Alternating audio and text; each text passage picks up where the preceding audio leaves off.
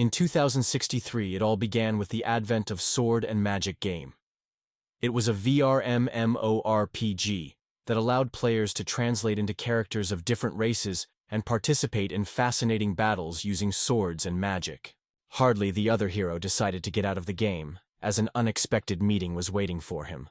A girl with blonde hair approached him and greeted him with a smile. "Good morning, Mr. Pepperone." The protagonist, standing on the throne of the ruler of the demons, said that this long-awaited day had finally come. Deprin, the owner of the famous septum, became famous as a master of sword and magic. This team game brought an unexpected triumph. The irony was that this organization aimed to combine different races for the sake of world domination. However, in the game, the capture mode is only available for 7 weeks and is intended for the weakest of the 35 races that inhabit the world of sword and magic.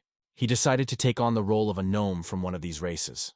However, at first, he failed to overcome even the lightest opponents, so the game for him quickly ended. Thanks to the successfully chosen path, the force gradually turned into a fashionable and desirable gift, regardless of racial affiliation. Pepperon founded a kingdom called Glutton, which later gained the glory of one of the most powerful septim. Their development was rapid. They soon conquered a quarter of the world. An Elfian named Lala came to the friend and was quietly asking what to do next. Everyone was waiting for his decision. Elves, endowed with natural beauty and power, were not distinguished by any special privileges. Although they practiced with the arrow, their efficiency in battle often left much to be desired. The images of the heroes remained too monotonous, devoid of life, rather resembled the characters of video games. The girl patiently waited for further instructions, and the hero himself felt the time to put an end to this game. He took advantage of the exit function and finished the session for today. He had a brief moment before Pepperone to decide whether he is really ready to leave the game. Expecting the exit, Pepperon wondered. It seemed that time was continuing endlessly, and around, only a solid black void. He came to think that something was probably wrong. Finally, a vague picture began to appear before the boy's eyes. He was happy, because something was finally appeared. Before him was a girl who persistently called Mr. Pelleperin. The shaft did not hold back the joy that Mr. Pepperon finally came to her senses. The hero, lying on the bed, stared at the Elfine, not understanding what was happening. The girl explained that Lord had slept for 3 days, and she had seriously started to worry about him. The situation seemed strange, because in fact, Pepperon's thoughts suggested something completely different. Lala, excited, suggested that Lord may have become ill. The young man looked at the girl with surprise. The graphics in the sword and magic impressed so much that it seemed as if the game had come to life and became reality. He decided to wait a little, reflecting everything he saw, because it was not easy to believe in his own eyes. Pepperon stared with horror in his own palms, convinced that he was in a different reality. It seemed incredible. The icy guy was once popular and is now considered a classic. Meanwhile, the girl did not look from him, politely asking what could be useful to the new master. Pepper reached out to the girl and apologized softly, gently touching her cheeks. She immediately swayed and sighed deeply. His palm gently slid into her ear, with such a delicacy, as if he had touched something alive. From this, the Elfian involuntarily closed her eyes. Never virtual games seemed so real. When the hero reached out to touch the girl from his feet to his head, it was difficult for him to believe that she was like a game. Lala spoke the name of Mr. Pepperon. The young man stood thoughtfully, and the search, which always remained elusive, decided that he had already completed. Meanwhile, Pepin pinched the boy for the cheek, and this unexpected gesture forced the girl to shudder. At this point, Lala could not understand what Mr. Pepin was. The games made it possible to feel weak pain, thanks to specially modified settings. However, it was strictly forbidden to connect complete pain. Even if you hit your feet on the cabinet in the game, you almost do not feel pain. The software was specifically developed in this way, and no firmware updates or modifications could change it. In a world where swords and magic dominated, the hero remained in an inconsistency, why he still does not sit on the throne. He had no idea where he was currently. Before leaving the game, he was in the royal palace, thought about his future. Goperin was stunned that he was in front of him, which he built at the very beginning of the game. After moving, his kingdom may have dissolved without a trace, leaving only that first hut. Of all the lands he conquered with him, only Lala remained, the most unstable of all possible results. And all this happened after all his suffering. The guy asked the girl whether Lali was aware of where they were, but the Elfeyan shaking her head with sadness, making it clear that she is unknown. Pepper for a moment thought where to go to the partition of glory. Lala has not yet managed to get away from a rival, so only they remained in the room. The girl denied that it was not true, because there were others next to her. Goblin named Huss, Titan Nobo, Stone Wars, as well as the wise demon and Harpia of Phoenicis. All but her went for intelligence, trying to find out more about this place. She was left to look after Mr. Pepper. The man was convinced that except for Lalai and her satellites, no one else. Lala was worried, believing that Mr. Pepper was worth a rest, but he assured her that she was feeling great. Confessing that he just wants to breathe fresh air, Mr. Pepper moved to the door. Lala decided to go with him without hesitation. Opening the door, he looked around and could not believe his own eyes. In the end, they came to the expanses of the Taushan Plains. It was on the boundless expanses of the Taushan Plain that he founded his first stronghold. Over time, his possession began to grow. The village first arose, later a town appeared, and later, a whole city emerged. So the famous Gloria Septimus was born. Pepin swept the rage because everything was disappeared around, because that is what he was afraid. His kingdom faded in his eyes. Lala, full of sadness, suddenly remembered the Gloria Septimus, which also disappeared without a trace. I mastered myself and came to the conclusion that it was quite possible. I started to worry another thought. What is their status now? If the country disappeared, then apparently they should cease to exist. However, looking at their clothes, it seemed that nothing had changed for them. Pepperon tried to call the status window, waiting to see a familiar message, but the screen remained empty. The hero thought for a moment, thinking how to find out about his condition now. In the end, he decided to check himself in a simple way. Tried to jump. Pepperon easily flew into the air, hanging high above the ground, which was quite surprised by Lala.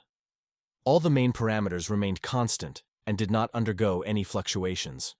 Since the height of the jump remained unchanged, it was possible to conclude that other characteristics remained as before. The hero decided to ask Lalai whether her status changed, and she confirmed that there were some changes.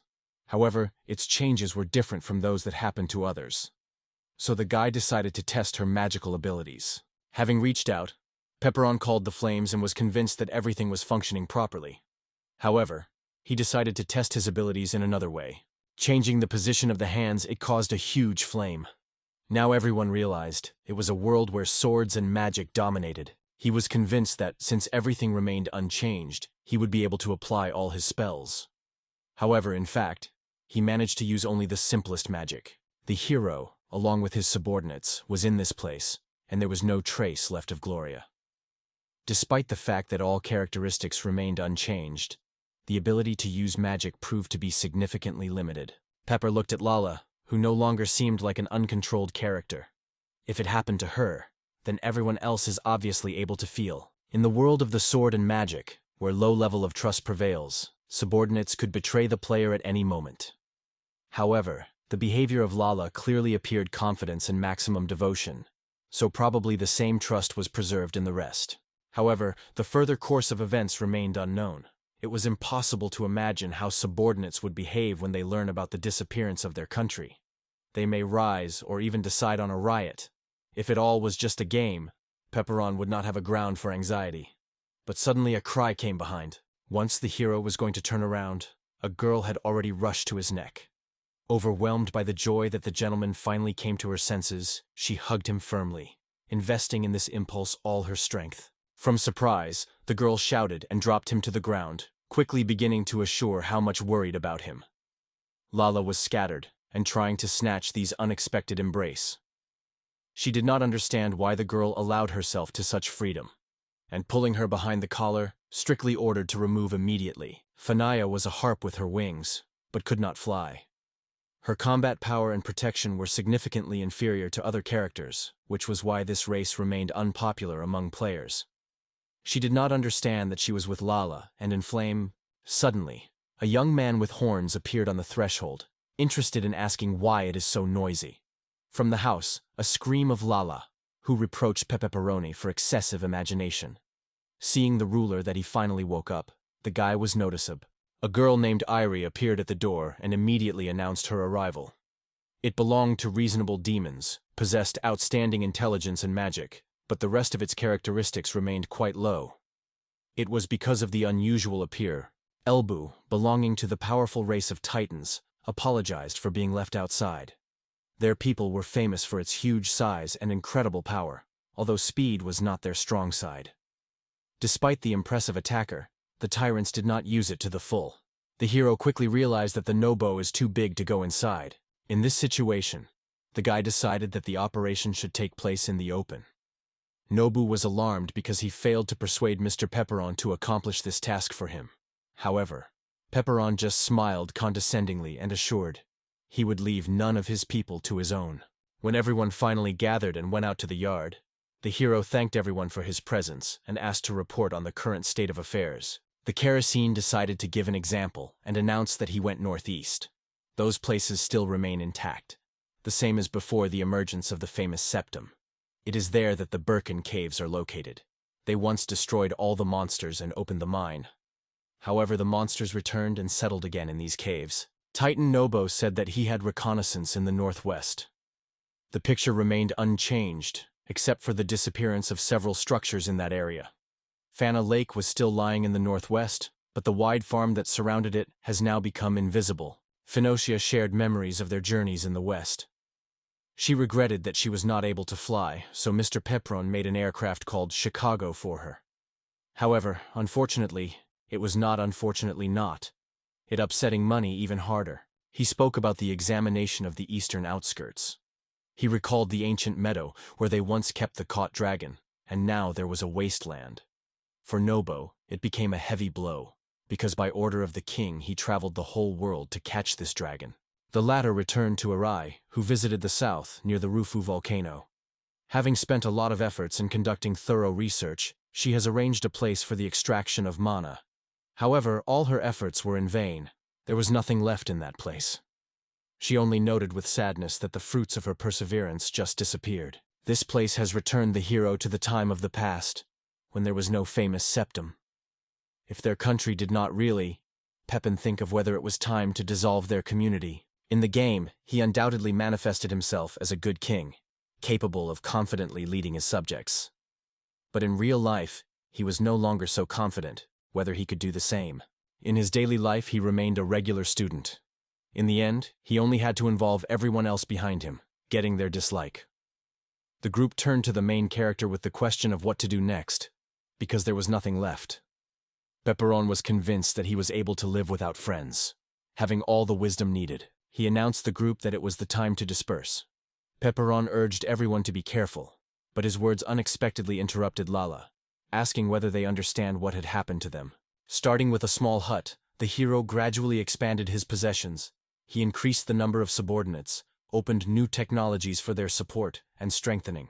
He brought up the weak, built the population, founded settlements, which she firmly believed that if everyone follows Mr. Pepperon's example, they will be able to revive Gloria Septim here and conquer this new world. The team unanimously supported her, and Pepperon remained aside, stunned by what happened. The kerosene noted that they all thanked the incredibly prominent king. Harpia supported him, convinced that their ruler is able to build a castle among the clouds and form a utopia in which no one will know hunger. He was a good time to go after his master, at least to the edge of the world, because every journey with him became an exciting adventure. Irie noted that the development of advanced technologies would inevitably bring them closer to the revival of Gloria Septim in the near future. Pepperon spread his mouth with surprise, and his crown suddenly flew. He realized that further actions in the same direction would not bring anything good. The awareness of this prompted him to think about whether to give up this idea. However, even realizing this, he did not find the strength to give up. Watching the cohesive group, the guy felt some inconvenience. The refusal in such a situation seemed impossible to him. In his soul, he said that, as a real Japanese, he was simply obliged to solve this problem, otherwise he would not have to put up with her. The young man smiled and called on his comrades to trust him, because he was a famous hero of Pepperon. Squeezing his fist, he turned to his friends with a proposal to revive Gloria Septim and conquer this world. Friends enthusiastically raised their hands, supporting the hero. Thus began the era of world domination of Pepperon. The second wave of expansion into another world began with the unification of 7 races, each of which corresponded to 1 day of the week. First of all, it was necessary to accomplish 3 main tasks, and the hero was convinced that his team completely shared his ideas. The guest noted that first of all it is necessary to make money, and then take care of food and water. In addition, it is necessary to collect materials for expanding the base. This is what Popperang emphasized. Lala thought about the list of affairs and suggested to distribute responsibilities among everyone. It was decided to divide into 3 groups. One was appointed responsible for food and water reserves, the second, for financial support, and the third, for the cashier. Together, they thought out how best to distribute responsibilities to ensure efficient work.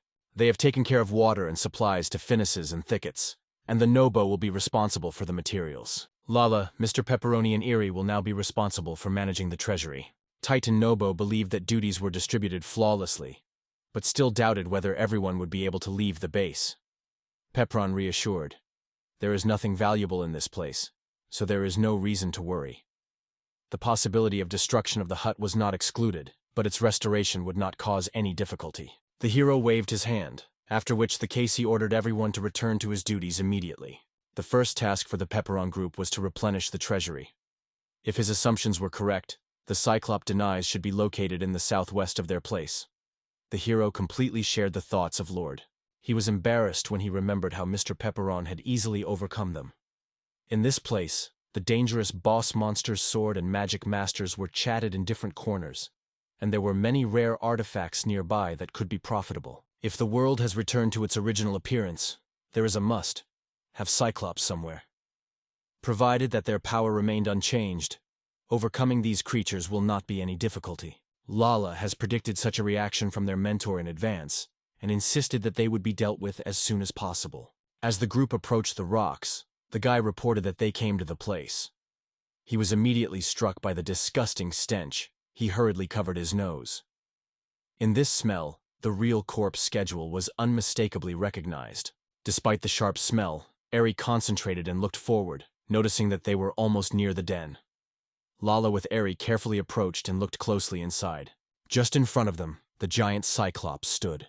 Noticing uninvited guests, he turned in their direction. Grabbing in his hands a heavy double, the cyclops with a frantic force lowered it to the ground just in front of the hero. Pepperon noted that the cyclops in the real world seems much more frightening than in the game. This was reminiscent of penetration into the other's home without permission, the murder of the owner and the robbery of everything that was of value. The cyclops swung the stick on the Pepperon, and the hero realized that there was nowhere to retreat. Taking away from a powerful blow, he grabbed the sword, clearly understanding. They all decide money. Without hesitation, Pepperon accurately swung and rushed with his sword on his mighty opponent. One accurate movement, and he broke through the enemy, cutting off his hand that flew to the side. However, in this uninvited world, it was its cold-bloodedness that allowed to maintain inner peace. The one-eyed giant struck horror as soon as he saw a detached hand, and in despair reached for her. At that moment, Aurora struck a flame on him, which swept the wound and fiercely pain. The monster fell away, and Eric's exhaled with relief. Lal realized that the men were able to give advice, but still had to gather all the treasures. At the cave wall, their gaze stopped at the chest and several bags. They tried to open the chest, but the castle turned out to be strong and did not succumb. Lala confidently pointed to her, assuring that thanks to her skills to unlocking the locks, she would easily cope with this task. The girl called on several locks, which in a moment hung in the air, as if obeying invisible power. At first, she tried to open the chest with a single lock, and later used a few more tools. Only then did the castle succumb, and the treasure chest opened. Numerous precious stones were hiding in the chest, and an ancient folio with magical knowledge lay next to them. Eerie recognized the book. It was Sorcery of the Storm. If her guesses were correct, they were in front of the 5th level. Although it was not overly power, he still exceeded the 8th-level magic of fire. Meanwhile, Lala carefully made everything that had value for sale. The closest city was the choir, so the hero insisted that they would go there. Phenocia, along with Gas Group, went in search of water and provisions. Harpia, holding her gaze on the hum, asked her friend whether you could eat such a creature. The kerosene did not know what to answer, however. Looking at the prey, he decided to find out and try it. They watched a giant snake that made an extremely threatening impression. In Phanea, the master's memory has come to the memory of such creatures. The kerosene, however, had no idea what his idol was eating, although he was certain. Snakes are unlikely to be among his favorite dishes. Asia laughed immediately, deciding that in such circumstances, all this case loses meaning. There was no need to continue if it would not cause the Lord's approval. However, Gus was convinced that Pepperon would be happy with any gift from Harpy.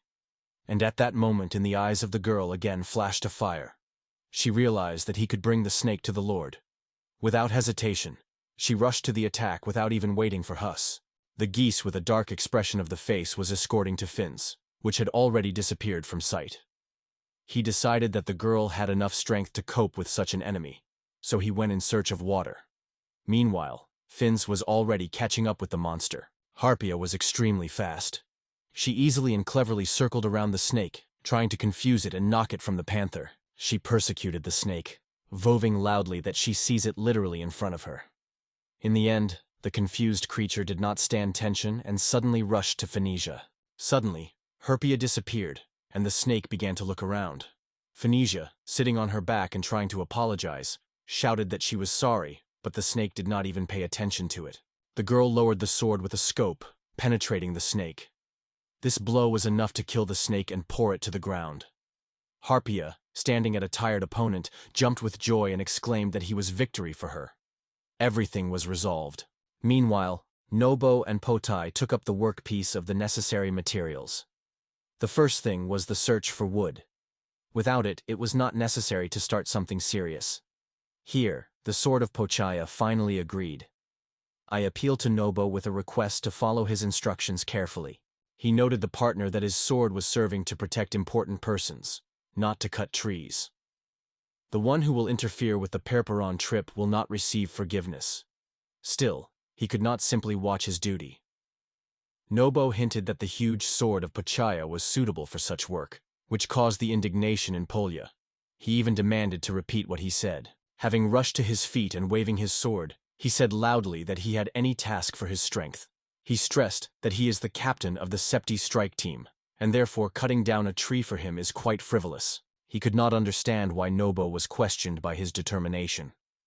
Therefore, he decided that he may have to make him silence. However, he acknowledged that arguing with Phanasius would probably be even more difficult. The absence of other means for cutting down the trees forced Titan to assume that it was the idea of their owner. While waving his huge sword, he had fallen away with the circumstances. He shook his Nobo and dumped several trees at once. Grassing on a pacum, Nobo lifted a tree and decided that this place was best suited to work. His agility was so striking that even the most experienced logger would not hold tears. From the former forest remained the hemp itself. Nobo noted that his partner was too fond of cutting down and noted that it would be worthwhile to take care of nature. Pachi nervously glanced at Nobo. In response, noted that the number of trees needed had to be determined at the beginning.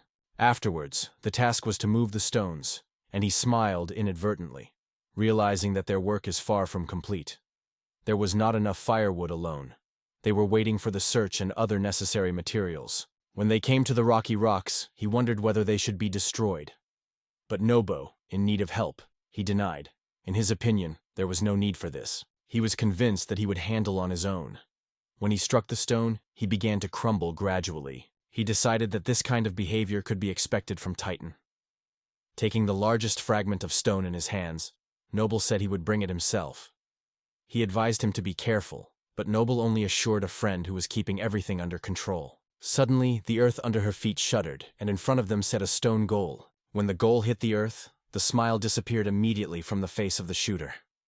It seemed to him that his own blow was a little weaker than he expected. He jumped up rapidly, suddenly being behind the golem. Swinging his sword, he prepared to strike. The goal crumbled on a shapeless pile of stones, and Nobo, to the surprise Pachai, he noted in response that they were just lucky. Nobo talked about the stones from which it was created by the goal, especially noting its amazing properties.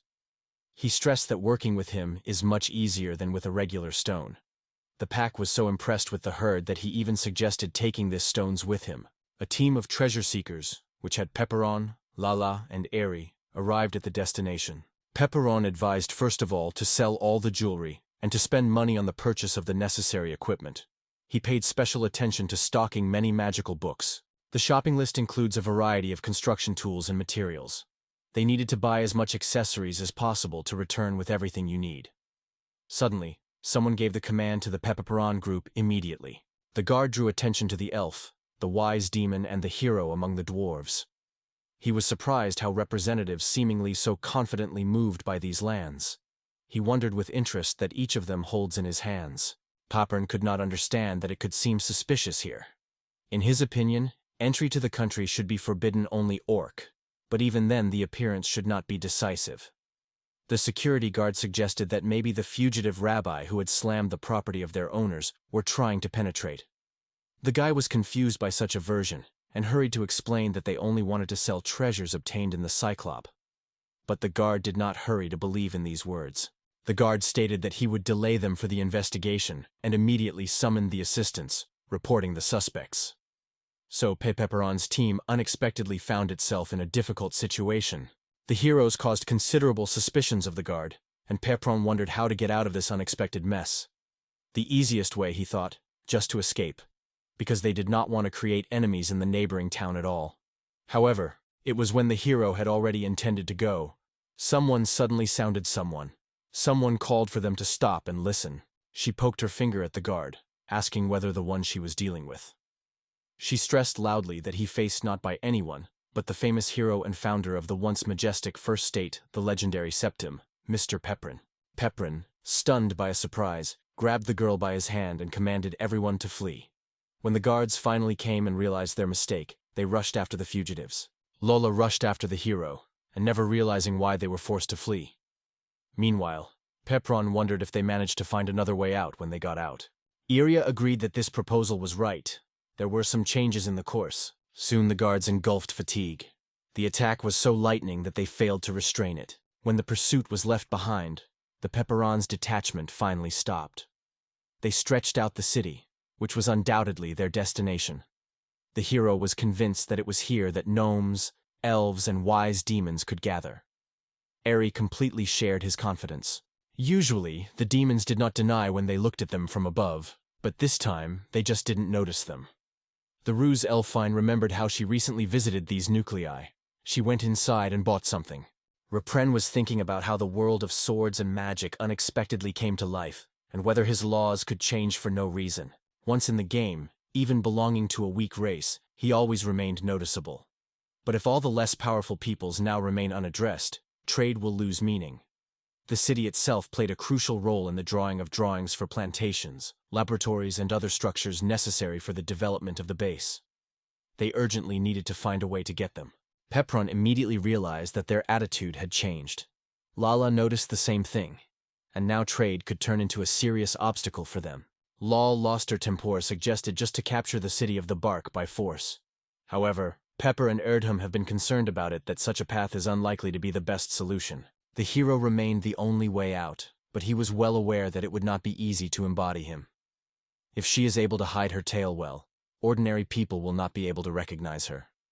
Eri agreed. That's really so. She could give a person to buy everything he needed for them.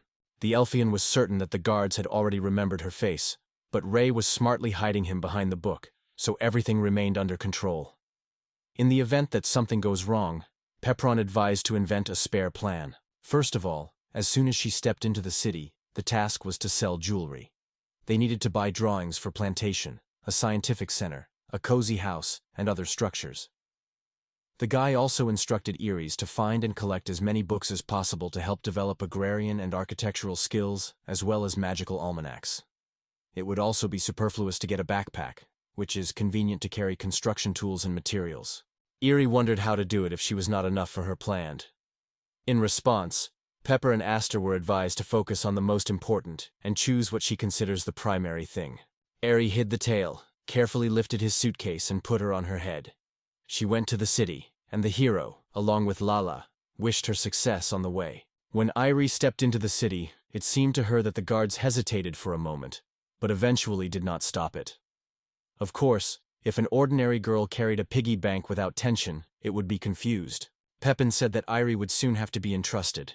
Her masking skills were undoubtedly useful, but the third level of this magic is unlikely to hope to find the same in the city in free sale. Self has decided to make sure that the hero really refuses to take the core for the future. Such unexpected perseverance was surprised by the hero, and he tried to remember whether the Lala was always so warlike. She was strikingly different from the Lala he knew in the game. However, it should be remembered that this city was not independent. The Quartes remained the Linksal subordinate state, so heroes with their humble magic were almost unlikely to resist the whole country.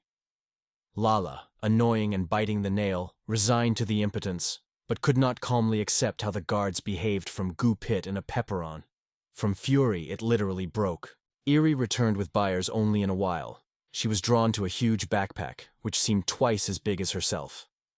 The stones were extremely valuable, so the girl managed to buy everything he needed. The man praised her for a perfectly completed task. He was wondering what changes took place in the town. The girl replied that at first glance everything remained as before, but she did not see any representative of their 7 races among the inhabitants. The choir was prevailed. Suddenly, Pepeperon had an idea. Now that it was no longer a game, the dependence on some race has lost any value. He still followed the rules, but the circumstances required non-standard decisions. Pepperon gladly exclaimed the girls that he had a great idea. He suggested returning to the base, and Ari, along with Lala, immediately supported this proposal. When all the things were already at home, the characters gathered everything they need for a further journey. The swimming was amazed, seeing all the things that others had time. She wondered how they managed to collect so much in just hours. It was a real demonstration of what the helpers should be. Harpia, hugging his arms with her stomach, who browned out of starvation, made it clear that she had been hungry. Guy, meanwhile, wandered their modest dining stock. He could not believe that they really brought a snake. The Finnis, full of pride, glowed and gladly told how much effort made to overcome this creature. She, trying to find out the opinion of her king, asked if she was really so bold. The hero, despite doubt whether he can eat it, still noted the wit. Irie thought how they would share the treats. Gus expressed the proposal to cut a large piece and fry it. He also turned to Pack, interested in who coped with the first task. He could not understand why everyone around his sword was only as a regular tool. First, he was compared to an axe, then with a kitchen knife. Gus could not understand this either. While they argued, Harpia stated that she would cope on his own, and had 1,000 lightning blows on the body of a snake. The power of these blows was such that the monster simply tore into pieces. When Harpia finished her business, she looked at others in a question, interested in their opinion. Nobo, smiling, took a piece, and noted that such a portion is great for frying. Meanwhile, Arius had a fire, so there were no difficulties with cooking. He was surprised to think that Finosia seemed to have lost her sense. He could not understand why she was such a difficult way to simply cut a snake.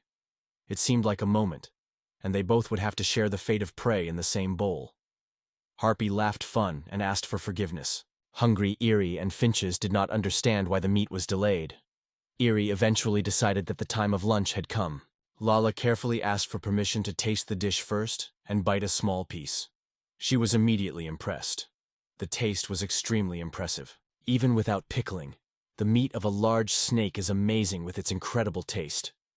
Her jaw, broken by numerous blows, still did not allow her to surrender. She stubbornly resisted the last. Lala felt that the taste of the meat is somewhat unusual, but it turned out to be non-poisonous and quite safe for consumption. In her opinion, the assessment was too restrained. Although there was no doubt in terms of her face, she never had nothing more delicious.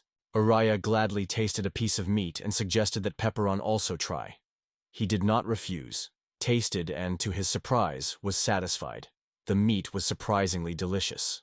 When everyone quenched the famine, the hero suggested that the base be erected. The attendees immediately supported this idea with enthusiasm. After drawing his drawing, Paku suggested that he start with woodworking. If the need for pollen, it could always be found nearby. Pepper thoughtfully watched the course of construction, delving into thinking about the art of erection of structures. Once upon a time it seemed just a game, and all the worries lay on the shoulders of his subordinates. However, Lalise turned to Mr. Pepperin with a smile and kindly suggested him sitting, putting a chair. Pepperin swore on her proposal. Despite the fact that the events were becoming more and more reality, he could only sit and watch. Despite the fact that this world has now acquired real outlines, they gave themselves a great advice without it.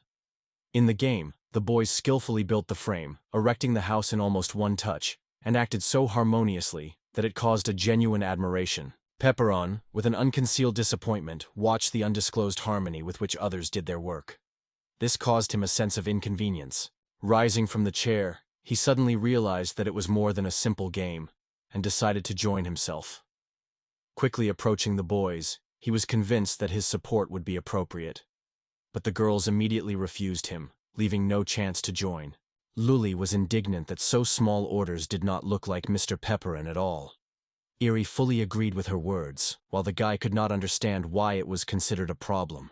Lala threw her head back, covering her face with her palm. She was well aware of why the master shows so much kindness and constantly seeks to understand their feelings. However, this did not bother them at all. Work for the good brought them true joy. No difficulty caused fear. So Irie and Lala invited Pepperon to sit and relax, pointing to a comfortable chair. Pepperon hesitated a little, but eventually agreed.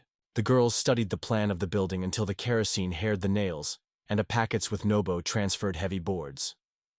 Pepperon, meanwhile, thought about the difference between hunting monsters and construction.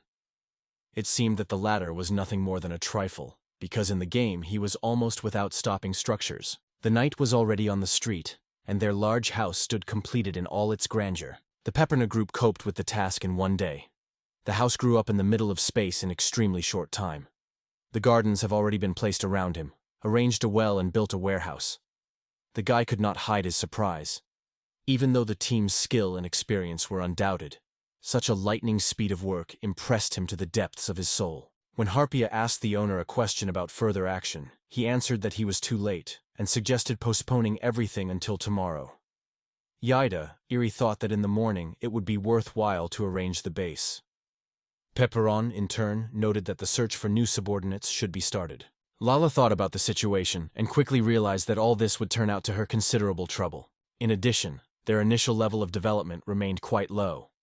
According to the rules established by Gloria for the group, only representatives of 7 unhappy races could join. Peppering could not understand what the Eerie meant when she noted that only representatives of 7 unhappy races could join them. Even when it became a reality, the restrictions related to races still remained. Peppern had to cancel this ban for their common future. He sought to raise this issue for discussion. Gus remembered how the king came to the aid of them. Disadvantaged and rejected, the least they could afford is strictly adhere to the rules. The pack in turn did not want to have anyone who would be a stranger for their race. Nobo agreed with this and added that the process could last for a long time, but they did not have another way out. He felt a real shock. What has recently seemed to him just to complicate the game now turned into his most cherished dream. He could not understand what was happening in the heads of these people. After all, everything they have been guided still remained in the past, and now was not a blind compliance with the rules. While Pepron was nervously tap, Lala turned to him. At the same time, he did not dare to admit that he no longer has prejudice to representatives of other races and could make friends with them. But if they all suddenly decide, it is unlikely to lead to something good. Finally, Pepperin stated that it does not matter how long it would take, because the glorious country in which 7 unhappy races lives. Finally, Pepperon made his decision, which caused the sincere joy of the entire team. Since then, a spacious house has turned into their shelter, a place where they continued to unite 7 disadvantaged races. First of all, they had to strengthen the base. There was a lot of work ahead, so the hero warned the boys not to lose his vigilance and not allow himself to relax. Gus began to put out their plan of action in detail. Their settlement, which was now located at the first level, required some changes to move to the next stage.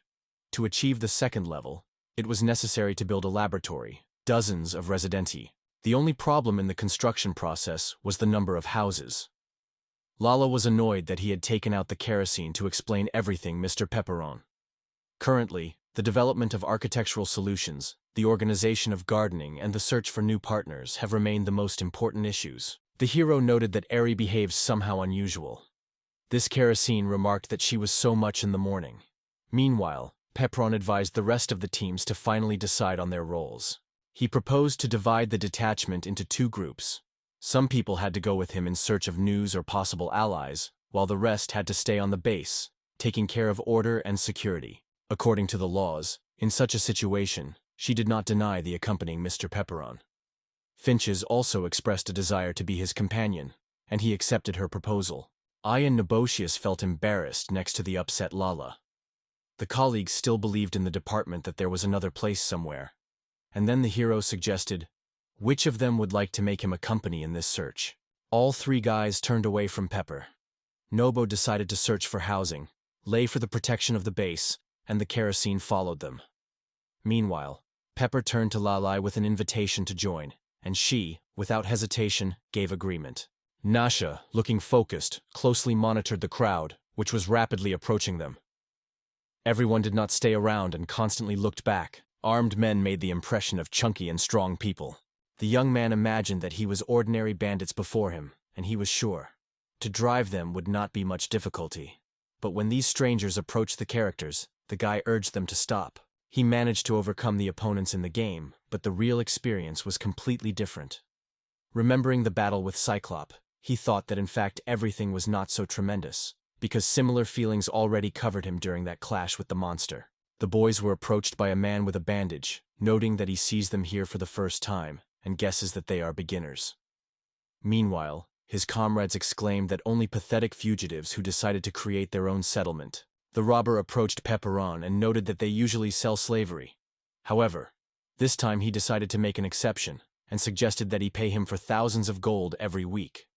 It seemed to him that such an agreement would be profitable. Pepperon strictly ordered them to get out, saying that they were not going to waste them for a minute. However, he announced that he gave another opportunity to the boy. He pressed the sword to the hero's chest, pushing him a rigid ultimatum: to pay 1,000 gold every week, otherwise he will have death.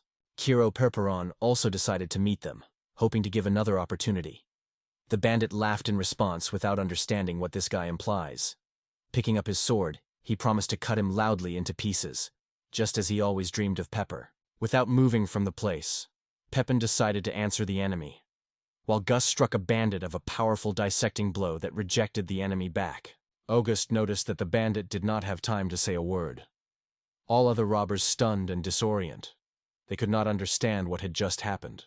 The kerosene noticed that he may have killed him too quickly. However, the hero assured that he was not going to retreat forever, and noted that they were talking about nothing more. Throwing a handful of pepper with one look, he summoned the bandits to the duel, inviting them to try to give him repel. In the same moment, Nobosia and Fontizia rushed into the battle at the same moment. The battle broke out with frantic force. Fontizia flew forward, releasing a flurry of deadly blades from one of the enemies. Along with her, the Nobo, using magic, simultaneously impressed several bandits, and Packets, waving his gigantic sword, ruthlessly cut off their heads. One of the bandits noted that these young Zukvals were surprisingly strong, despite their pathetic origin. The other, looking at the fight, could not understand what was happening. Suddenly, they noticed the unarmed Lala. It seemed completely defenseless behind, so the bandits decided to kill her. She gripped behind and exclaimed that she had to be more attentive, calling her a long-haired one. However, the girl remained inviolable, and it was at this moment that two pirates fell at the same time, affected by an invisible cutting blow. Surprised, they only now saw a magical circle painted on the ground. It was thanks to him that the girl caused a saber that the pirates noticed too late. Although these races were not marked by a special attitude, they mastered at least the simplest magical techniques. Lala squeezed the saber in her hands, and smiling, turned to the opponents.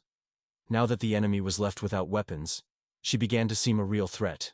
One day, a few robbers attacked the Elfian, are convinced that with her only pathetic saber, she does not pose any threat to them. The girl rapidly thawed a series of confident movements and easily dealt with all the opponents.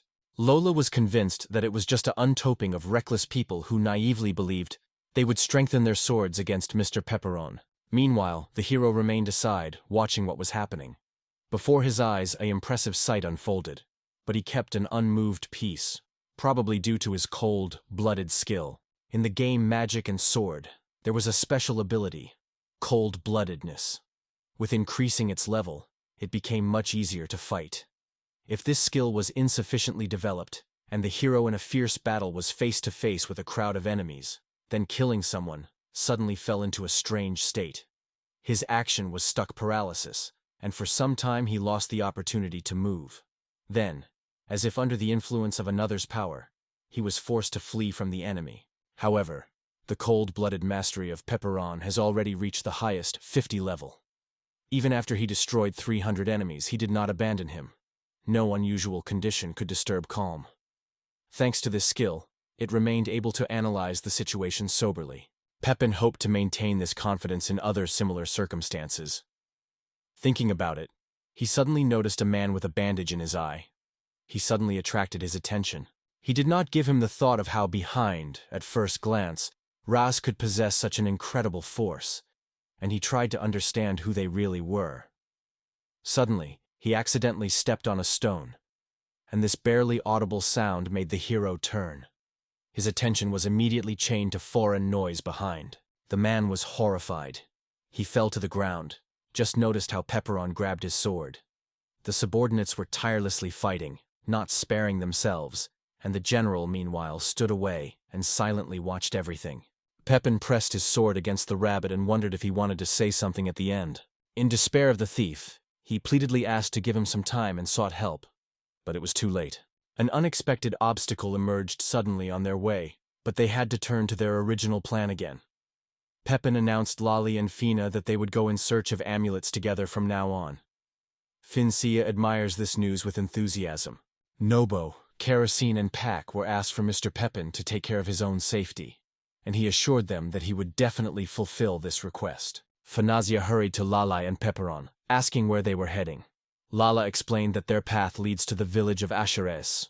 The hero remembered that the Elven settlement is located at the foot of the mountains to the north, and he hopes to FI it. A few minutes before Mr. Pepperon and his satellites arrived in the village of Escherov, there was an incomprehensible adventure. Initially, cries were heard over the village, which soon changed the strict order to sit down and keep silence. The elves seemed to be captured. One of the men asked the satellite whether they had already combed the whole village, and heard in response that they had taken away everything they had found. The Finnis was almost on the verge of tears, talking about his difficulties, but the hero gently reassured her and asked for a little more patience. Lala, meanwhile, carefully examined the outskirts, convincingly convinced that the village should be quite close. Finally, after seeing the entrance, she rapidly rushed forward. The girls, happy that they finally got the destination, rushed to run to the gate. Pepperon could not hide the smiles, although the company only got at midnight. Finocia intended to congratulate the residents of Ashars and wish them a good evening. But as soon as the heroes approached, a spooky, full horror of the scene opened before them. Everything around lay in ruins. Some of the audience asked if all the so-called ears were found. The lizard-shaped beast assured that he noticed someone in the next house, but three-headed Ibgrigan cut off him sharply, advising not to waste time on empty chats. The man gently pushed one of the elves, making it clear that it is time to go. Lala was amazed at how to treat elves from the village. She immediately recognized the VW acquaintances among them. This abbreviation was deciphered as a black company. In the world where swords and magic prevailed, it was this organization that traded slaves, sold drugs, and prohibited magic books, engaged in murder, robbery, and theft of people. It was considered the largest criminal structure throughout the planet. Probably, captive elves were going to sell into slavery. Once upon a time, the hero himself belonged to their ranks, having gained a lot of success there. He acted cruelly and unfairly, perceiving all this as a game, although even then he could not get rid of reproaches of conscience. He was well aware, to contact these guys is like signing a death sentence. It seemed that there was no need to act now, because their camp is far from the village. This, though upset, but allowed to admit that the elves could not be made subordinates, no matter how they would like. Pepin decided not to take the risk without urgent need, but Lala thought otherwise. She ordered the attempts to stop immediately. She stated that they were faced with the famous Lord Pepperon, one who would never settle for violence against 7 unhappy races, including elves. Pepperon was not going to allow this, but Phoenicia spoke to the defense, turning to the robbers and thus supporting Lala. It was terrified with the village. Now there was nowhere to eat. The hero also noticed that in fact in Fantasia, completely different intentions. The robbers and noise did not have who shouted harsh words to their address. They were in front of them at first glance, the Trinity, elf, harpia, and dwarf. Pepin wanted to go unnoticed, but this time they were not lucky. Blizzard laughed, asking whether this gnome deserved the title of hero. Another only noted that he has not yet happened to a hero with such a funny name. Lala stated that she was incredible boldness, demanding that they immediately take their words back. Otherwise, they would have to answer. However, the three-haired man in the mask only laughed and quit that she should try these words to taste. It was no longer possible to avoid contractions, so Pepper sighed with fatigue.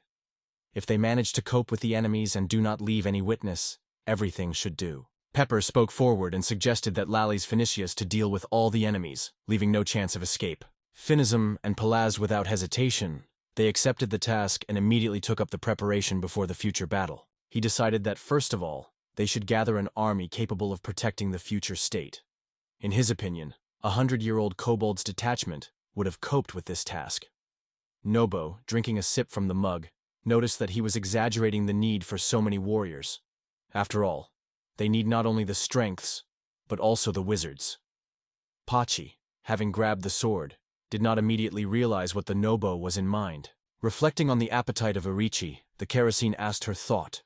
Without stopping chewing, Irie suggested that the Unraveling probably lies in the village closest to their base, the village of Asher. After looking, they realized without words.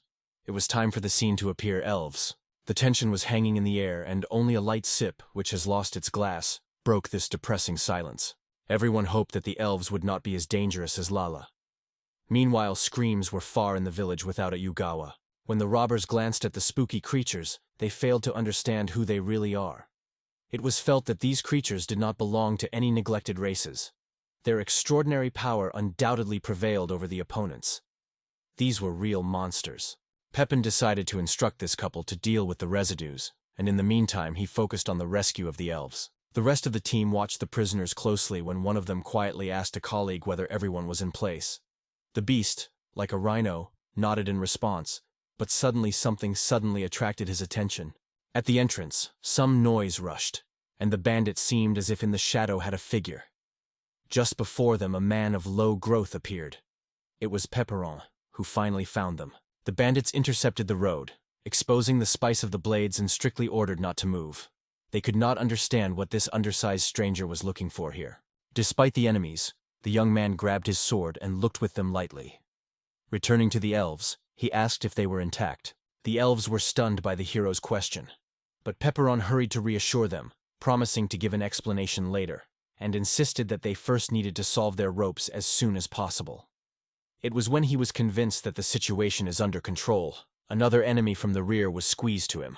The robber, calling him a scoundrel, raised his sword against Pepperon. The Elfian, excitedly shouted, called on the hero to be careful, but Pepperon only calmly assured her that there was no cause for concern. While the hero distracted the robber, the two girls secretly got behind and unexpectedly attacked him. The robber did not even have time to notice how he had to turn. Finea and Lala together struck the attacker, and he immediately fell to the ground. He thanked the girls with deep gratitude for timely help. Lala, satisfied with her actions, noted that they deprived Mr. Pepperon all his enemies. Instead, Finea immediately plunged into sadness. She was engulfed by unbearable hunger. The prisoner looked at Lala with surprise, noticing that she was the same as they were. Then the guy suggested split to release all elves. While the release of prisoners continued, Finosia, hunger, was finally able to eat. She faded on food with both hands, eagerly filling her mouth like a long, starving man. Although the food was of great importance to it, Phoenices was at the same time worried that the elves would not be spent too much food on their group. But the elves looked differently, because they saved travelers. She stopped Harpy with a conditional gesture, noticing that she was too hurried. One of the elves, not even imagining what could have ended, thanked Pepperin sincerely. He, a little embarrassed, replied that help was natural. While he is alive, he will not allow such disasters. It was obvious to him. The girl who called herself Lucy was the head of the village of Ashri. She addressed the hero with the question of his personality. However, the guy did not have time to say how he interrupted a female voice, assuring the audience that they were a savior of 7 races. Lala, as always, announced the appearance of the king of the glorious sulfur and the most famous hero around the world, with a special solemnity. She asked him for love and compassion. However, the hero himself only mentally noted that he was already having enough titles. Allah shared the story of how they lost their country, but did not allow her to disappear, constantly reproducing her thanks to her own talents. Their first step was to visit this village in search of news and new opportunities. Only now, having learned this, Lucy really understood everything that happened, but this place was so tiny that it was difficult to call it. Lucy suggested that the heroes look at his surroundings. All the residents of the village, which is guarded by the Asher, were under their protection.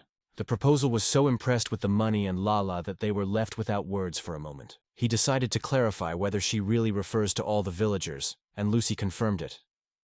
At first it seemed to him that it was only a few people, not the whole village. After all, the game never made him know that such a large number of people needed to conquer. About 60 elves lived in Euchre. This was enough for the settlement to get the status of a village and a step to a new stage of development. Although Lucy thought it could turn into an extra burden, the hero assured her in the opposite. Their present settlement was located quite remotely, and it would be difficult to look after both settlements at the same time. So we will have to leave the present. Pepperin wondered in the elves whether they were ready to make such a decision. Unfortunately, he noted that it is no longer significant. The tree was so distant that it was almost impossible to find. This is what saved the residents from attacks for a long time. However, other elves and enslaved races fell under cruel attacks one by one, becoming slaves. Paul and Phone raged, cursing this flock of bandits. The hero also acknowledged that those were real scum. He said that if other races hate them, and the attacks occur unfairly, then it is unlikely that anyone will be in defense. Even remaining in place, one could expect that the enemies would return and everything would end. Lucy asked Lalai, asking whether Pepron was a savior of 7 races. At first, it was difficult for her to believe that he could support such weak ones as they were. However, Lala convincingly assured, Pepron is a prominent person, the only hope for those whom everyone else was rejected. All the elves people of lights from joy. Sincere smiles blossomed on their faces. They looked enthusiastically at the hero, repeating again and again how amazing his act was and how incredible he was. Their emotions were quite consistent because Lala felt. Lala noted that now they are no longer 7 unhappy races, but the famous Septum is a country of 7 worthy first-class races. Lucy was fascinated by the name of Gloria and stories about noble races. Her eyes were glowing with delight. After Ni, she turned to Mr. Pepin for the second time as a village old man. When the girl asked to become their mentor, all the inhabitants of the village were respected by her head after her. The peasants gladly supported this decision and looked at the Pepperin with smiles. He did not hope that he could simply find his subordinates on his first attempt. At such a speed, his country will come to life even faster than it happened in the game. Pepperin gladly reported that from now on, all of them become members of Gloria Septum and are among his subordinates. Therefore, 62 elves were already under his leadership, who asked him to move on. Only 2 days passed as Pepperon finally returned. As soon as he was in place, he was captured by amazing architectural masterpieces and advanced scientific research. The Kerosene stated that they only have to wait for the king, and then all the issues would be finally resolved. Considering the composition, no one could understand who had eaten all the stocks. Gas was engulfed in unspeakable horror. He could not understand where the food stocks were gone for 2 weeks, if only 2 days passed. The king could appear at any moment, and the situation was becoming more and more alarming. Potsy, breaking a piece of meat, reassured Gas, asking not to lose his self-control and not to sow panic. Irie, slowly chewing, added that it may be a test of his ability to preserve the cold mind. The Kerosene with irritation grabbed a piece from the hands of a shack and reproaching that he should have done reasonably, not to eat all the supplies to the last crumb. Paka asked in Airy whether she knows some spells or scientific ways that can increase food supplies. Aya in response noted that neither magic nor tricks will help this. At this time, Nobo approached Gas and reminded that only 2 or 3 days remained before the king's return. They had to invent something immediately, but Gas in response asked how to deal with his subordinates. Nobo decided that it is not worth a special concern. Even if someone else joins them, the team will still remain a permanent composition of 2 to 3 people at the current level. Titan was convinced that the king would eventually forgive him, but Lala was certainly angry. Harry explained that such situations usually become a common responsibility. She pumped it, but Nobo asked her not to discuss it further. Suddenly, Behind their backs, the voice of Pepeperon, who described their reaction, came. And in the meantime, the Nobo was glad, remembering the sun's ray. When the pepper and the stab appeared in front of them, it seemed as if they were pervading lightning. Fanage sighed tired, but a smile glowed on her face. She felt extremely joy that they all finally again. Pepper and Apollyon, returning after a long separation, finally got home, seeing only 2 or 3 ordinary people, all present engulfed, unconcealed anxiety. It seemed incredible. There were more than 50 of them recently. The hero could not understand what exactly led to such a fright. Then Gus explained with tension that Pepperin was guilty of everything, because he gathered such a large number of people. Pepperin told Huss that he was extremely lucky. 62 elves from the village of Papels agreed to join them. Nobo was surprised to note how skillfully Mr. Pepperin coped, and Huss, having lost himself, greeted new residents. Lala suggested that something important happened during their absence, but Gus took his eyes and assured that everything was as usual. Eerie approached the hero, carrying a stack of books in her hands, and reported that all the studies she ordered were already on the spot and successfully. The hero praised Eerie for a beautifully done work, which was a great deal of gas. Suddenly, a piece materialized, and it was he who caused his majesty. The hero reported that during his absence the villain never appeared. Despite this, he remained alert, ready to defend his country even at the cost of his own life. This determination did not leave him for a moment. He emphasized once again that all his words were true, and he also agreed with her views. The Kerosene began to get angry with them for not only reporting good news.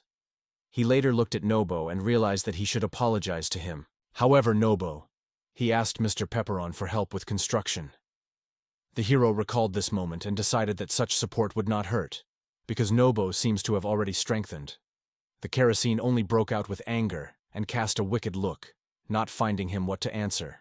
Feeling joy, Phenosia Streamheada rushed in search of food, while gas suddenly pierced the cold. He tried to stop her, proposing to pray first, but Harpia was too hungry and sought to have a snack immediately. The Kerosene, not finding a better way out, began to look for other reasons for delay, noting how much it was contaminated. The Kerosene retreated when the heavy chest with a roar landed directly to his feet. The hero announced the whole group about raising the level, and also reported that their settlement finally gained the status of a real village. They quickly realized the main residence was the first erected building. Having restored it, they could equip the home for the village or the mayor. By turning the house into a gorgeous mansion, they will be able to attract travelers, among which it is likely that future subordinates will be found. Thus, the Gloria will regain the lost glory. The hero looks forward to the moment when it will finally become a reality.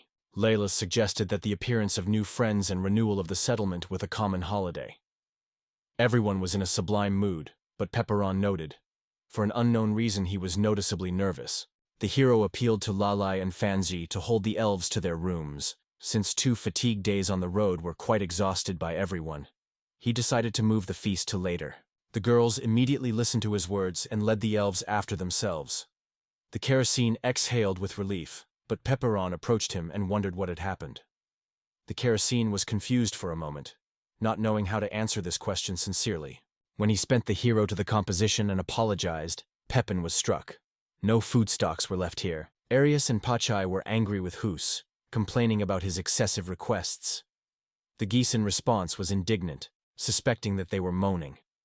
At this point, the hero urged everyone to calm down and take the situation as it is. In the end, they will have to look for food equally. Otherwise, the products will simply not be enough for everyone. All 3 bowed their heads in front of the hero, desperately begging him not to reveal Lali's secret. Pepin was surprised, noticing that they seemed to be more warned by Lalai than their owner.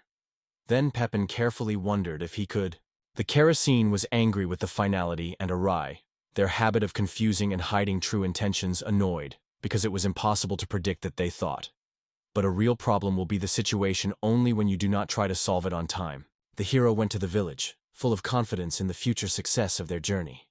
However, Pepin at that time had completely forgotten about one important little thing. He forgot about those who had to appear immediately as soon as he learned about the event. The army, headed by the rider, died on the horizon. He was already informed that once the majestic city of Septum had become a regular village. Since the hero came into the world of swords and magic, about a month has passed. This morning the girls warmly greeted him, not forgetting to voice their passionate compliments and pay attention to its appearance. Once upon a time, the poor shack has now become a real first-class home. In the game, he felt a real delight. Finally had his first real home. But there were many things ahead, and the temptation to relax under the tree from time to time reminded of herself. Sometimes there was sharply lacking in a calm moment for their own thoughts. It was almost impossible to feel real peace when people constantly squeeze around. Even kings need solitude.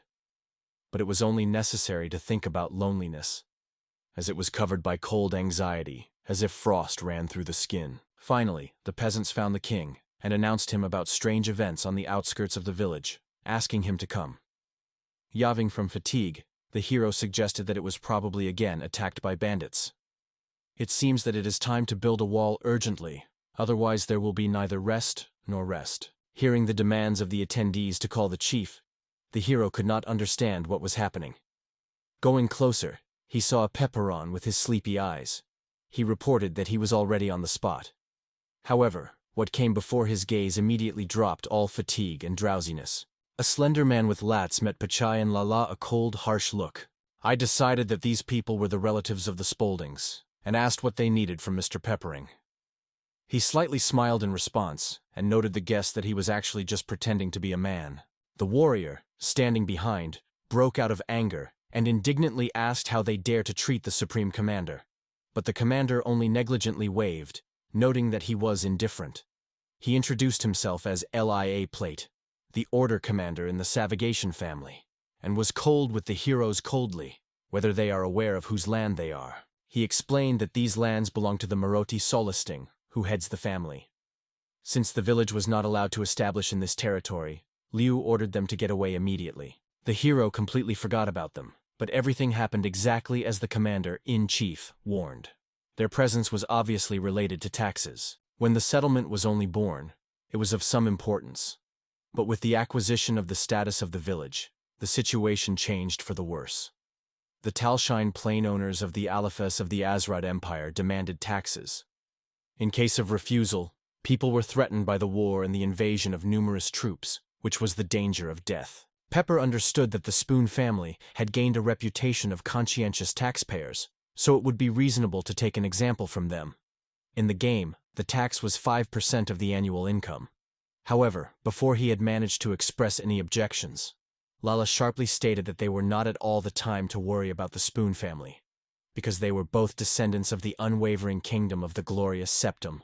The hero was amazed when he realized, to get rid of them, he would have to use force. It was something that he was beware of everything, and it was unclear why they only further complicated the situation.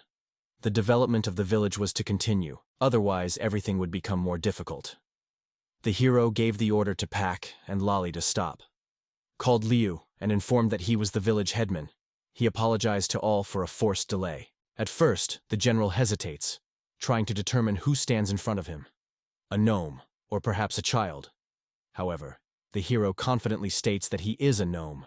The general carefully looked around the peasants who gathered around. At first glance, it seemed that only elves lived here. But if you look closely, among them could be seen giants, Harpius, Cobalt, demons, and about 7 dozen of various creatures.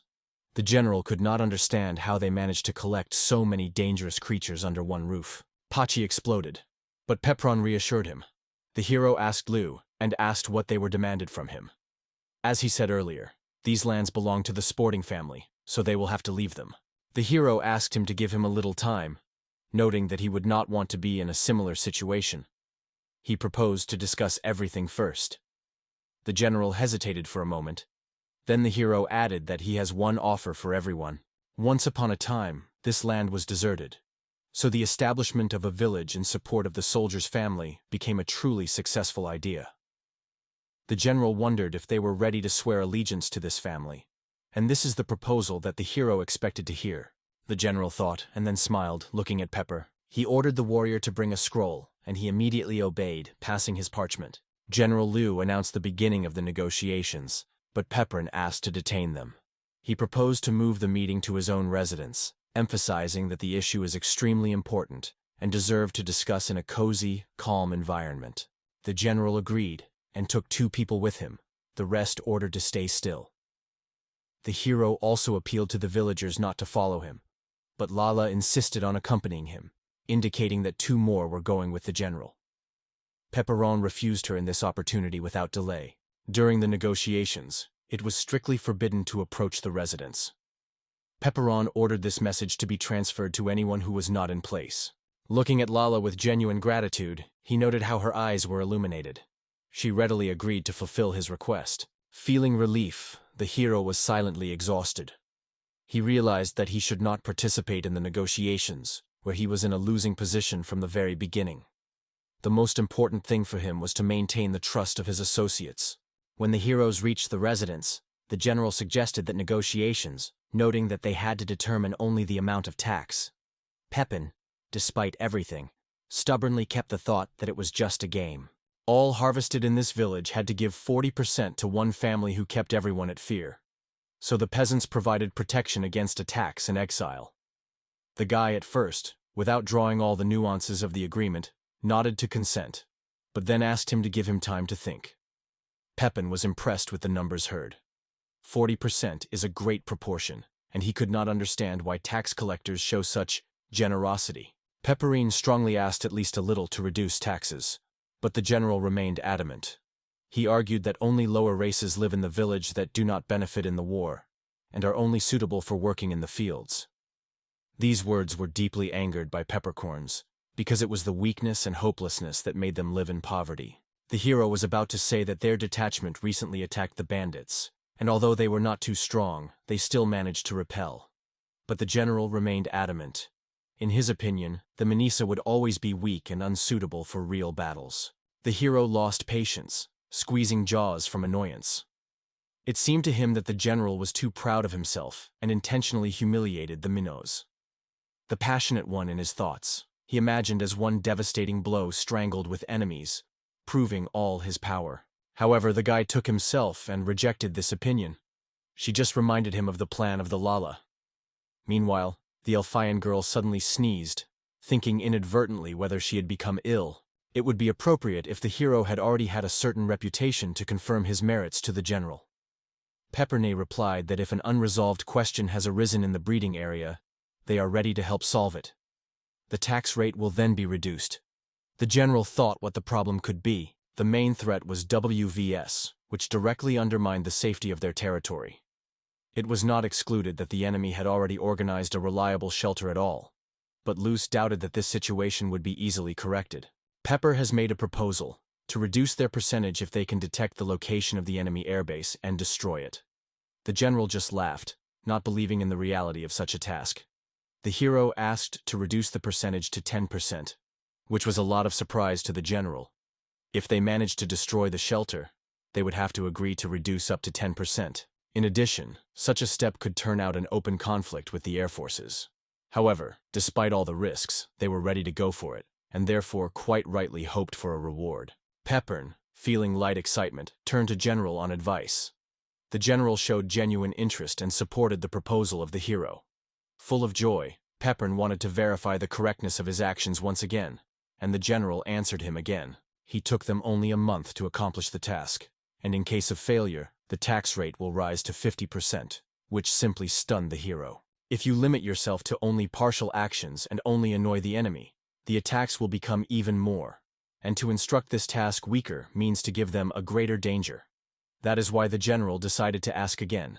The hero suggested a little waiting and asked if there was something else they could help. However, the general replied that their chores are far from the weight that would reduce the tax burden. The guy hesitated without knowing where to start. He seemed to be able to solve several extraneous problems that were not related to the air forces. It could help reduce taxes. He thought that the establishment of a clear deadline would finally make, but the general strongly denied and demanded an immediate answer. Keprin sighed hard. Having accepted a sheet with the terms stated, he agreed to the proposals proposed. The military wished the community success in the development of the village, and urged to pay taxes in time. They were eagerly awaiting a report on the situation with the airbase. Outton to the edge, the hero dropped on the bed without power, not imagining how this absurd adventure will explain to others. All his efforts were only to reduce the tax from 40% to 10%. According to Pepperins, strangers could decide that he was just a fraudulent. The elves from Arches have repeatedly become victims of VVS attacks, so their desire to take revenge seemed quite natural. However, some coercion was felt in behavior. At the same time, it may have been an attempt to release 7 races from VVS power. The hero and Lala at the same time sighs deeply. Eri sat near Lalai and asked what had happened. Lala assured that nothing special happened. When Eri already wanted to go away, Elphys suddenly grabbed her by the tail. Irit turned again and asked the question, although, as Lali seemed, the woman already knew the answer. Now she was trying to be as useful as possible. However, Araya was convinced that it was all right with her. Lala remained dissatisfied with such an answer, and convinced that it is completely wrong and could not be considered normal. Earlier, having met this family, where many had liquid hair, she tried to stay alone with one of the gentlemen. However, he politely asked her to temporarily leave him. Subsequently, she realized that Mr. Pepperon had some difficulties, and sincerely wanted to come to his aid. And at the same time she was covered by deep shame and disappointment. However, Eri did not see any requirements for herself in this situation. She was convinced that it did not apply to it. Someone was constantly near Pepin. And, according to Eri, from time to time, he just needed to stay himself in order to gather with thoughts. Therefore, there was no need to strain so much. If the owner needed help, he probably will say that. Eri's words caused a sense of joy. Lala shook Iria's hand, thanked her sincerely, and promised not to complain but to make every effort. Eri waved her hand and inadvertently thought that Lali would not hurt a little more restraint. Returning to the village, Lala thought about the hero and mentally gave herself a promise to serve him always. Suddenly, she heard her calling Lucy, and immediately felt a bad anticipation. Lucy only confirmed her alarm, throwing the phrase that the situation was really bad and adding to her sister. Only by holding her breath, she finally was able to say Lolly that her younger sister had been abducted by the air army. Lucy engulfed confusion. She did not know how to proceed, and decided to share all the experiences with Mr. Pepin. But Lala asked her to calm down, noting that the king was currently busy, and suggested talking to Lard. At the same moment, Lucy recalled that in the morning of the Rue with his friends went to play in the forest. They suddenly realized that they had gone too far. It could be a danger. But Rhys did not lose rest, and assured that they were not threatened with anything, because the sister gave permission for this trip. The elf, who accompanied her, was worried that monsters could hide in this forest. But Rhys assured him, in these parts there are no dangerous creatures, so they are not threatened. In these places lived colorful rabbits, creatures that have happened very much. She imagined what kind of joy Pepin would meet them if they managed to bring home at least one of these amazing animals. When the girl came out of the bush, she asked everyone to look forward. Just in front of them sat the same magical rabbit. The children thought he was too sweet to not try to catch him, and decided to do it. Rhys assured that she could handle her own. She dropped sideways to find herself on a level with a rabbit, and gently called it. The beast paid attention to the girl, approached and carefully sniffed to her outstretched hand. She spoke quietly to the rabbit, soothing him and convincing that nothing to fear. Taking the rabbit in his arms, he gently touched her cheek's nose, barely holding back laughter from tickling. They seemed to be able to find common ground with this fluffy creature. Other children were gladly admired and sought to embrace fur. Meanwhile, Aryu noticed another nearby and looked around carefully. However, they were not lucky. A VWS gang happened on the way. Their leader, with a bandage on his eyes on all, brutally suppressed the rabbit and strictly asked the little elves that they were doing here. The children looked around in confusion, not understanding where this Air Force group came from. One of the bandits suggested that such young captives would be wonderful slaves. The other supported him, adding that many trials and lessons were waiting for them. She confidently stated that she would cope with this case and ordered others to return to the village to notify the ruler and all others. However, the children refused to obey, because they understood that alone did not cope with it. The girl looked around and sounded, calling them to hurry. The children obediently obeyed, promising to find help. One of the boys strictly ordered everyone not to let the enemies slip out, and the girl, without a moment, grabbed the knife, trying to hide the trembling in their hands. The robber laughed and assured her that there was no reason for fear, because he considered the place where they went together. He considered a true paradise. It was from this place that it disappeared. Only her knife remained on the ground. Lala asked if the BBC was, and the children confidently confirmed, yes, they were. Their uniform was no different from the attackers wore. Nobo was worried that if everything remains as it is, their business will inevitably collapse. She was afraid that she could be sold in slavery or condemning her hard work until his death. Lucy struck these words. She fell into despair and began to ask Lala to help save her sister. Lala did not hesitate to agree and strongly said that they were going to the rescue of the Reese, but he stopped them, insisting to wait. First, you should inform the Pepperon of their intentions. Lala was convinced that he would be on their side, while the Hoos was not leaving. Mr. Pepperon somehow noted that the Air Force could hardly be called a pleasant company. One thing is to resist the slave owners on their land, but quite another, intentionally to resume their den. Now he decided to find out how Mr. Pepperon himself would treat it. Lucy had a hard idea that she could expect red-eyed in a similar situation. The kerosene was convinced that Mr. Pepperon would definitely come to their rescue. Lala agreed with this, although she considered it foolish to try to guess what the Lord really thinks. Gus insisted that they would return to the village for help, and all unanimously supported him. Lucy, squeezing in her hand, wept frantically, remembering Mr. Pepperon. In her thoughts, her sister emerged from time to time, and this was the only one strengthened in her hope for a happy salvation. Pepperon took a pencil and suggested that he save his younger brothers from the omnipotent septum, as well as win the VVS. He only had to disappear from his eyes. In his room, where papers were scattered everywhere, he tensely built a plan. However, this option was unsuccessful, not perfect. The hero annoyed another sheet and threw it away, making a completely different decision: to destroy their hoodies, that is, secret hiding places. Pepin was angry with himself, because nothing better he had thought. He was convinced that there was a special word that could make it similar to Lu. He came to the conclusion that it would be easier to say, they would destroy the WWE shelter. Imaging himself in the place of Lala, he asked why they to do it. Again translating into the interlocutor, he answered himself. There are no reasons, but they will still do the plan. When Pepperon worked on the embodiment of his scenes, his distraction is an unexpected noise from the street. While looking out the window, he decided to find out the cause of such a fuss. What he saw was surprised by him. A real crowd of local residents gathered under his house. Lala turned to Mr. Pepperon, realizing that he was in business. However, despite that, she wanted to talk to him about something important. It was then that the hero remembered the details of the tax system, and he was horrified. Otherwise, it was difficult for him to understand why they came together for this conversation. In their voices, anger clearly glared, and in the air there was anxiety. He decided to act without caution. Moreover, using royal powers, he intended to order to destroy the BBC's hiding place, or anything that could be there.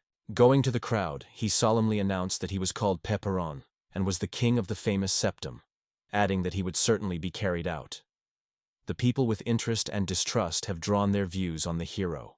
The hero intended to tell the Lord all the truth, but Pepperon managed to gather everyone and address the audience. He loudly announced that the famous septum was preparing to invade the VVS imitation, because they have finally realized the true purpose of this step. Raising his hands to heaven, he solemnly proclaimed that they would fight for their own future. Then he commanded everyone to prepare for the war. There was no silence. Pepperon thought that they may not like the proposed, but remained sure they would not regret their choice. Lucy, with tears in her eyes, thought that probably Pepin had already learned about everything. Without getting around, the guy fell on the spot. Lucy came closer, gently took him in her hands, and thanked him twice sincerely. People in the crowd shouted that Pepperon was their king and the savior, encouraging him to step on. Lala informed Pepperon that he was right, and stressed that they needed to start preparing for the war immediately. Paradise was stolen, and only now did the hero learn about this alarming news. Rice was a sister of Lucy, who once headed the elves of Ashavirs. In his memoirs, she has forever remained a friendly Elfian, with which even joint children's games occurred.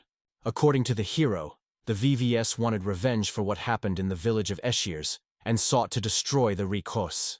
They carefully launched all the traces so that no one ever know who stands for these events. At the same time, Pepperon was convinced that such actions really required the situation, and they were fully justified. He was convinced that this would be able to avoid any explanation, and his popularity would only grow. Pepin made a decision. They have to release the Riza and destroy the airbase. The hero appealed to everyone with a call to begin the development of the plan. He asked Lala and the rest to go to their place of residence. One special area was distinguished in the territory of the Dulling, which was a member of the Eliphazard Empire. He lay unconscious on the floor, and only now began to gradually come to his senses. Opening her eyes, she slowly stood up, feeling pain in every muscle. In memory, bitter memories of beating by those guys from the Air Force immediately came. Being behind the lattice, the girl did not even fully realize where she was. Suddenly behind the girl came a voice that greeted her on an awakening. The dark silhouette immediately considered the Elfa and sighed in the design, upset that this time he was not a representative of some noble Moor race this time. Reese asked the stranger where they were. He replied that they were in the BBC shelter and suggested that the girl was also abducted. Reese confirmed his words, adding that her village had been attacked and forcibly brought it here. The figure rose, and responding, noted that everyone who is now here is actually dead. The V residential owners did not allow a moment of rest, forcing them to work until complete exhaustion. From now on, having come here, one could forget about the existence of the outside world. The girl approached the frightened Reese and greeted her in hell. At the same moment, Reese's heart engulfed unrestrained despair. Reese stated a prisoner that she had to leave this place, but the girl only laughed.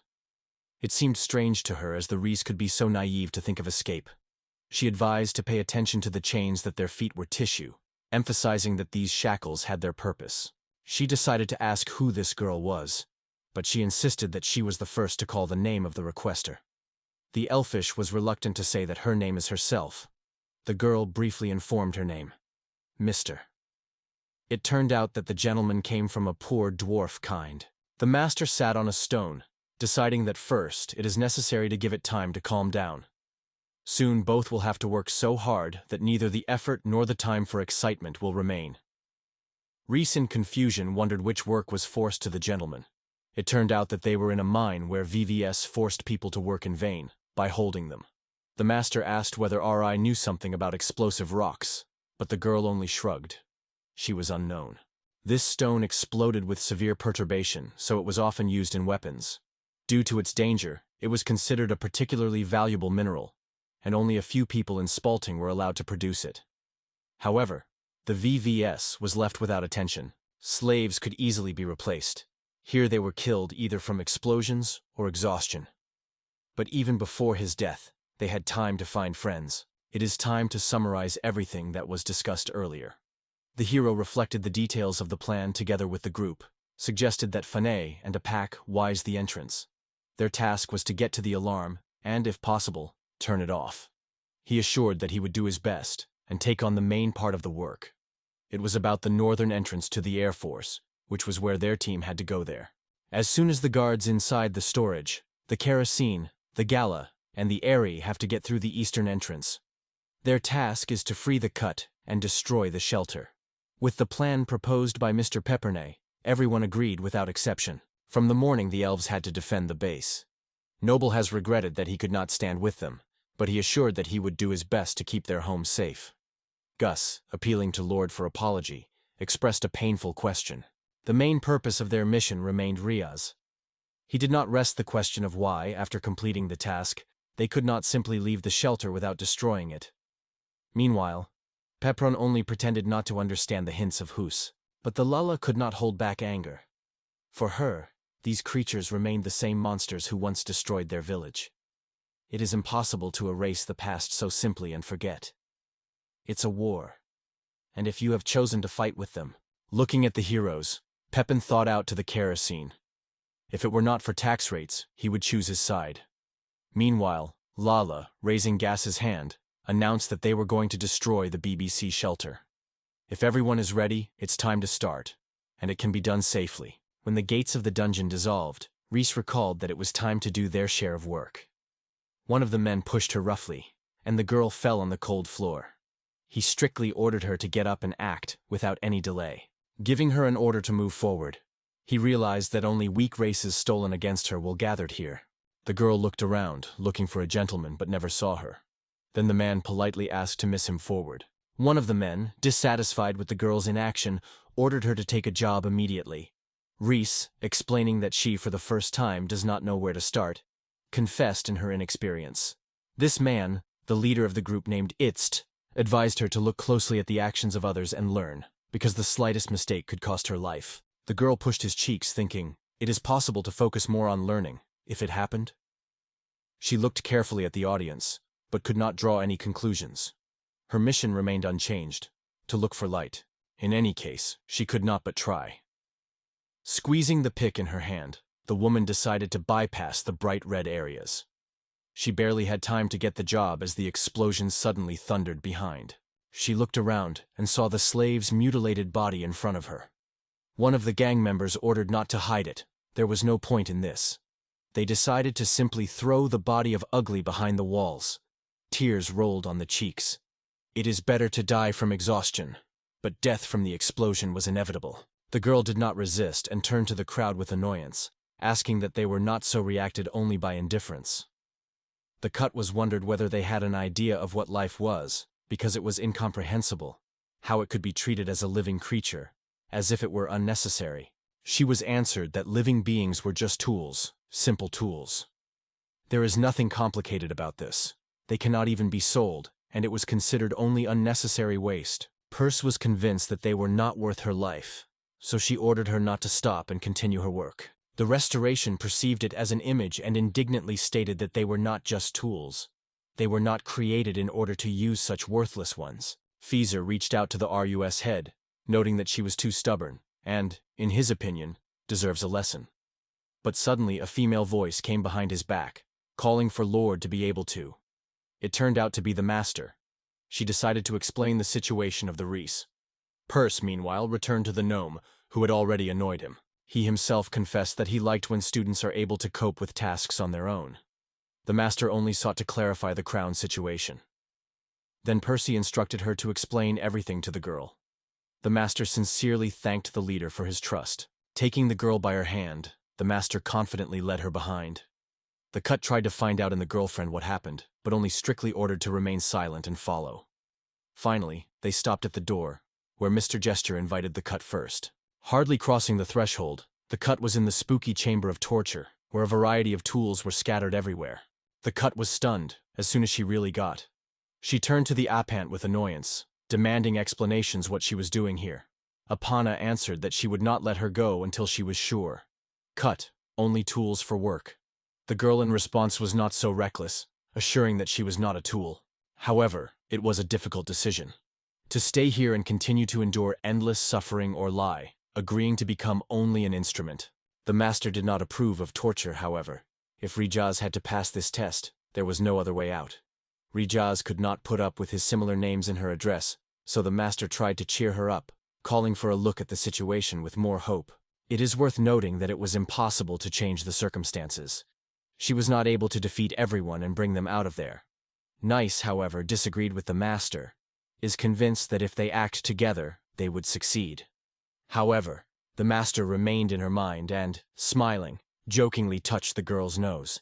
They had a choice, to obey and extend life, or to prefer death at this moment. The girl bowed her head, agreeing, because she was well aware that she was just a worker for them.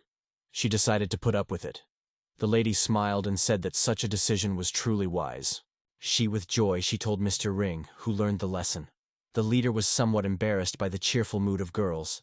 The lady assured that everyone was really optimistic, and added, the nerves did not stand, she should only see the camera. She decided to give the impression of Reese, as if she were genuinely asking for forgiveness, and promised that she would do her best. In addition, she assured that she would obey any of the assignments that she was entrusted. The finger laughed, taking Rice for a coward. After that, he asked the girl to ask who she considers herself. Gathering with his strength, Rice put her hands on her knees and confessed that she perceives herself only as an instrument. Perse recognized this decision wonderful and ordered her to immediately enforce his orders, retaining dignity. While Rijaz was weeping, Percy ordered the gentleman to follow him, and the girl with a smile gladly agreed. Returning to her camera, the gentleman reached off. She confessed that she was tired, but called the day successful and was satisfied. In addition, she expressed the hope that Rijaz remembered all the lessons well, and the elves were forced to agree with it. The lady put bread before he grew up, and the girl looked at her with surprise. Perse presented something with the owners, but he decided to share it with Ris, because they lived nearby. He grew indifferently. He expected anything from her. Instead, the lady decided to try. She didn't matter who gave it. It was just bread for her. Reese thought for what reason the master agreed to teach her, imagining that she's sincerely seeking to help. Hearing these considerations, the lady only laughed. Watching her, the girl looked with unconcealed curiosity. Donna did not understand why she was all. She only flirted with the Trigon, but did not realize what Donna meant. The finger was those who managed the asylum, and when he remained in good humor, he could deprive her of his grueling work, one that was only to clean and distribute food. It turned out that if you behave as conscientious as possible, you can become an official member of the Air Force. Elphys was unpleasant when she learned about the desire of the gentleman to join these monsters. The master, not understanding what the matter, addressed the Reese to the question whether she would like to join. Of course, the Reese did not want to become one of those who interpreted people as soulless objects.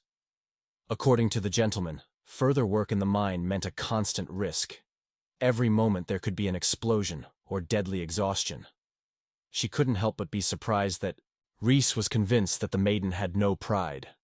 She froze, remembering his recent words that they are only slaves and their fate is to work silently. The dwarves remained proud, convinced that this trait would save them from any consequences. However, the flower decided that from now on, death would become their inevitable fate. Dwarves, located near the maiden and desperately holding the defense, were destroyed. Pontus smiled, and noted that with this approach, they would not be able to survive. The Elfians sighed with a slight sadness, noting that Mr. Pepperoni was not like Mr. Pepperon, though he was a gnome. The girl, however, did not understand who was discussed. Pont reaffirmed that he was a gnome, unambiguously emphasizing it. She was convinced that Mr. Pepperon would definitely come to save her and destroy them all. The gentleman turned away from the cut and lay rest. It was unclear why the gnome suddenly found herself here. Reese could not allow her to make fun of Mr. Pepperon, but the master knew the oppression of weaknesses better than anyone. As representatives of a weak race, they should be no less resourceful than it to survive. The cut has exclaimed that Pepper, and without extraneous support, was distinguished by great force, and the master decided not to deny her. Standing on the street at night, Lolly felt something was wrong with Mr. Pepperon. He confessed that it was really cold. However, they soon reached VVS Egypt, and Mr. Pepperon commanded to move further. Since Pepperon and his team have gone on a journey, 2 days have passed. Lala asked the hero how much left to go to the repository. The hero in response noted that probably the goal is quite close.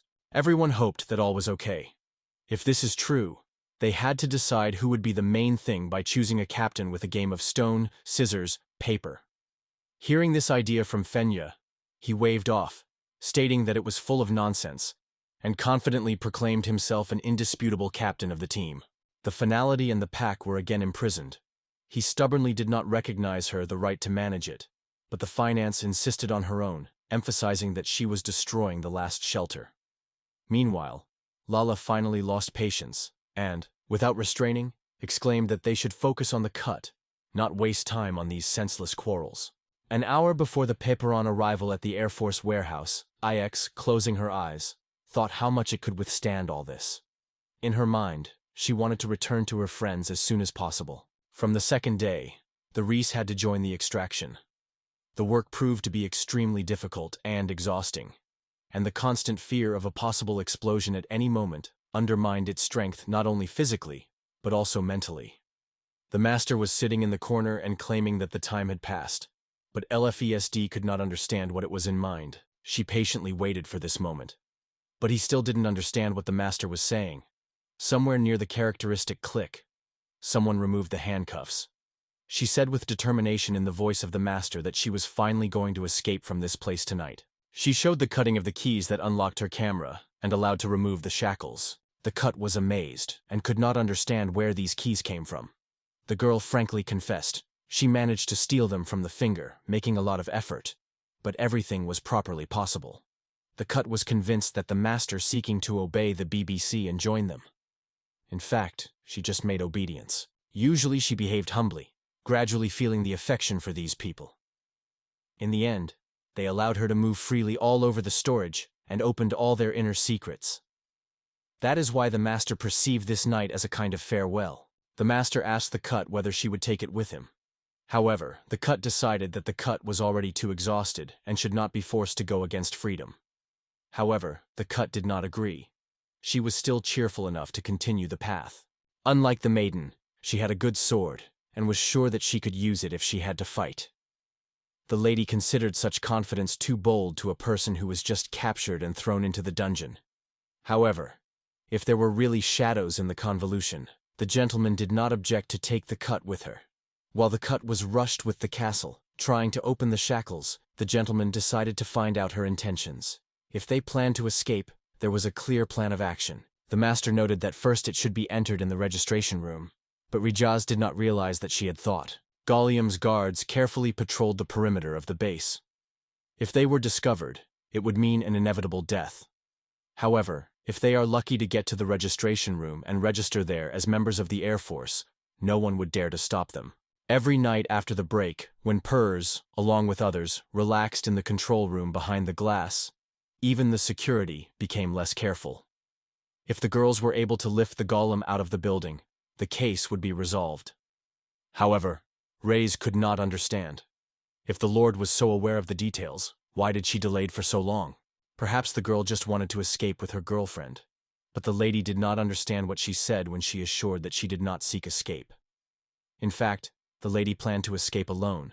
But recently she did not find the strength to leave her sister alone, so she agreed to bring her with her. The cut laughed, assuming that the lady was feeling lonely, but she denied. In response, the cutting jokingly threatened to fall again with a girlfriend if she does not hold back with her caresses. After that, the girl just smiled and apologized quietly. In this case, she advised to go to the registration room as soon as possible. The elf, full of determination, knew the road well, and the gentleman trusted her unconditionally. But she convinced that there was very little left for the goal.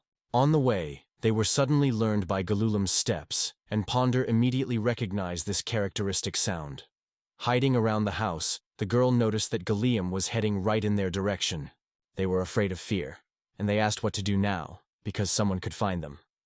Mr. irritatedly shook this senseless situation. Hearing unusual sounds in the dark, he decided to find out their origin, and headed in the opposite direction. She sank to the floor, trying to breathe, and immediately felt, the danger is quite close. Fortunately, they managed to be in an empty room in time, exactly where they needed. Deciding to stay here for a while, they had already relaxed, as suddenly an unfamiliar sound made everyone alert. These golets were much more dangerous than the gentleman could predict. At such a speed of movement, they are unlikely to get to the destination to dawn. She decided that it would be better to move to the registration room. Rhys stopped and called the lady, and in the meantime asked Elphys to refrain from any comment. Just in front of them, motionless, sat a massive figure of a man with a katana in his hand. The girls engulfed numbness and horror. Meanwhile, Peprin's team reached the northern entrance to the Air Force. Here, according to preliminary agreement, they were divided into two groups. In a minute, Packets and Finhesia had to penetrate inside. As soon as the alarm signal, Peprin, along with the rest, immediately follows them. Finocia and a pack carefully listened to Lord's guidelines. Lala laid hope on both. At the same time, Finezia insisted that she would be entrusted. Before entering, she sought to make sure that she was a real Lala, but he was strongly refused to arrange a test of a paper tawning stone. Finocia has come to the conclusion that she was afraid to be defeated even in such a simple game. It was a lot of angry, and he announced that the one who was the first to win 3 times will receive the right to command this time. He promised not to mention the controversial theme with a word, and Finocia accepted the call. Lauren, along with his team, stood at the eastern entrance to the Air Force. Pepin appealed to Gas to open the door, and he went to business without delay. As soon as the Pale and Ari were inside, they immediately headed to the slave cameras to release the Me. When the girl is safe, the team will move to the registration room where she will turn off the security system. Lala was already ready for further action. Now they just have to make sure that no one would see them, and then everything would turn out exactly as they should. In the mind of Pepperon, the scene clearly appeared. It was the same camera in which he was Vishibailo. The place where the girls went is called Triad's Tire. After mastering themselves, they carefully tried to leave the room, trying not to make the noise in order not to wake it up. The responsibility for the closed door took over the master, because it was she who argued that the room was empty. The master apologized to explaining that she did not suspect this room belongs to Vishibail Tire. Staying in this place was becoming more dangerous, They had to get out of here as soon as possible because if he finds them, everything would be lost. At that moment, the master noticed how the cockroach crawled into them. She did not resist and shouted, but Reese could cover her mouth with her palm, quietly persuading to calm down and assure that it was only a regular cockroach. Suddenly loud roar and humble sounds made the Golets alert, and girls worriedly look around. Just in front of them materialized a dark figure with black eyes. Shin focused on the prisoners, a look filled with rage. Hugging, the girls finally realized that they were in a real mess. The Pepper Perron group had already penetrated through the eastern entrance, and the building was alarmed. They agreed that he coped with the task as best, and the hero decided to act even more decisively, adjusting to a new threat. The alarm forced the hay to turn sharply. Girls, covered with fear, were numb and could not step. The guard muttered something about the sign of superficiality and moved in the opposite direction. The lady felt relieved, seemed to be saved. At the northern entrance to the warehouses of the Air Force, Pakai and Phoenicia were enthusiastically played in stone, scissors, paper. Phoenicia did not hide the delight of its victory and the new role of the captain. She tried to reassure Pachai, assuring that it was only temporarily, and emphasizing that he remains a real captain of the famous septum. Throwing a careful look at the subordinates, her Phoenicis ordered to go on. Already then he felt a pity in his heart. She stretched her hand forward when an alarming siren suddenly sounded. No one could understand the reason for its on. No one was discovered. Phoenicia was guessed that Pepron, along with the rest, had penetrated inside, because they said that they should only go after receiving an alarm. So, staying here is no longer sense. It is time to move inside. Thang and went to the shelter. They barely stepped inside, as they just to meet the enemy. He seems to have seen Pachai and Finish for his fugitives, and he was distrustful of what they were looking for here. He just wrapped herself, called the enemy a fool, and asked Finch not to stop.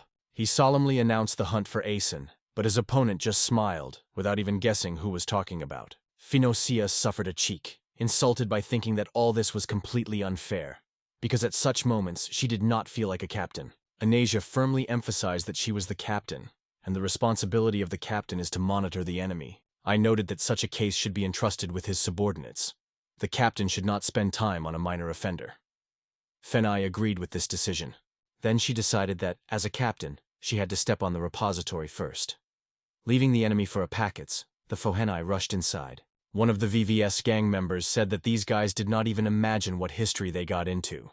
He stated that he would not simply let the Finns release, and assured that she would not be able to get out of here without a fight. But the Phenai was effortlessly jumping through him, and he packed his own sword. Fincy turned to Pachai, looking for advice on what to do in this situation and how to get inside. But he just helplessly shrugged and replied that she should go. Fincy, without hesitation, rushed to the side, while the enemy ominously watched her eyes. He noted that they only had Harpy and Stokes who had already died, so newcomers could become their new prisoners. However, for Pachai and others, there was only one real leader, Mr. Pepron. It was they who hesitated without hesitation. In response, the enemy called kobolds a simple flock of lazy. Pacha had previously stated that he was operating hunting, but the enemy only, ironically suggested instead, to hunt for frogs. Hearing this, Pacha squeezed the sword even harder and resolutely intervened in the conversation. Turning forward to the enemy, he announced aloud that he did not need it. At this time, the little captives were still moving away, not understanding why Shin is still here. It seemed that he did not want to. He allowed them to escape. However, this guy did not belong to the Air Force. He was only an overgrown and psychopath warrior who found himself exclusively for the sake of a clash with noble people. Judging by the way he rushed to the other way, it seemed that another uninvited guest or someone liked. Reese was immediately suspected that it could be Mr. Pepperon and their friends. The lady looked at the girl who again raised the topic. Although she did not know what king was Mr. Pepperon, she was convinced that there was no reason to arrive here. When the gentleman again allowed herself to joke from Mr. Pepperon, Rijaz exploded. The lady did not pay attention to the annoyance of Rijaz, because there were very little to the registration room. She proposed to stop the dispute before they are noticed by the goal, otherwise the consequences will be extremely unpleasant to them. The team, which included Pepperon, Lala, Gala, and Iri, was constantly moving forward. The slave dungeon was a little further along the corridor, and all the paths led to it. Pepperon was convinced that the goal was very close. The dungeon had to be right at the next turn. The guy realized, if everything happens just like in his time in rubber, Then one of the present in this hall is what he is looking for. Pepin suddenly stopped and ordered everyone to remain stationary. Suddenly insidious traps appeared ahead, and Pepin immediately grabbed the sword. Shen was already rapidly rushing towards the enemy, lightly exposing Katana for a blow. The first blow was directed to him in his back, but Pepperon managed to repel him.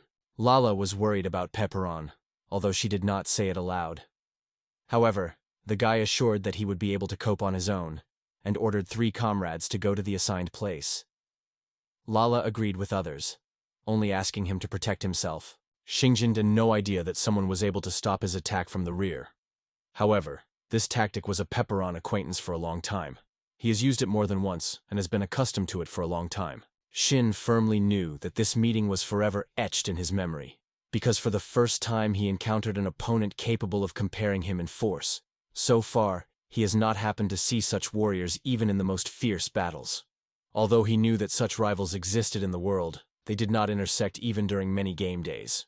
After these words, Pepin strongly waved his hand and struck the guard. He had no idea that such could happen. Pepin confessed that he had already visited more than 100 battles, and thus pleasantly struck the hay. He suddenly felt much more interest, and noted that the hero was the most powerful opponent that he had to face for a long time. The opponent took advantage of the improvement that allowed him to get additional hands. Pepin watched in surprise how Shin decided to try this technique. The enemy, armed with several kanets, recognized the use of Karani's technique, a mysterious mystery of 6 swords. The deadly blades rapidly rushed towards the hero. A powerful attack had 40% of the likelihood of hitting the target, provided that the damage caused exceeded a certain threshold. It was almost impossible to avoid it. In case of hit, the blow took health, rapidly approaching the defeat. However, only one way to victory remained before such power. The Tyre considered the idea of using the storm complete nonsense. He was convinced that no icy magic would be able to stop it. However, the attack was successful, and Shin was injured. Pepper noted that the best strategy when using ice magic is to strike the first blow and make the enemy bleed. He came to this conclusion after almost 50 matches. Raising the sword to the throat of the guard, Pepperin solemnly announced that their game was completed. The Hay with a smile praised the hero, making it clear that it is time to finally summarize the results of this story. Meanwhile, the Ponuts, along with Riaz, have already entered the registration hall. Stopping in front of the door, the Ponut decided that it was time to enter, and carefully opened them. Just in front of them, as if intentionally, the one who was already waiting for their arrival. He appeared here in the middle of the night to figure out what the noise was coming down, and realized that it had to do with them. The lady was stunned when she recognized the leader himself. Anna addressed the leader with fear of her voice, asking what he was doing here. It seemed that their haste turned against them. She tried to hint thinly about what she wanted to say. Her scattering tale was nothing more than a striking game, part of the planned trick. Ms. Kirsten already guessed. The wallet was dedicated to all her intentions. The gentleman shouted to the gentleman who turned, trying to see the monster.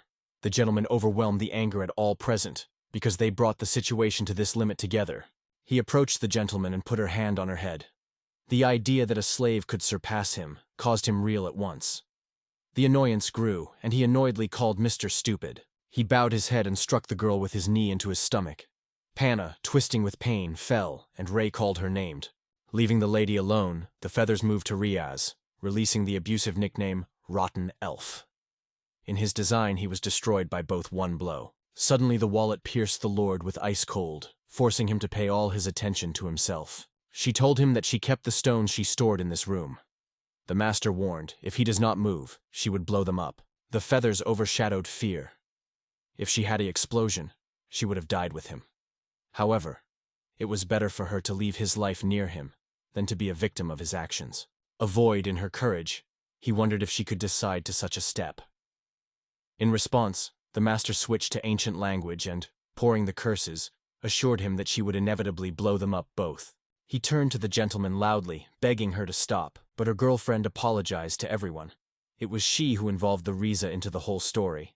However, in her opinion, it was the only way to meet them again on the other side.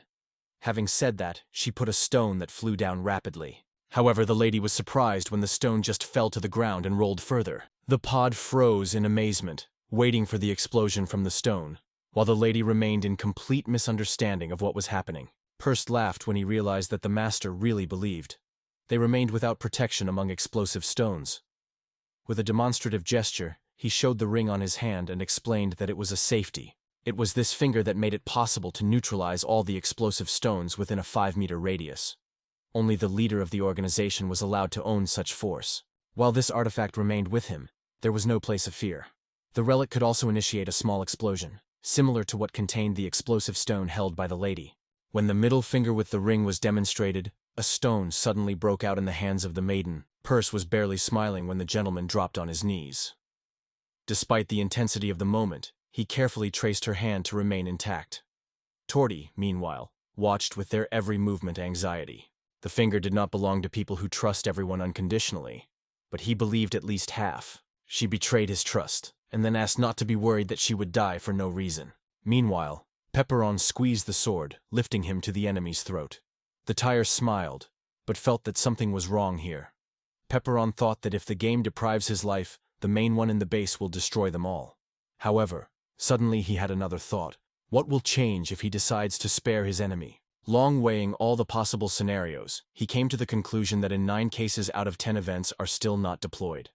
He was worried about whether the method of attempts and mistakes should be used, because this situation was significantly different from previous games.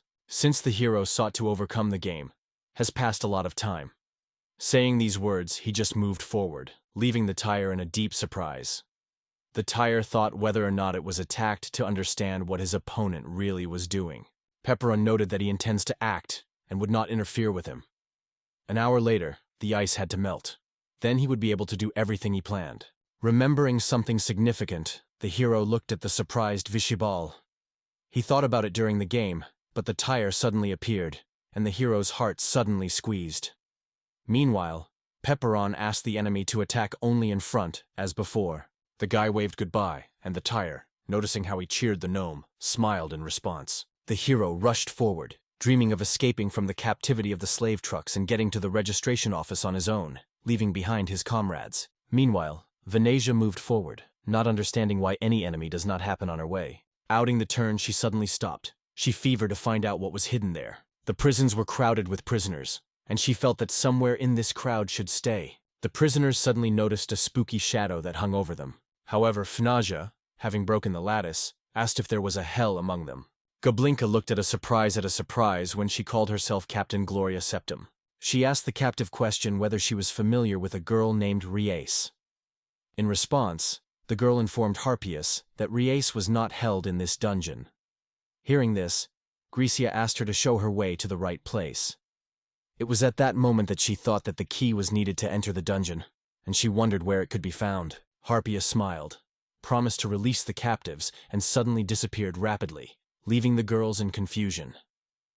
Finosia cried when she realized that she did not overcome her path without the key. Perse made the final decision to break the connection with the lady. Rhea was pleased with despair forgive him, but the leader replied coldly that he would find another elf for companion. Raising his hand to the gentleman, he was preparing to strike, and suddenly Rhys exclaimed the name Pepperin herself. Suddenly, a powerful explosion came, and Pepperin shook the lady lightly, rescuing her from the enemy.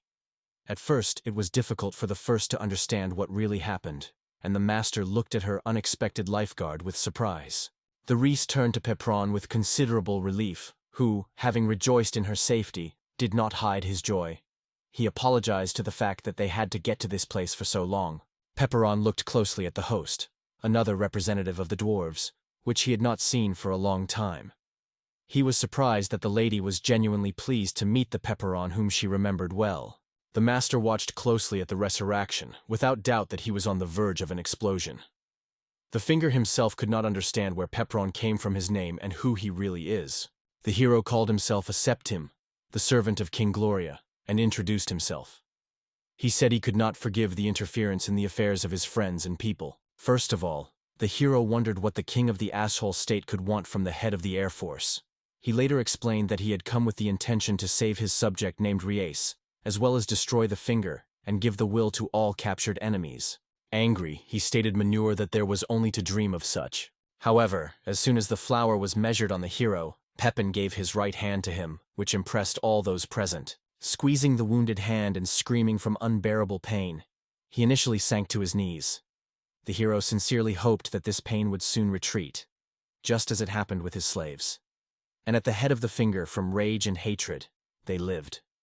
They gave the whole face a shadow of unrestrained, all-encompassing rage. For all the torments he caused Reeve and his family, he had to redeem his own life. Raya ran to Peprin, begging him to stop. The man really treated everyone around like soulless things, and in her eyes people were sweet from his relentless cruelty. Peprin's ruthlessness did not know any limits.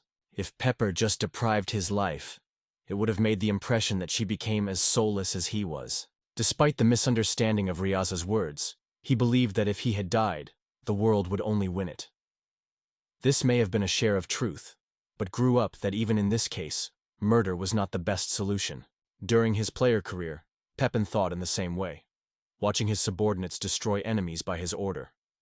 However, now that the game turned into a reality, it seemed that his servants themselves were beginning to think about it.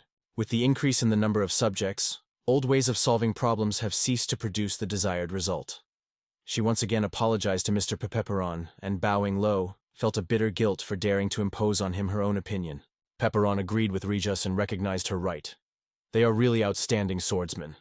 Even when pressure, each of them must remember mercy on their opponents. This time, at a persistent request, the hero decided to spare the enemy and gave Pursue that they would take the captive to the SP Elding family. Meanwhile, Lala, accompanied by Geese and Arium, hastened to narrow corridors, surprised that there were no cages for slaves anywhere. They had to rush to have time to save the rice. Earlier, Gus had already proposed to stay closer to the back of the building, so as not to get lost in this maze. But she was loudly reminded that they were real warriors for whom the word retreat does not exist. She begged not to leave them and called for silence. Considering the mutilated lattice, the members of the group tried to understand what really happened here. One of the men asked the prisoner who did it, but he just shrugged. He was not aware of anything. The kerosene cautiously looked out of the corner, guessing that it was probably in front of him. A head of the gang of the Air Force stood, and he was alerted by the fact that one of the cameras was broken. It was necessary to navigate quickly, but, looking back to Lala, he suddenly found that she had disappeared. Lala strongly rushed into the battle, seeking to find out the enemies where he was. Their boldness impressed her, so she insisted that they would open the truth immediately. Meanwhile, the kerosene decided to release all the slaves first and treated their wounds. Pepperon wondered how the RI and Mr. were in the registration room. The master explained that they tried to escape with Rias. Such a course of events seemed quite logical. Anxiety was heard when they were exposed. Cell, upset, sincerely apologized for what happened. However, Pepperon considered an apology superfluous. On the contrary, she even liked this situation. If you stay here, the Glems and units of VVS will break in sooner or later, so everyone can be destroyed much faster. Meanwhile, the hero asked the name of the gnome. Khan named her name, and Pepperon thanked her for trying to save Ryans. Khan sincerely believed that he was the same gnome as she was, but she was amazed when he had a thief in one blow. It turned out that the words of Rias were fair. This gnome really had considerable power. In addition, Khan could not help not notice his kind. When Pepperon wondered if she was fine with her, the girl was confused and loose. As he approached, he touched her forehead, assuming that the girl could have fever. Donna was embarrassed and blushed, but confidently stated that she had no temperature and everything is fine with her. Pepperin tried to explain that she did not understand it. The pen stood behind the hero, smiling and squeezing firmly in his hand. At that moment, he realized those minor, neglected races for which he was so worried were still indifferent to him. With the help of the magic of his ring, Fezarin tried to make the opponent regret that he had dared to contact him. Pepperin was stunned. The finger, contrary to everything, could still move. But suddenly, Fanush was strongly approaching and striking the enemy with his foot in his face. Mr. and Rijaz were froze, seeing the finger lying on the ground. Meanwhile, Harpia, noticing Pepperin and herself, was genuinely happy about this unexpected meeting. She hurriedly explained that she was looking for the key to the cameras, and accidentally came across them. Fanaza rushed to RIS, hugged her, and gripped it that they just did all these days that they were looking for her. The joy that she grew safely overwhelmed the Fanny, and the Elphian herself answered her at least sincere warmth. The student asked in Harpy for a pack, and Phanasia proudly replied that he was his subordinate. She stressed that he obeys her orders, because she is the commander. That is why they were here. Phanesia boasted that many enemies had already destroyed here on the way, and only the main opponents still remained. However, she recently managed to overcome Agitida, a creature she did not even know. The mission ended successfully, and Phanesia was so happy that she could not yet fully realize her presence here. Pano was amazed at her joy, and Reese considered her unsurpassed. After completing all the things, the hero suggested meeting Lala and the rest. Fincy felt boredom, so she decided to choose for herself a business that she could do without unnecessary effort. Meanwhile, he was sitting on top of the Air Force gang on top. He was repeatedly told that the most vigorously barking the weak dogs, but his current opponent seemed to not even find the strength on it. Then he dared to look inside, wanting to find out how things were being. Lala, Kerosene and Arius entered one of the cameras, but anywhere could not be seen.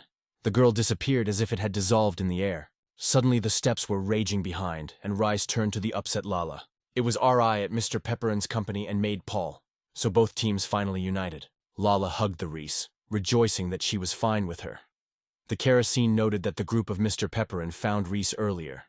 The hero only noted that it was a separate long story, and asked if they had already completed the liberation of slaves.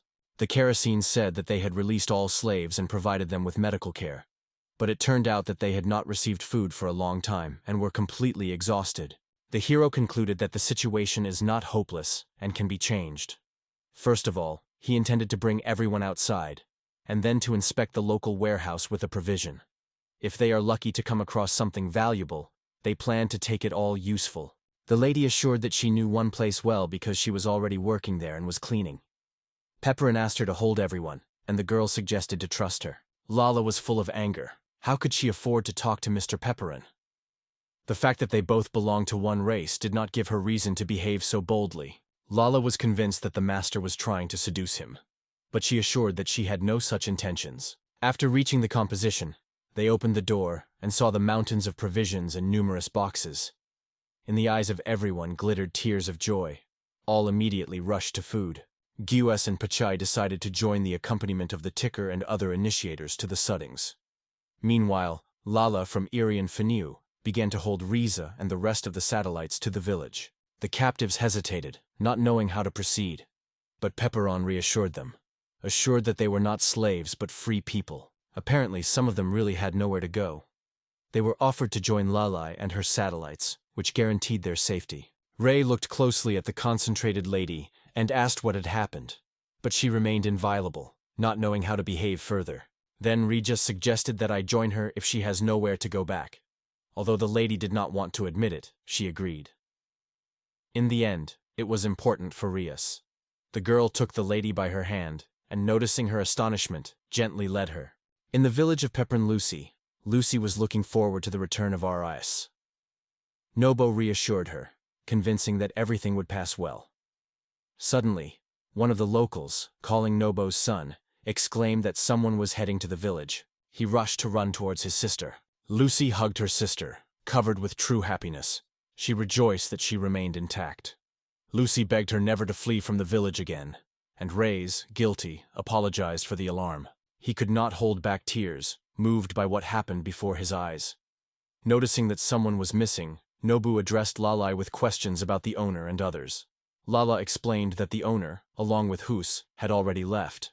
Given the leaders of VBs to the Spaulding family, the characters went to the fortress of Spaulding, which stands in Tude's Akasel. The general noticed in front of him a low commander, who sharply turned to him and asked who was the man who was going with them. The emperor explained that there is one of the VVS leaders, who caused significant harm to the Spaulding family. The general heard sharply from the table, and could not believe his own eyes. The hero added that their hiding place is in the northeast, under the ruins of an ancient building. The remaining mercenaries are kept in cages so that everyone can see for themselves. The general ordered a group of soldiers to go to the area immediately, and they did not take the performance without any hesitation. He has not yet believed that their modeled settlement was able to do so in such a short time. He thought about himself that now, the general mentioned his promise with a smile and confirmed its implementation. In addition to reducing the tax, he also presented a valuable gift. You waited for the leader of the group to express his opinion about the air forces. In such a situation, the hero was almost about to go, but before the departure he reminded the general of taxes. He ordered the commander of Pepin. He reached out to the boy. He expressed his hope that he would continue to remain a devoted family, which constantly expands his horizons. Pressing the hand of the general, Pepper agreed with his every word. At the exit from the castle of Pepring, Pars and Hoos happened to meet him, who were sincerely happy about his return and welcomed him with joy. Gus praised the hero for his brilliant task and handed him a sword. Poppering recalled the agreement achieved and noted that they are now allowed to return home. Pachi still did not understand why they were brought here at all. In the end, unlike the past, their village remained within the limits of Spalding. Gus explained that such a trip was necessary. They succeeded in obtaining valuable information about anxiety in their country. Mr. Pepron asked this, and the hero confirmed his opinion. The brocade sighed heavily, recognizing that this task seems too complicated for him. Meanwhile, Guy made his subordinates and realized that he was rescued by Kerosene. If the events unfold in the same spirit, over time will trust them even more, which will open the way to expand their territory. However, in fact, everything will be much more complicated than in the game. Political intrigues here are woven with a much thicker spiderweb than it involves a simple game mechanic. Pache told Hoos that almost 100 recruits joined their detachment. He expressed his hope that a detachment of glory would be able to revive, and expressed his determination to train them in order to humiliate opponents. Gus drew attention to the fact that Goblin is still less numerous, however, he said. If they manage to create a secret team, it could be their advantage. The expansion of the territory also had its weight, but the paramount task remained an increase in military force. The Feathers believed that there was no point in attracting hundreds of residents if the army only has 7 people. He proposed to be divided into 2 detachments. One should train peasants, the other, to go in search of magical books, so they could distribute efforts more efficiently. The hero decided to return to the village first, and then think about further actions. He thanked everyone for their excellent work, because it was through joint effort that the number of participants increased, and the glory of Gloria is gradually reviving. However, as Pepperon recognized frankly, they lack military force. It is necessary to teach newcomers and search for ancient books in magic in ruins. Gasset assured that among these ruins were hidden books of incredible power, drawing, and many other valuable things. Finozia was delighted, and she also captivated her desire to go to the ruins, among which was a steel dragon. The isles protected by strong enchantments were located at a certain distance from each other. The Puce wondered where they are leading this path. The hero explained that their path leads to the Borf Tower. Many were fond of Mr. Pepperin, noting his inexhaustible imagination and wonderful ideas. Ari wondered who would become his companions. In response, everyone learned that together with Pepperoni, Gus, Fina, and Nobos go on the road. Without clamping what was happening, she screamed again, looking for answers. She turned to Mr. Pepperon. Lala was aware that Arius was needed for martial arts, and a pack should protect the village. However, it was unclear why she also remains among those who did not hike. Lala was afraid that during a mission in the slave of the slave traffickers could make some mistake. She believed that she was spending too much time looking for prisoners' paths, because she did not focus on the terrain at all. During the missing time, many innocent lives could be saved. In all this, she mercilessly blamed herself. She apologized to Mr. Pepperin with oppression in her voice, but he was in a hurry to assure, the case is not at all. In his absence, someone certainly had to take responsibility for the village. Lava's ideas were filled with new shades when the hero sincerely acknowledged. He thought carefully, and concluded that only she can become his successor. No one else is capable of it. Only the mention of Lord ignited a bright light in her gaze. He expected that no objections would arise, and everyone unanimously testified to full consent. The hero sincerely hoped for the support of Lalai, and she assured without the shadow of hesitation, she could be fully relied on. Nobo concluded that in this situation it is worth sharing with guys from the village details of searching in a destroyed room. For this, the hero sincerely thanked him for his help. Remembering someone, he moved towards the village. Nobo reported Pani and Ri about the future searches of ruins, appointed 3 days later. However, their wounds have not yet fully healed. In addition, the place where they gathered was extremely dangerous, so if one of them does not feel confidence, you can give up without reproach. While the gentleman was thinking about how to look in the ruins, she swore. She assured that they were ready to go and could be trustless. Nobo smiled and decided to inform everyone about the decision. The gentleman could not understand why Rania agreed so quickly, because no one knew what it could end. Something could not go out of plan, and then they were threatened with death. Gro calmed down the girlfriend, assuring that everything would be fine, because Mr. Pepperon and others would support them. In addition, in her opinion, it was their chance, although the gentleman never realized what it was in mind. Among all the dwarves, only Mr. Pepperon and the lady did not move out of place, and Rise did not reject any developments. The lady was embarrassed, not fully aware of what the Rise dreamed of and what prospects she outlined him. Her voice became more gentle, and she hurried to apologize, noticing that Mr. Pepperon was approaching them. Bella, who was hiding in the bushes, suddenly jumped, scaring the girls. She assured that Mr. Pepperon has high hopes on them. To raise it would mean not only his trust, but also the deep beliefs of Gloria itself. Turning to everyone, Lala reminded that it was impossible to relax because there is a military operation ahead. These words were especially directed to the lady, to whom she unambiguously hinted at the misunderstanding of the situation. Paula threw an annoyed look and warned the lady so that she would not try to seduce Mr. Pepperon only because they belonged to one race. However, the master was outraged that she had no idea. In any case, it was impossible to go on a slave outfit. So Lal stood on her own. She decided to pick up something appropriate for the gentleman so that the girl could appear in front of Mr. Pepperon. Mr. Sim, lively with her hands and legs, insisted that she could handle it on its own. 3 days passed, and gathering his team, the hero handed over the village for care to his comrades, then went on the way. Reese asked to listen to Mr. Pepperon and not create unnecessary hassle for others. She agreed with the words of her older sister without objections, and the master, watching them, noted that they looked more like her mother with her daughter than the sisters. Lala decided to warn the lady. It is not necessary to attach special importance only because they are with the hero, representatives of one race. But the lady exclaimed that she was all known for all of this. When everyone finally gathered, the hero signaled to go to the Boro Tower, and the detachment went on the road, looking for a way to the ruins. The city of Rebel lay from the Boro Tower. In the local tavern, visitors were enthusiastic about whether they were really known to them that the whole essence of Alphasard and Empire was in the Air Force. However, as soon as it became known to outsiders, all those involved in the conversation were carefully eliminated. The friend of the interlocutor did not believe in his eyes, but they really stood in the Knights of Olding. However, he had the news that all this was managed by only one gnome. When these words were heard, the man at the next table at the bar tensely squeezed in his hand. The friend only smiled, and assured that it was only fictions. Then the guy sitting near the bar exclaimed to them, expressing his desire to hear the story. The gentleman and the rice were face to face with aggressive rabbits, which suddenly rushed to their group. As the kerosene predicted, after all the adventures of the Air Force, these rabbits did not lack the courage. At the same time, according to Fantasia, Reese still remained somewhat good-natured. Soon all the rabbits were finally overcome. The hero smiled with pleasure, making sure that the girls gave a great advice. Reese sincerely thanked Pepperon, and the lady in response assured that they would have the strength for such a business.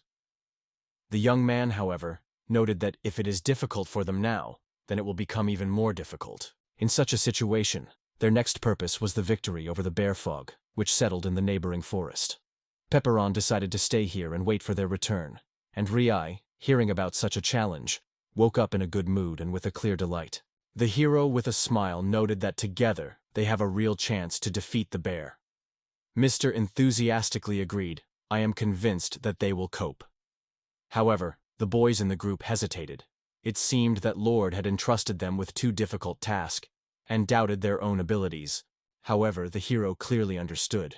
Such rigid methods may seem excessive. However, this is how his students feel how serious the threat from a powerful enemy is. Before they reached the towers of Borf, he sought them to master the foundations perfectly. Pepper asked Finya and Noboy to stay still and grasp the tents. Nobo decided to take the opportunity to cook food, and Finja gladly agreed to hear that offer. Reyes was not sure that they could only cope with the two, while the gentleman suggested that her girlfriend had scared. It was at this point that Ari was imperceptibly approached Poch and noted the strict conditions in which he kept his wards. However, Poch only sought to make them real special forces. Mr. Pepperon personally engaged in the preparation of Rijaz, and she remembered how she overcame those rabbits, and felt the confidence that she would handle even a bear. But she did not have time to finish this thought. as a sinister bear roaring suddenly sounded behind. A giant bear, like a gloomy shadow hanging threateningly over frightened girls. The cut and the lady ran out, and the Reese, without restraining, reminded her friend of her intention to deal with the bear. However, the gentlemanly exclaimed that she would not do it for nothing, because she would not dare to kill such a giant bear. Despite its considerable weight, the bear moved surprisingly quickly. He raced so rapidly that Pona was immediately aware of. They were threatened with a deadly danger, and they could simply not have time to escape. Turning to an angry beast, she struck him with an unexpected blow. The bear stopped, looking at his own belly in surprise. The lady realized that her blow did not harm him. Reese warned a girlfriend to be careful. At the same moment, the bear swung a huge pot, but the rice managed to push the lady, and they rushed together in the thicket. The girls, hiding behind the bushes, tried to take a breath. The gentleman felt as if they were leaving her, and with anxious glanced at the RU who was injured. Rise reassured her, they say, to fear nothing. It's just a scratch. Everything is fine with her. The lady in the depression took her eyes down. The gentleman sincerely apologized to Riaza for hurrying to attack the bear on her own. Now they had to act together. Riaz understood. Alone they did not cope, but by combining the strength, they were able to defeat the bear and spread it into pieces like cabbage. They felt a tense morale before the bear noticed and turned them, preparing for a blow. Just before the girls suddenly Pepperon. He raised his hand and, using fire magic, struck the bear with flames. The flames escaped even more, forcing the bear to retreat. Raising his head, he noticed another figure that he was slowly approaching him. The blow of gas came directly into the nose, and the giant beast swept to the ground. Reese, with relief, rushed towards Mr. Pepperin and Kerosene. The hero realized that for such duels they were still lacking in experience, but recognized. Today they gained a valuable lesson. Kona always kept the morale, no matter who was her opponent. However, it happened that she risked at the battle alone, and could thus be the danger of her comrades. Unlike her, Rue cared for others. However, her kindness sometimes turned defenselessness that could turn tragically for her. When their own strength became insufficient, they discovered a new power in unity. This is how Pepperon, together with his friends, came under the protection of both. Pepperon decided that because the food for dinner was already chosen, it is time to return to Nobo and other friends.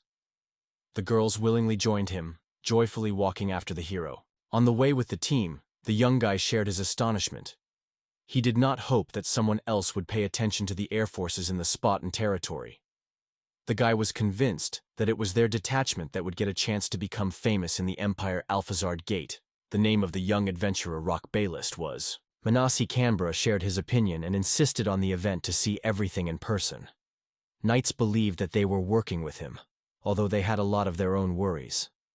Meanwhile, the Micro-Ristar's medicine could not believe that the Air Force leader had overcome the dwarf, and turned to the year with a direct question whether that was really the case. A guard named Ban Gentry confessed that it was difficult to believe.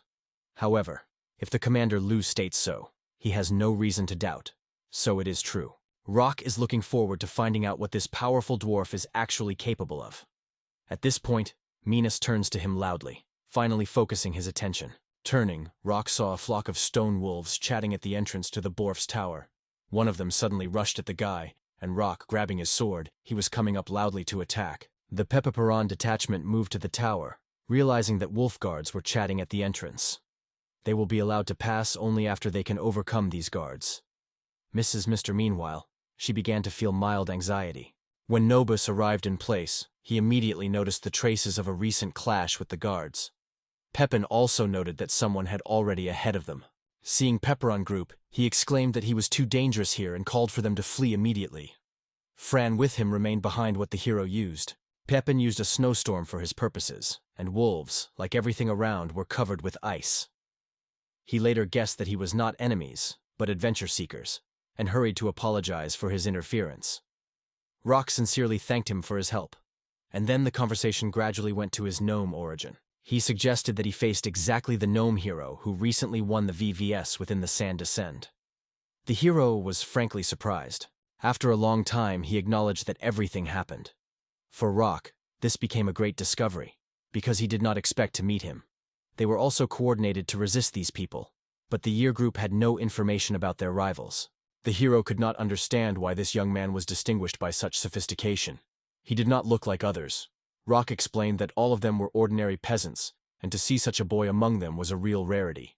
Rock gave his hand to Pepperon, appearing as the main character of the game. His name was Rock Ballast, and he was openly glad to acquaintance. Reese advised him to calm down and think with whom he was dealing with, because he was in front of him Pepperon, a liberator of 7 races. She exclaimed the boy that there was none other than the most famous ruler of the majestic septum, the majestic hero of this world, Mr. Pepperon. For Pepperon, it became a real shock to hear the same words from different words that Lala once spoke. Hearing the name of Gloria Septim, this group was genuinely surprised. They had never encountered this name or similar stories before. Rock saw a group of heroes moving to the tower of the board, and suggested that they make them a company, convincing that their presence would not become a burden for the detachment. Pepperon believed that it would hardly be convenient, but the connection with them was already established. The refusal would not change anything. In any case, these people would follow and only interfere with plans. Therefore, Pepperon reported that they are indifferent to accompanying, but their main goal is not military victories. The most important thing for them is to find magical books and continue their studies. If it suits, let them join. The doc smiled and agreed without objections, because in fact this issue did not worry. Meanwhile, Major, a young woman, approached her partner and reminded him of the need to be more polite. They explained that they are only here because of the wolves and do not intend to climb the tower. Rock was aware of all this, but he wanted to make sure what power he could overcome such formidable wolves. Moreover, if they are allowed right now, its reputation of one of the morning adventurers will be in danger. Until recently, the group had only a level B, but after their leader announced the future path, they immediately went. Nasi sighed hard. For some reason, this news did not seem to her unexpected. Rock moved forward, but the girl stopped him with a cry, reminding that they still do not know where to look for the entrance. The heroes entered the first floor of the Boro Tower. Rock looked around with interest, thinking about what secrets this building kept in its walls. Meanwhile, Mickey Rosestar noted that the atmosphere inside was surprisingly gloomy. He agreed with her, and the place really seemed deserted. In the meantime, he thought about how to climb the upper floors. The kerosene, which already understood how to do it, only silently pointed to her with his finger. They watched the magical circle with delight, convinced that real magic was in front of them. However, Nobo explained that it was only a circle of teleportation. He noted that it is only necessary to be mistaken when used, and they will find themselves at lower levels where serious trouble will be expected. The guard has properly realized and said, there are really shortcomings in the system. But knowing the road to the upper floors, Pepperon confidently led them forward. It was not to be an obstacle to them. The gentleman smiled, realizing that everything was simpler than she thought. Pepperon asked his comrades to keep calm and not to approach the magical circle. Pepperon did not have time to utter these words as Panja was already standing in the heart of the circle, calling everyone not to delay and move forward. The guy could not understand why nothing had happened, because, according to his idea, it was only necessary to step into the circle, how monsters should appear. He decided that maybe everyone should be in a circle at the same time. Instead, Pepperon was convinced the opposite. In his opinion, the circle cannot be used until all the monsters were defeated. The team, located west of Pepperon and Rock, also decided to form a circle, following their example. Pepper advised them to stay and wait inside the radiant circle. Nissi, like everyone present, could not hide his surprise. Just before their eyes, the circle participants disappeared with the circle itself. The master has already thought that in this way, they would not be able to climb to the upper floors, as something else has attracted her attention. She turned, and seeing a huge creature, looked like a giant spider, did not hold back the cry of horror. The heroes did not even have an idea what had happened and where it came from. Inside, Pepin felt annoying, not fully realizing what was happening around. He noted that the current situation was strikingly different from the one he knew from the game. It seemed to be much more difficult to solve this problem than they hoped. Roxmark stood in confusion, not fully realizing what was happening. But despite all, he will have to make a decision, at least try to solve it with the help of a regular handshake. Pepperon agreed with this approach and realized that it was time to end empty conversations. He suggested that the Roxy team show what they were capable of. Rock was happy to show his strength, warning that this time he will not repeat the mistakes made with the wolves. The hero trusted him without hesitation. The boys rushed at the enemy rapidly, and Rock stated with determination that they would certainly overcome this monster. At this time, Pintigi, along with the satellites, has already reached the second floor of the Tower of the Board. They noted that Mr. Pepperon and others also detained at the same level. Nobo was suggested that they could be moved to another floor. In this case, the Kerosene advised to rise closer to the top of the level. However, the Guardian of the Rock hesitates and does not dare to make the final decision on his own. He had no doubt in his own power, but he was worried that he could happen to his friends if they went without him. In addition, his attitude to himself has changed. Now it seemed that Pepin knew about this tower most of all. Thinking about the danger posed by the stones, he was worried about their possible return. However, the finance reassured him, noting that they had repeatedly passed through such trials. She advised him not to worry and move forward. The guard struck the confidence that it was based on her strength. Nobo frankly confessed, she is fearless only because she was not used to thinking in advance. The Kerosene was convinced that if Mr. Pepperon was nearby, they would all feel no less bold. Finally, the Kerosene made the decision to descend to the ground floor. Meanwhile, the heroes, along with Mr. Pepperon, overcame a spider. After the battle, the hero addressed his comrades and wondered if they noticed the difference between this enemy and a default bear or horned rabbits. The Reese and Pona Fatigue agreed. The spider's actions could not be predicted. Guy turned his gaze to the palm of the year and immediately noticed that the avant-garde was fighting desperately without sparing strength. The rear guard reinforced the allies with magical support, and in general their actions testified to a well-coherent team. The hero came to the conclusion that this act would be a great example for Mr. and Riaz. The shot called Manisi, and the girl used the ice blow immediately. At this point, Rock snatched the sword and quickly dealt with his opponent. Pepin noted their wonderful work, and Rock, not hiding, acknowledged that everything turned out quite well. Menace, however, cast a sly glance for the year, and noted that without Mike, it became much more difficult to watch him. When all the monsters were overcome, Mr. Raya noticed a circle.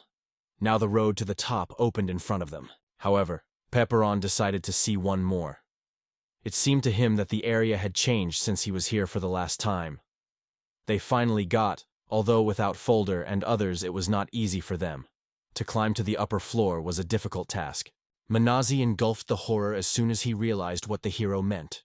Pepperon supported her. They both had to overcome this tower on their own. On the way to the top of the tower on the travelers, many formidable monsters were waiting. If the level of all opponents were the same as the Guardian Spiders, Pepperon could provide them with reliable protection.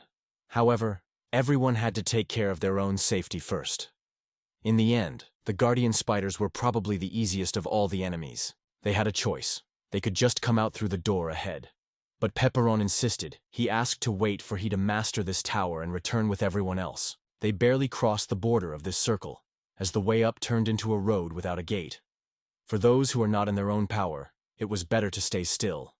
However, Rock has already introduced him to all the details. For him, this would not be a burden. Moreover, the brave adventurer who had already stepped in the dungeon would not allow himself to shamefully escape, lowering his head. Pepperon felt like the main character again. Manus was surprised that Rock was still not tired of wandering the first level. In her opinion, they had already enough adventures on this floor. She believed that the most conscious would be to stay here and wait, because to rely only on her own strength in the storming of the Borf Tower. Too confident. To be frank, it seemed to her in the past that she had already made considerable success. She annoyed the magician, emphasizing that she came here not for the sake of beauty. However, the threat only smiled in response without believing its words. Manasi noticed that the little lady was moving surprisingly confidently and cleverly, while Ryaza's lunges seemed clumsy to him. However, Riaz noted that they were almost approached. At the same time, unlike her, they were not afraid to climb on the Tower of Borf. Manasi agreed, although he could not imagine how they managed to win the Air Force with such a team, because from his point of view, elves and dwarves would be better to stay at home and not stuck on the field. Pepperon and the lady. Rock bowed to the hero and sincerely apologized for Manasi, whom he considered a good person, though he did not restrain him sometimes. However, Pepperon assured that it was not of great importance. He looked at the gentleman and Riaz, warning, they still have a chance to give up. After all, when they decide to retreat, only death will expect them ahead. Everyone decided to join the magical circle. and instantly found themselves in the new room. Looking around, the residue suggested that they rose to the second floor. The master also noted that this hall is almost indistinguishable from the previous one. Meanwhile, Menace turned to Pepperon, asking where the next teleportation circle is located. Rock could not believe that there was indeed a circle of teleportation on this floor.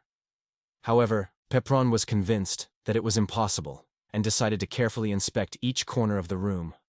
After all, starting from the second floor, the circles of teleportation have always been placed here. If the wheels were not where they should, climb up or go down. He sighed heavily and pressed against the wall, reminding everyone of the need to stay still. They turned the whole room upside down, but did not find a single hook. Then she realized that all these efforts were quite futile. Looking aside, she suddenly saw a huge monster who watched closely at her every movement. Menace covered panic. She could not understand what it was for the creation, and when the monster moved to her direction, fear only intensified. Pepperon suggested that they may have a guard. It is likely that the circle had to appear only after they defeat the opponents. Despite some differences in the principle, the task remained unchanged. The enemies had to be overcome. The year ordered Mr. and Rejaz to stay on the spot and under no circumstances move to the attack. At the same time, they had to make every effort to cope with the test. The threat was alert, completely ready for battle, and without hesitation he received an order that he gave him a hero. Hearing this, they immediately grabbed their weapons, and Pepperon with a real determination rushed into the attack. He rushed to the enemy with a rapid jerk and struck his sword in the jump. Once under the attack, the hero quickly realized the body of the monster was of the strongest steel, and the ordinary sword could not cause him any harm. So, as Mr. Pepperon warned, it was impossible to defeat this opponent with a naked force. It was at the moment when the monster pulled two swords from his back, he decided to act completely differently. The monster swung on the hero, but Pepperon managed to parry the attack and smiled. Taking away from the blade of the monster, he struck him with fire magic. The flames, grabbing from his palm, swept the enemy in the fire. The flames were almost instilled. The monster cut it with a blow, and there was no trace left of the fire. The hero, having predicted such development, calmly followed the enemy. The master with Rias did not look away from the duel. But for the writing, everything that happened seemed to be incredibly exciting. The hero rose rapidly, skillfully using fiery magic, and directed his direct power against his enemy. He rushed 3 times in a row, releasing the flames, never slowed down. Reese could not understand why Mr. Pepperon was so passionately using fire, because it did not affect the monster at all. But the master explained that this was the essence of the game. The enemy's guard felt his armor gradually melted under the pressure of the heat. The hero did not delay. At that moment he saw a wonderful opportunity, and rushed forward, struck by the sword on the monster. The blow was so strong that the enemy cut in half. Pepper exhaled with relief, looking at the defeated enemy. He used the flames 5 times on one floor, trying to keep the forces as much as possible. Without Pintigi and others, he no longer had the freedom in movements to wave the sword without restrictions. However, he was convinced that his improvised action was quite good. It would be even more spectacular, he thought, if this attack to invent a special name. The girls exclaimed enthusiastically, expressing their admiration with Mr. Pepperon. In their view, it seemed extremely cool and strikingly different from other dwarves. They dreamed of becoming as strong as him and to participate in battles with him. The master imagined Pepperon approaches her, descends on one knee, gently takes her hand and genuinely begs to join the battle side by side with him. Mr. Sleeping, like a ripe tomato, driving away in intrusive thoughts and unpleasant feelings. She was justified in front of herself, convincing that she only feels sorry for the master and seeks to help him a little. Paradise tried to understand what happened to the maid, because the face of a girlfriend burned with a blush. The lady hurried to assure her that all is well. She just thought about what Mr. Pepperon is wonderful. The girl smiled and confessed that the fear jumped her so much that she could not step. In all this, the only thing that did not think of thought, as she would like to help Mr. Pepperon, but she turned out to be powerless. The thoughts of that girl did not leave her, becoming a real obsessive idea. Although the girl insisted that he was not intended for battle, the master was quite confident in the opposite. The hero approached her and answered the same as the master did. But for him, these words already had a completely different meaning. After all, not only attackers but also defenders play an important role in battles. This time, he instructed both to stay in the rearguard, and thanks to their discipline was able to focus fully on the offensive. The monastery revealed impressive power. They were easily oriented in all circumstances and acted without hesitation. It would be good if Rias and Mr. could highlight some victories from their clashes, and they were not proud of them. The lady came to life and assured the hero that they would do their best. Pepron finally felt relief. It was extremely difficult for him to constantly repeat the same thing, so he secretly dreamed of an inexhaustible stock of royal formulas or something like that. Having cast his gaze on the second guard, he thought whether to trust the rock team and allow them to finally destroy him. Meanwhile, the security guard managed to repel the blow, but he was thrown back. The enemy's strength was much more powerful than it could be imagined after only one single occasion. Manhwa worried about the year, worried about whether everything is well with him. Rock assured her that nothing had happened to him. The girl advised the year to apply the same techniques that they already used against the spider guard. I am convinced that it would stop the enemy. Rock agreed with her proposal and instructed Manus. Manus exclaimed, ordering to leave the territory immediately and start the offensive. The boy listened to the girl and jumped, being just over the head of the confused rival. At the same moment, Manasi struck a staff on the ground, and stone thorns exploded from under it. The blow was directed by the enemy, and the guard gathered all his strength to repel it with both swords. Manus attackers seemed to have no idea that such a guard would be able to repel their attack. Barely the enemy released from the put, as he rushed for the year, swinging his sword wide. Menacey called the boy, and he was cleverly prepared to repel the attack with his hands. He did not expect that the guard could be so easy to maneuver in the air. But as the guard was going to strike, the hero rushed to him rapidly. Swinging his sword, he struck a fiery blow that instantly cut off not only his weapon, but also his own body in half. Pepin stepped carefully on the floor, while behind him the soldier fell. At that moment, the hero came. If he immediately allowed the sword to flash flames, it would be possible to avoid unnecessary expenses. The threat was surprised to realize that Pepperon was able to impress him on his first attempt. But that was what Rock hoped. So, without delay, Pepperon decided to move to the next 4 beats. Unexpectedly, under the feet of the heroes, a magical circle appeared. This development was a complete surprise for them, and they still did not fully realize what was happening. They tried in vain to understand what happened and why the unseen darkness prevailed. The master suggested that they probably found themselves on the 3rd floor, and unconsciously touched the wall, not immediately realizing that before her. The stone dragon looked at the boys, and Rock did not resist. He exclaimed that he was just a giant. Pepron was stunned by the appearance of the dragon on the 2nd floor, because it was certain that it was the guard of the 5th floor. Meanwhile, Fina, along with the team, finally completed the clearing of the 8th floor of the monster house. The guard from the detachment of the year was surprised to realize that Fincy had coped with these monsters on his own. Mika thoughtfully thought that such a desperate Harpia would be part of their lives. Meanwhile, the kerosene, noticing something at the end of the room, exclaimed that there was a chest.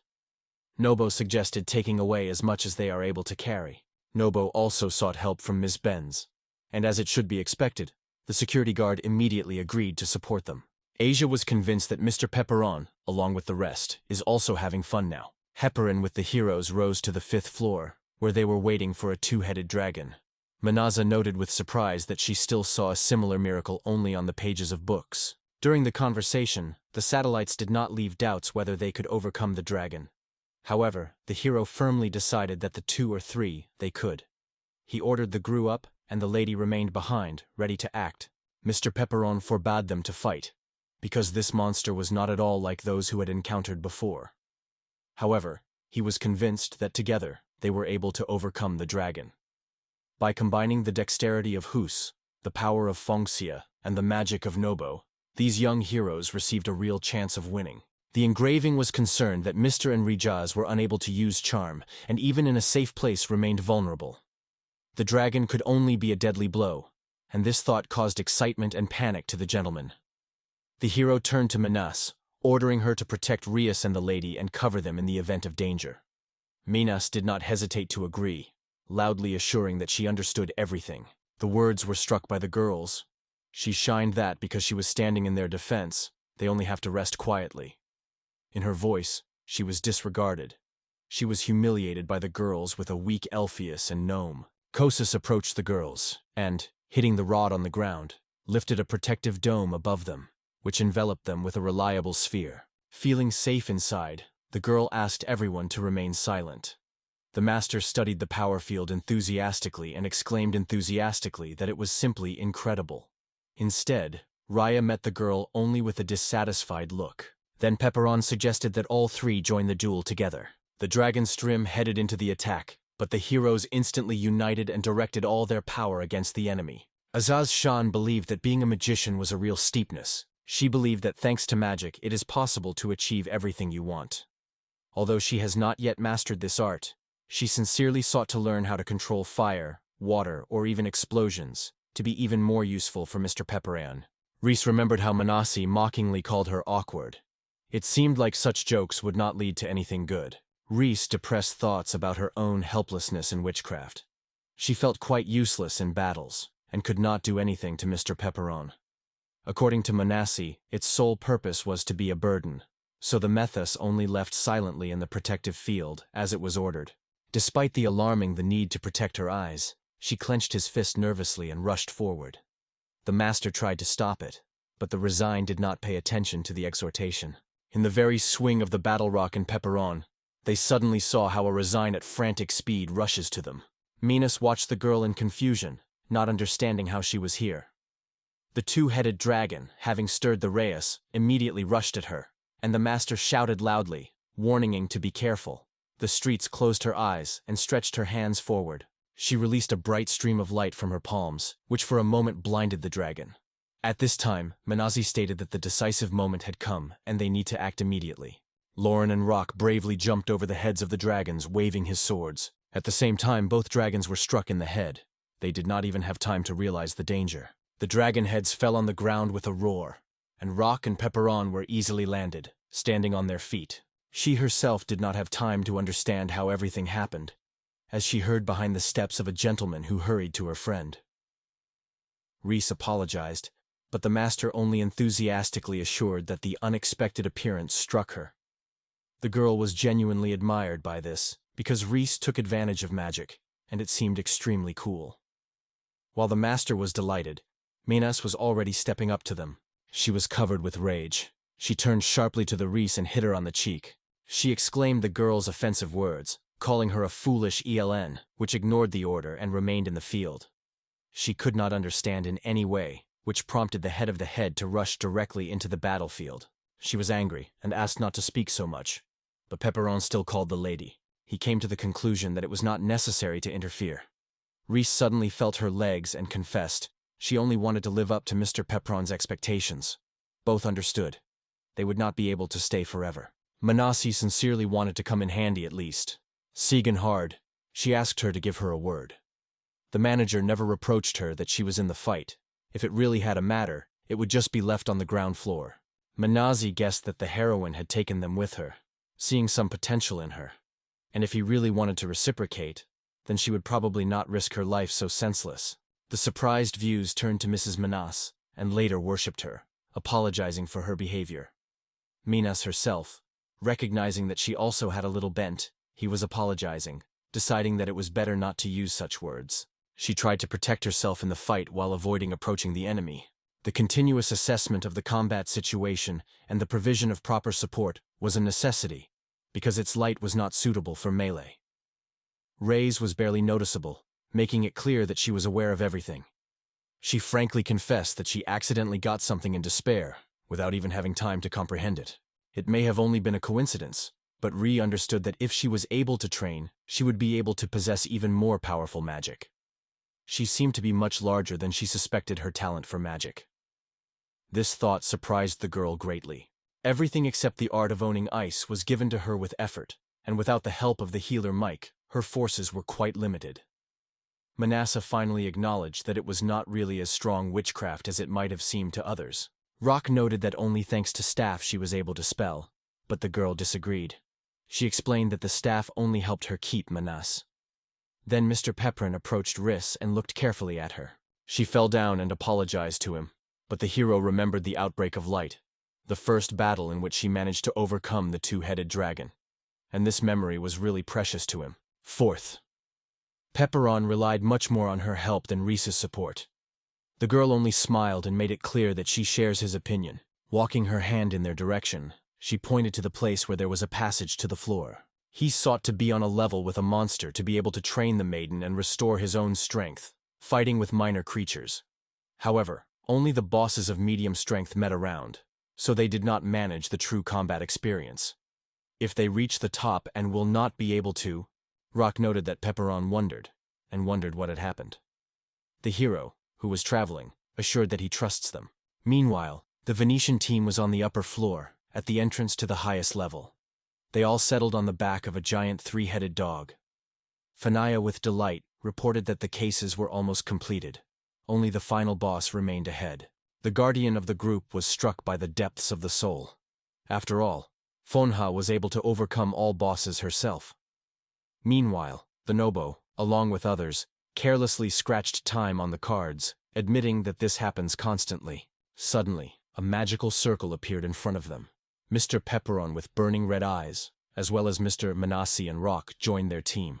The joy swept it when it turned out that everything was well. The noble did not hide his excitement for them. He felt true happiness, realizing that the danger had passed, and they were again together. Licia appealed to Mr. Pepperon to inspect the treasures that had time to gather in large numbers. The hero did not hide as a surprise and enthusiastically noted the efforts of Harpius, but Roxgard noted that the treasures themselves looked somewhat neglected. Rox added that Mike put a rod in front of her and strongly moved forward. Closing her eyes and focusing on magical energy, she released a gentle glow of blue light. Their eyes glowed with admiration, because all wounds and scratches disappeared right in their eyes. Rock and Manassi did not hide joy.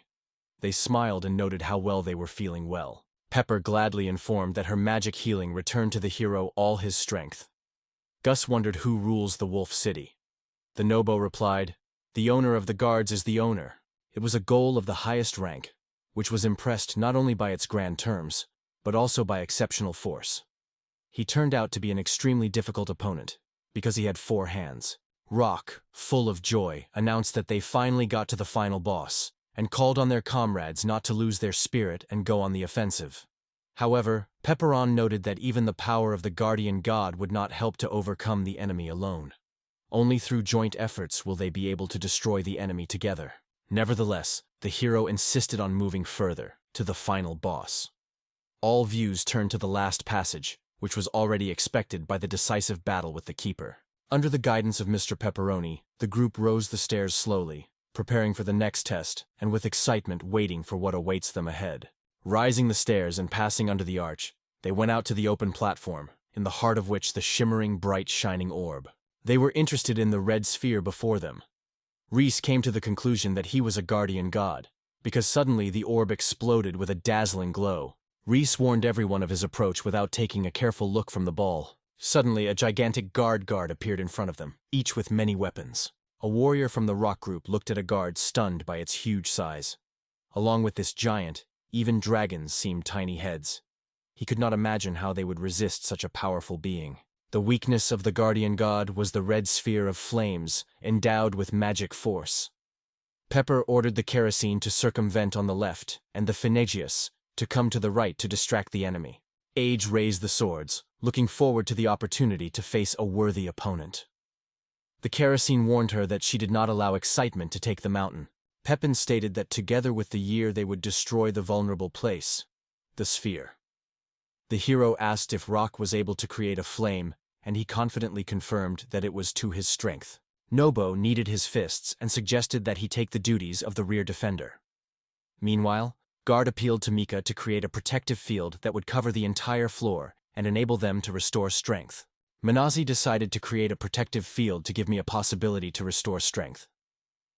She also strictly ordered Rajaz and the lady to stay together, stressed that this time it was forbidden to go to the battlefield this time. The girls assured that everything was well understood. Pepin with a gesture invited them to start, and Gus, together with Fonthesia, immediately rushed. He wondered to distract the enemy, creating several of his doubles. Together with them, he rapidly moved the guard on the guards. The guard swung the dagger, but the blade only slid on the floor at the feet of Haas. However, Kerosene showed agility. He immediately reacted and cleverly jumped into a massive chain of enemies' weapons, quickly moving on him in the direction of the enemy. Release from the chains! Huss glared at Fonthesia, and she, instantly catching his intention, struck 1,000 lightning strikes on the enemy. Her attack reached the goal, knocking down a creature from the panther. Fantasia called Mr. Pepperon. Nobo instantly gathered with thoughts, and together with others, he called for flames. The giant tongues of the flames came to the enemies, and the joy of the advantage of the benefit broke out in the eyes of the gentleman. But soon the guards were only indifferent to the fire, and fiercely fierce. Nobo, fiercely pouring on the guards, grabbed Pepperon and Rock, stopping them before the rapid wave of attack. Finosia shouted at pain, feeling burning, and the kerosene suddenly realized that they all lost their vigilance. Outraged, Phoenicis jumped and exclaimed that it was now truly angry. Swinging, Harpia straightened her leg, trying to strike her famous blow to the guards. The enemy did not even respond to her attack, and effortlessly reflected the attack. The Fane immediately turned to Mrs. Henriette, and they wondered with anxiety whether all was well with her. Catherine did not call to rest, because the guard was preparing to strike a new blow. Around the security guard, signs of anxiety, perturbed by his force, were increasingly pronounced. The guard created shackles who twisted and closed around other members of the team. They went to prepare for a new attack, but Noba noted that things were not too good. Minas, covered with fear, shouted that her shield would not withstand the next blow. Meanwhile, the kerosene has already decided for himself that everything was lost. The enemy threw huge, threatening spikes with hooked ends. Pepperon tightened with his teeth and almost decided to break the shackles. However, it suddenly appeared to the figure of Rox, who strongly commanded everyone to move back. The heroes gladly welcomed the bath, and he assured them that everything was happening according to the plan. Since he became a defender, his decision has been adamant. At any cost, he has to fulfill his duty. He was aware that if everything continues in the same spirit, his death would be inevitable. He turned back with a decisive movement, although Salmonost, Reyes, and the lady tried to stop him. It was unclear why they were behaving that way. Seeing what was happening, he shouted loudly, "Their death will be a catastrophe for all." Racy added that their forces were exhausted to the limit. However, if they were destined to fall, they will do it together. He smiled and confessed that he was full of gratitude to them, and then gathered all his forces and desperately rushed to restrain the enemy's offensive. Suddenly, the enemy offensive broke. The characters fell to the floor, knocked down by a powerful shockwave. Her victim was also the guard. He blinded from a dazzling outbreak. His shackles immediately dissolved, and Pepperon, along with his comrades, gained long-awaited freedom. Ben, barely turning his breath, proudly said that they were successful. Menas, sighing even harder, thought about the inevitability of her own death. Meanwhile, Rejas and Mr. They could not realize that they were lucky enough to avoid a blow, because they had already resigned themselves to the thought of the impossibility of rescue. Mickey noted that she had already restored her forces and was ready to cure everyone. However, Bonnie suggested that he did not rush, and asked first to help Pepperon and Cancer. Mickey agreed, and immediately applied red healing to these heroes. Nobo smiled, noting that they were rescued by Mr. Ben. However, the guard denied, emphasizing that everyone had been rescued. In addition, he added that he intends to finally defeat God Guardian. Nobo agreed that only through joint efforts they were able to succeed. In addition, the decisive blow had to fall on Pepperon and Rock, because only they remained quite ready to join the duel. Hearing the proposal to finally complete the case, Rock immediately agreed. Folded on the red sphere, they endowed their swords with fire magic. At the same time, they struck the sphere, and at the same moment it crumbled on many small debris. When a lively life prevailed in the fortress of the famous village, Lala was happy to announce that everything was prepared. Mr. Pepin has long dreamed of opening public baths. Separately equipped private beds allowed Mr. Pepperon to be alone and relax. However, Parchi concluded that even in such an atmosphere it is impossible to relax. Finally, she decided to go to the bath, because she has not done so long ago. However, Lala, annoyed and upset, grabbed Deer Tail and strictly forbade her to go there. She noted that these baths belong to Mr. Pepperon, so if necessary, it can use a common bath.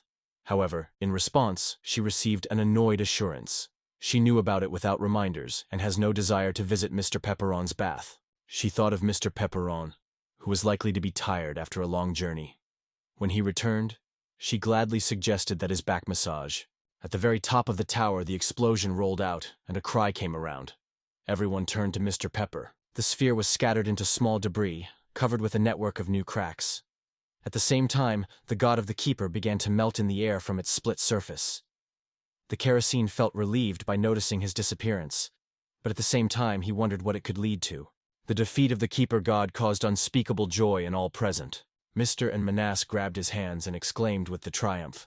It was such strength and desperation that they were waiting for the best soldiers. I also convinced the master's skill. He also showed himself worthy. She noted that they all were really striking. Nobo and Mika approached the finality that lay on the floor without being brought. The kerosene reassured her with the words that everything was over. But Fincy only answered the food. It was a sign that she fell asleep with a strong sleep. Meanwhile, someone suddenly exclaimed, turning to Peperon and calling him a king. Rock has sincerely thanked for continuous support. It was because of this that his comrades felt stronger. Pepperin assured that he was not going to take the masters with him at all, while Rock could not understand what the essence of the hero was. They made the decision to move to the Boro Tower, and he eventually warned that after the first stage, there was still an opportunity to return. Pepperon believed that they got to this place through their own efforts, and its role was only to accompany them. Pepperon was happy when he heard such words from the king's mouth, although at the same time he seemed to be thankful. Meeting with masters brought fresh knowledge and invaluable experience. Particularly noticeable changes occurred with Riez. Under the influence of Manasan, it has changed deeply. The kerosene noticed something unusual on the chest of God, and immediately reported to Mr. Pepperon. The hero only managed to understand what he saw. However, the place seemed too dangerous, so Mr. Pepperon suggested that the contents of the chests out and already divide the prey there. Meanwhile, Has began to think where the treasure had disappeared. On her question, Nobu explained that everything was left in the previous room. In the meantime, the girls could not look at the size of the chest. She seemed to them just a giant. Meanwhile, in the city of Ravel, near the Wolf Tower, there was an explosion. One of the local residents recalled that shortly before this tower was visited by a young adventurer. However, others refused to believe that he could have caused such a mess. The man standing nearby only waved, calling this assumption a complete nonsense. On the very top of that tower was a giant killer bear, more than 30 meters high. It was he whose stare has unspeakable riches, mountains of gold and silver. Everyone who believed in these legends, adventure and thieves seek, desperately tried to penetrate inside, but none of them was destined to come out alive. The peasants first decided that they had come across a half-ash dragon, but soon their attention was attracted by the spooky human cries that were nearby. When all the jewelry and bags were already packed, Pepperon reminded the boys to be careful and leave nothing important. Suspecting that the portal was located nearby, the master hoped to bypass new unexpected adventures and not to come across the dragon again. However, Pepperon noted that they are on the upper floor and the only way out, through the outside world. In such a situation, the portal was extremely needed, no matter where their road lay. Nobo lifted the bag and decided to accept everything that would happen next. Feng just smiled, saying that it was time to return to the outside world. Since Raoul was able to read, all the characters were in a circle, preparing for further events. The Gloria's training platform was dominated by a humor atmosphere. On the other hand, the tense training process continued, as participants had to perform 500 ascents on the press, which became a real test. He was one of the peasants he taught. With a smile on his face, the guy did not understand why they suddenly decided to suspend the workout, because so their dream to join a special assault unit could remain impossible. I commanded to make 500 push-ups, and despite the complete exhaustion, the boys silently made this decision. It was at this point that Ari was imperceptibly approached Poch and noted the strict conditions in which he kept his wards. However, Poch only sought to make them real special forces. Mr. Pepperon personally engaged in the preparation of Rijaz, and Eric asked Lalai whether it was really needed. Lala replied that she was making every effort to help the tired Mr. Pepperon, and took her sponge. Lala was intended to wash the era thoroughly, but the girl insisted that she could handle herself. In fact, Lala didn't even look at her back, but her presence seemed threatening. She barely managed to disappear from her eyes, as a pack suddenly realized she probably was not easy, and at the very moment, they heard the cry of the pain in the eye. Eerie reported that the girl escaped. Potsy with a smile lifted his gaze to the sky. I am convinced that Nobo and others are now having a great time with Mr. Pepperon. The master was aware that they were already on the street and seemed to have been a dangerous place successfully. The threat closed her eyes for a moment, thinking about how much she managed to fool the world outside the world. However, before entering the city, Pepperin suggested sharing the treasures obtained. Looking at the diamonds, Pontus could not hide the delight. His eyes glowed, and rays split this admiration, admiring gorgeous jewelry.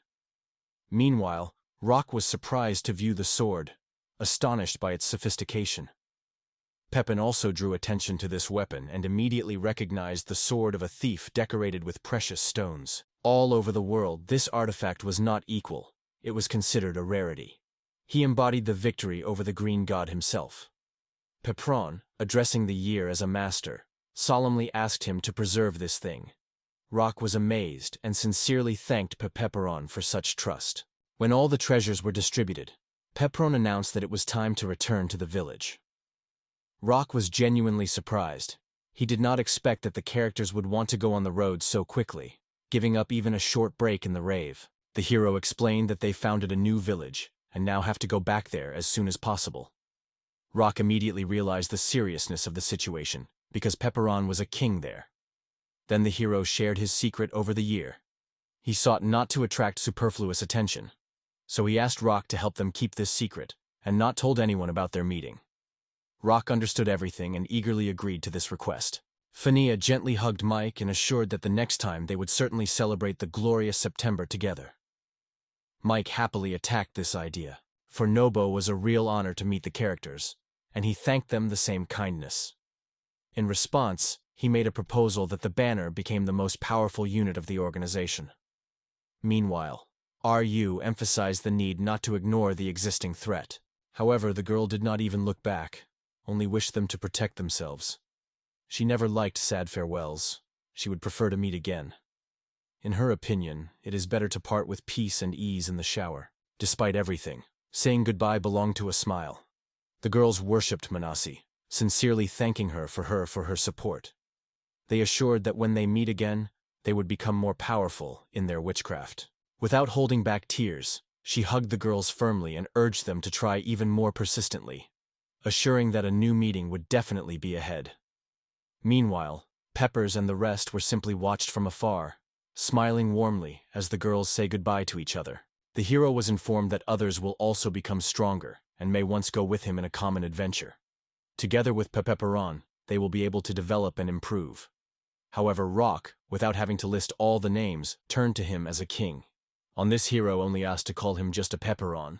In the end, they fought side by side and became real friends. Rock supported the hero, lifting his fist with him. Standing in front of the tower, they faced their fists. This gesture was a silent confirmation of their friendship. Smiling each other, Rock promised that their meeting was still ahead. Pepperon, smiling in response, agreed without hesitation. Rock came to the boys overflowing, and said it was something incredible. For the first time, they had to meet such a strong dwarf, and this meeting opened to them a whole unknown world that was still waiting for their study. They thought that the peasants were calling them. They thought to whom it could have taken to capture the Overdrak Tower.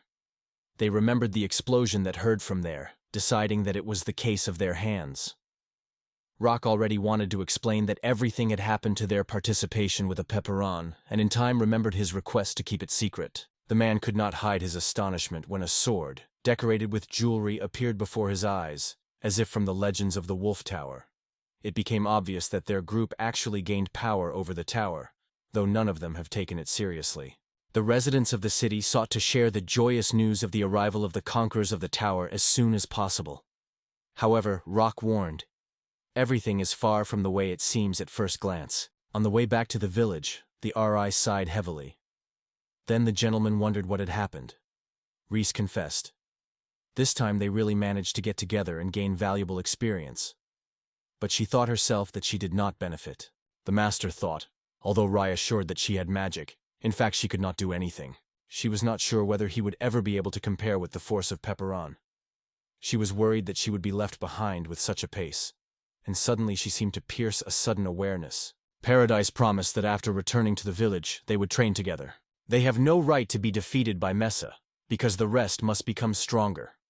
Riz was ready for anything to support the Lord, and suggested that you combine forces to fight together. The lady smiled widely, without words agreeing with Rijaz. Yupon warned that she would no longer contain herself, to which Rijaz replied with a smile. That's what she was waiting for. Meanwhile, on the top of the rock, they followed the figure with horns and demonic eyes. The stranger said quietly that she finally managed to find the same legendary powerful gnome, and smiled mysteriously. A few days have passed since the boys went to their expedition. Meanwhile, Lala, together with the Finnis, took care of the villagers. The Kerosene went to the nearest city to explore the situation. And Aerie, meanwhile, was experiencing experiments on books found in the Boro Tower, and at the same time taught a new sage. Meanwhile, Pakai did not stop training. He allowed his student a short 5-minute vacation, after which therefore had to run 50 circles around the village. Goblin by the name of Coco finally waited for this pause, deeply breathing. The old Kachai, whom he also taught, went away, noticing that Coco was barely standing on his feet. The spectacle was truly sad, and the Harpyman, who was behind, noted that he barely turned his breath. It was Harpia Ator, another of their training companion. Titan Dag sat on the sidelines, giving way to rest, and realized that this element was not at all liked. He believed that his true vocation was research. Hachai, meanwhile, pushed him sharply and shouted that their bodies were determined to fight nature and not otherwise. That is why, in his opinion, now it is clearly not the time to read books. Dog, a peaceful nature, barely held back tears, trying to defend himself from Kakayev. Pache met Mr. Pepperon, who decided this time to visit their home. Gradling Lord, he proudly emphasized that the harsh education of his students had given their fruits. Now they have become real, hardened guys. He was convinced that soon they would go hunting, and this thought was very pleased with Pepperon. Meanwhile, I continue your story. Students were representatives of different environments, so small disputes were often broke out between them. That is why he so wanted them to unite and learn how to act as a single team. Pepperon watched closely at those who argued, and completely divided Pakai's opinion. Suddenly, Aprina illuminated the idea, and he asked Pachai to gather everyone in one place. He said loudly that Mr. Pepperon wanted to talk to them and urged everyone to listen carefully. Coco was enthusiastically noted that Mr. Pepperon himself was interested in them. He suggested that this may indicate a generous reward. However, Harpia was convinced that in fact everything is not so rain. At first, Pepperon thanked everyone for the hard work of this day. At the same time, he prepared another task for the students, which was quite surprised by Coco. They had to go to Timon's cave nearby, south. The hero asked them to destroy the snail of the king who settled there and collect the necessary materials. Dag Titan shuddered with fear, just heard the snails, and even baptized them with monsters. However, Pepper reassured him, they say, to fear nothing. Snails are not so dangerous, and if everyone acted harmoniously, they would be able to cope. Despite this, Coco continued to hesitate, whether it is worth sending them there, and whether it is really safe. Pachai replied that Riez and Mr. would be next to them. Both participated in the expedition to the Borf Tower and will now be able to become mentors. Connor noted that this time their group will act under their leadership. Paradise, smiling, addressed the audience and said that she would be pleased to cooperate with them. Then Hachai immediately raised his hand, making it clear that he wanted to ask a question. Perhaps their act seemed a little desperate, but no waste with the hourglass was not in vain. He did not believe that girls were far superior to their strength, despite their experience and participation in numerous expeditions. The words immediately caused annoyance, but the master remained calm. At the heart, Harpia partially agreed with this thought. They did not like to obey people they almost did not know. The Taurus pushed the Taurus and unnoticed their heads, not even realizing that these giants had just carried in their hands. Training and real battles were unlike each other, like heaven and earth. In addition, the boys were forced to undoubtedly obey orders, and the children listened carefully to everything he said. While their affairs continued, the group came to Noboy, looking for Mr. Pepperon. Nobo turned to students who at this time monitored the speech. He appealed to the lady to provide his students for the event. However, Mr. Pepperon believed that life needed challenges that inspire decisions, and this thought involuntarily returned him to his memories to get acquainted. Then he was confused, and could not find the words immediately in response to the king's address. He only asked the hero not to worry, assuring that over time they would certainly strengthen and become true knights, both body and soul. But Nobo believed that they should not be likened to Pachai, because he should master humming. He was angry, deciding that Nobo was trying to learn it from him. He asked Nobo's a clear answer to what question he searched for him. Nobo calmed down and explained that they had come to the merchant, and he wanted to report it to the king.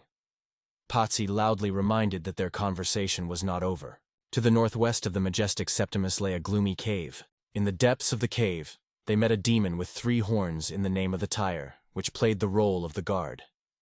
The demon strictly asked what purpose the one who found it came here. A girl with the same demonic eyes approached him. After learning that the tire was defeated by some pathetic person, she laughed. Like him, she was a demon with 3 horns, a demonic princess named Rinny. He wondered where she knew about it. In addition, his former chief has already detained Arfsidus, promising release in exchange for all details and valuable information. Although IF had no power over him, his shadow still remained side by side. The demon Shin denied that he did not remember to serve something similar. Rin just smiled and waved indifferently. The defeat of the tire was not a surprise for her, because his opponent was experienced. But despite the failure, the tire immediately stood up, deciding that it was Rin who was approaching him. So far, Rin was just watching him, because she had to gather the necessary information first. The man was called a Pepper. He was a king of a recently founded state, or rather, a small village called Gloria Septum. Rin was tasked with eliminating a Pepperman from VVs, but the mission was complicated by numerous assistants who constantly became hindering. Rin relied on the fact that Shin would be able to cope with them, although her hints remained indistinct for him. She herself could set up the situation, but she would like it to help you get rid of this worthless company. After that, she would take a little gnome to Celia without hesitation. Shin was angry and grabbed Katana lightly.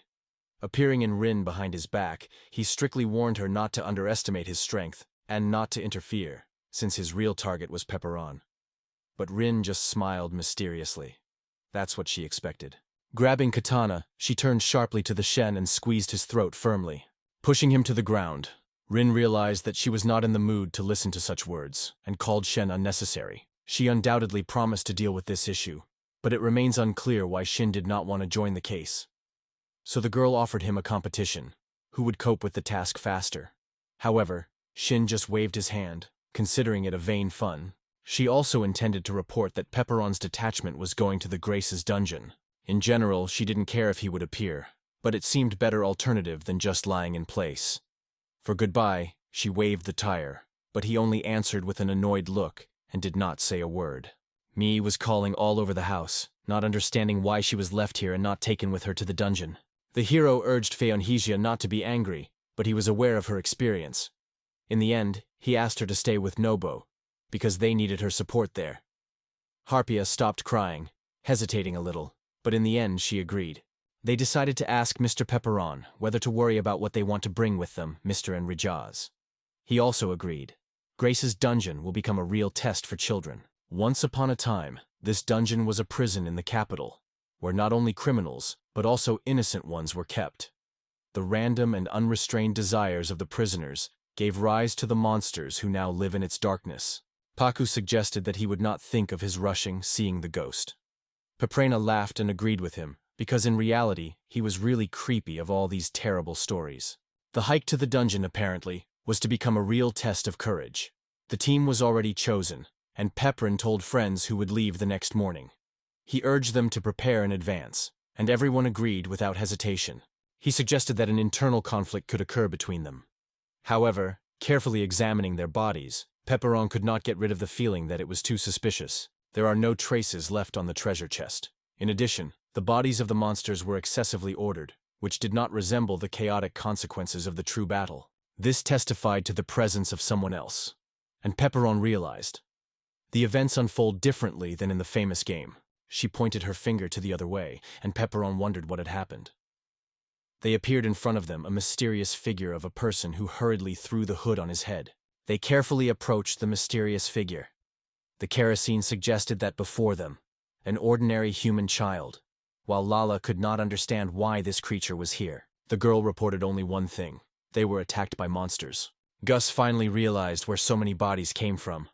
But the hero remained silent for unknown reasons. Gus appealed to his comrades with a request to move further, and insisted that everyone would be kept in pairs and did not disperse. Lala could not understand what Pepperon hinted at. He cast his gaze on the girl and reported that he had to talk to her, so he could not leave her here. Lala and others supported his decision, and the girl only asked the Pepperon to be careful. She stood silently aside, patiently waiting for the Pepperon group to finally dissolve in the darkness of the dungeon. Pepperon asked the girl to ask why she was here, because this place is not intended for outsiders.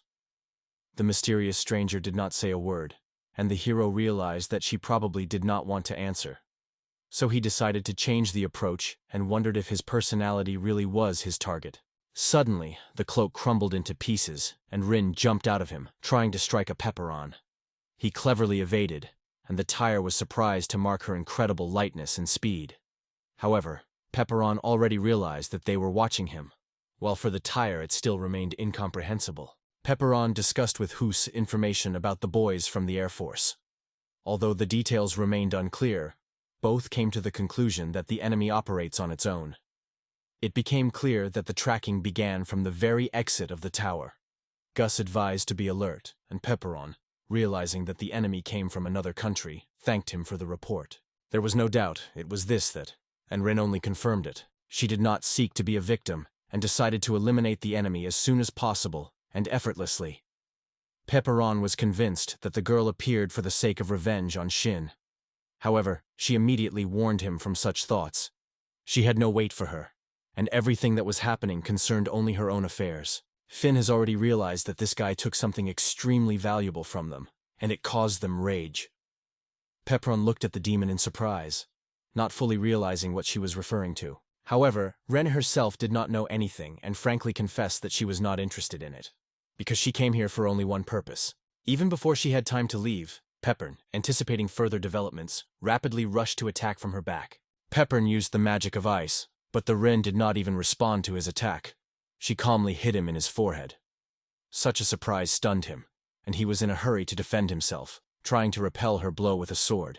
He was wondering what kind of decoration she decorated her back, and he suspected that it was hardly a simple decoration. Trin, calling him clumsy, stated that she was not going to be serious about a duel with one opponent alone.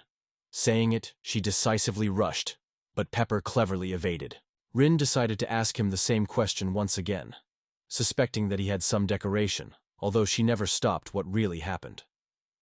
Pepperon, having clapped his teeth, realized that Rin was now stronger than him, and turned on the reinforcement. Pepperon rushed at the attack, and Rin barely had time to lift his sword to defend herself. However, the opponent was so clever that it easily struck her just into her chest. Pepperon gladly noted her successful blow, while Rin looked at her with such a fury. This look would be enough for 1,000. Recognizing after pain, she became even more gathered and serious. The demon exclaimed that Pepperon was already on his own. He was convinced that he just resists a terrible warrior. Rin, licking her lips, aimed katana on the enemy, warning him so that he did not have to regret. Pepperon did not suspect the power of Rin actually possessed, because for the first time he met such powerful energy. He struck the enemy with a rapid shot, which he barely avoided. What an incomprehensible feeling flashed in his heart, but he could not understand what happened. He looked at his hand, felt a strange clouding of his own strength for a moment. However, Rin did not give him delay, sharply exclaimed that it was not time to think. At the same time, she hit him with a kathane in the chest, once again reminding, "On the battlefield, you could not hesitate." Peprena froze from surprise when he finally realized that this feeling was real. Katani was only worth touching him, and the forces left his body. He has almost guessed the peculiarity of these weapons. One touch is enough, and the enemy completely loses the ability to resist. The ability to remain cold-blooded has also disappeared. It just dissolved. Rin smiled, and noticing how the hero was shaking, wondered what had happened to him. Pepperon has completely captured the thoughts of what to do next. The only thing he felt at this moment is fear. When it came to him to run away, the pain pierced his entire nature, and he was convinced that his life had ended. The hero realized that if he does not run away, he would destroy him. He froze with horror without drawing his eyes from the demon and completely lost, not knowing how to proceed.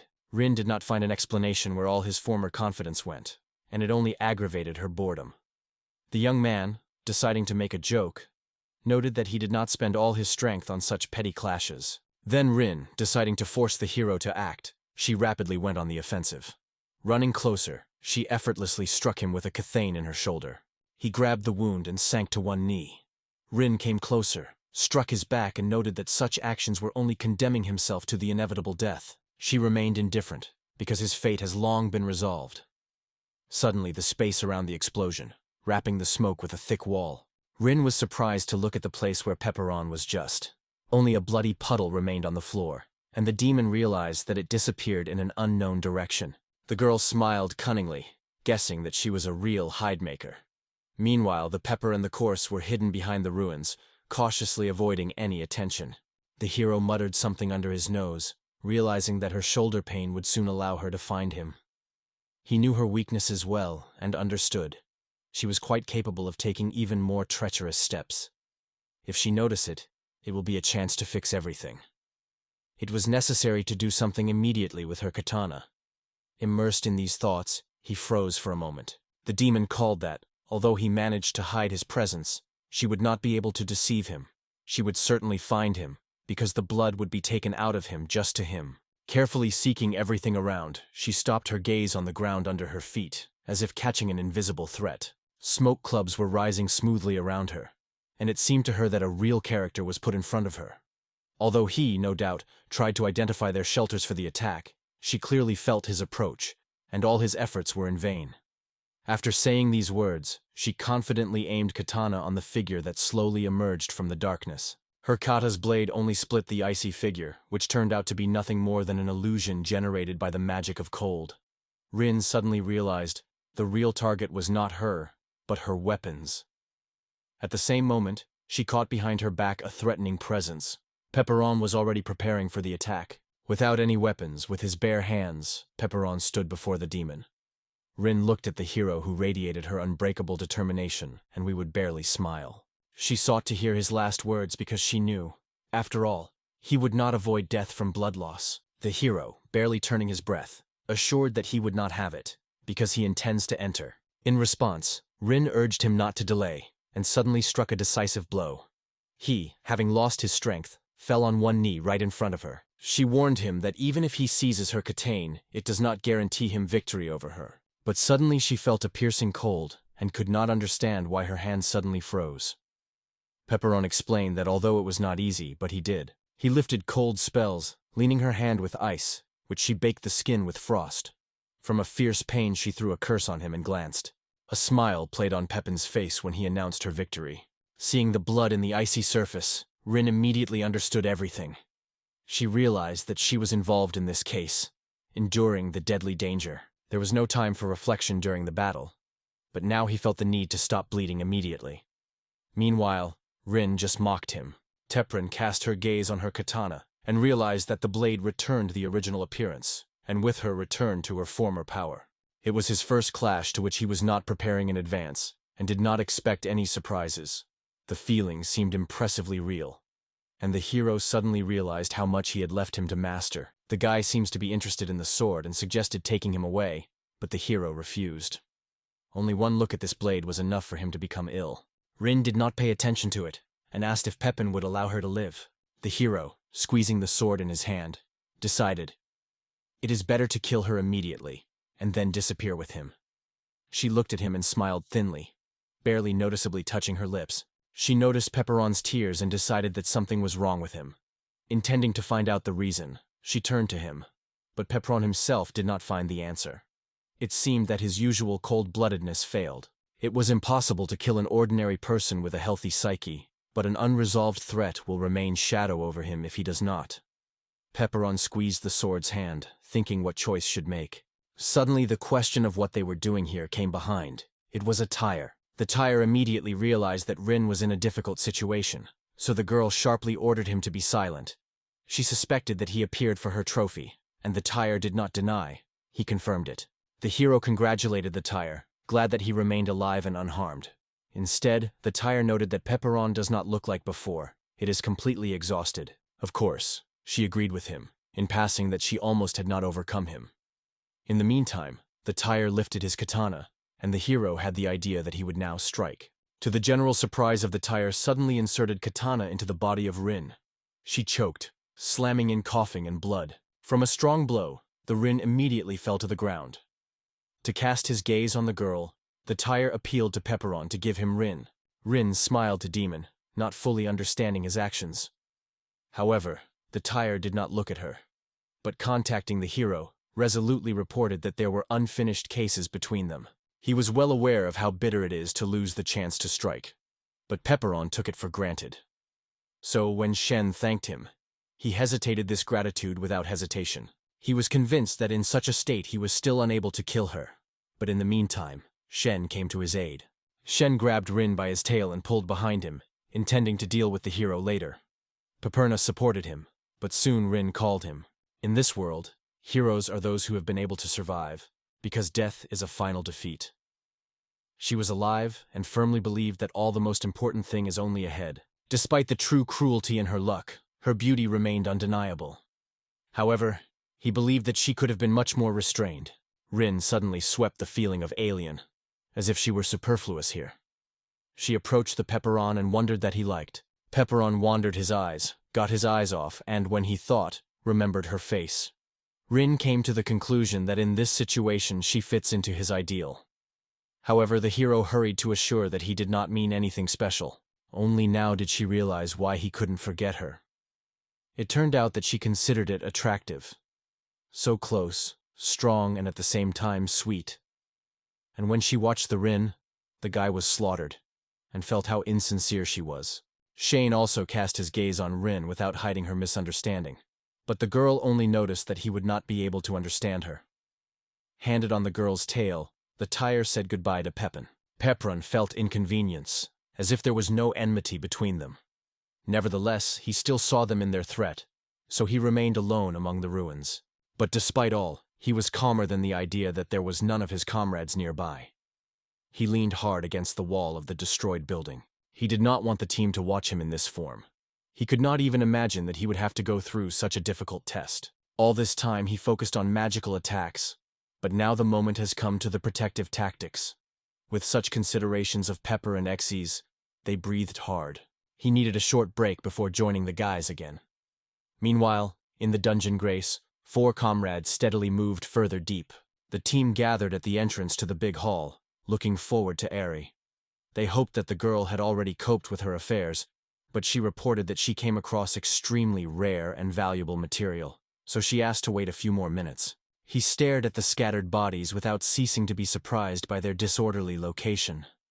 Particularly wild were those who attacked the girl from the outside, their bodies rejected even further from the site of the fight. From the depths of the cave, muffled hiccups were heard.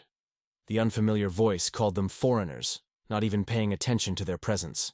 The stranger in the hat decided to find out the guys which choice would be more acceptable for them. He suggested that they choose themselves, disassemble them alive or after death. This was the spirit of the torture named Eridor, who offered the heroes such a spooky way of choice.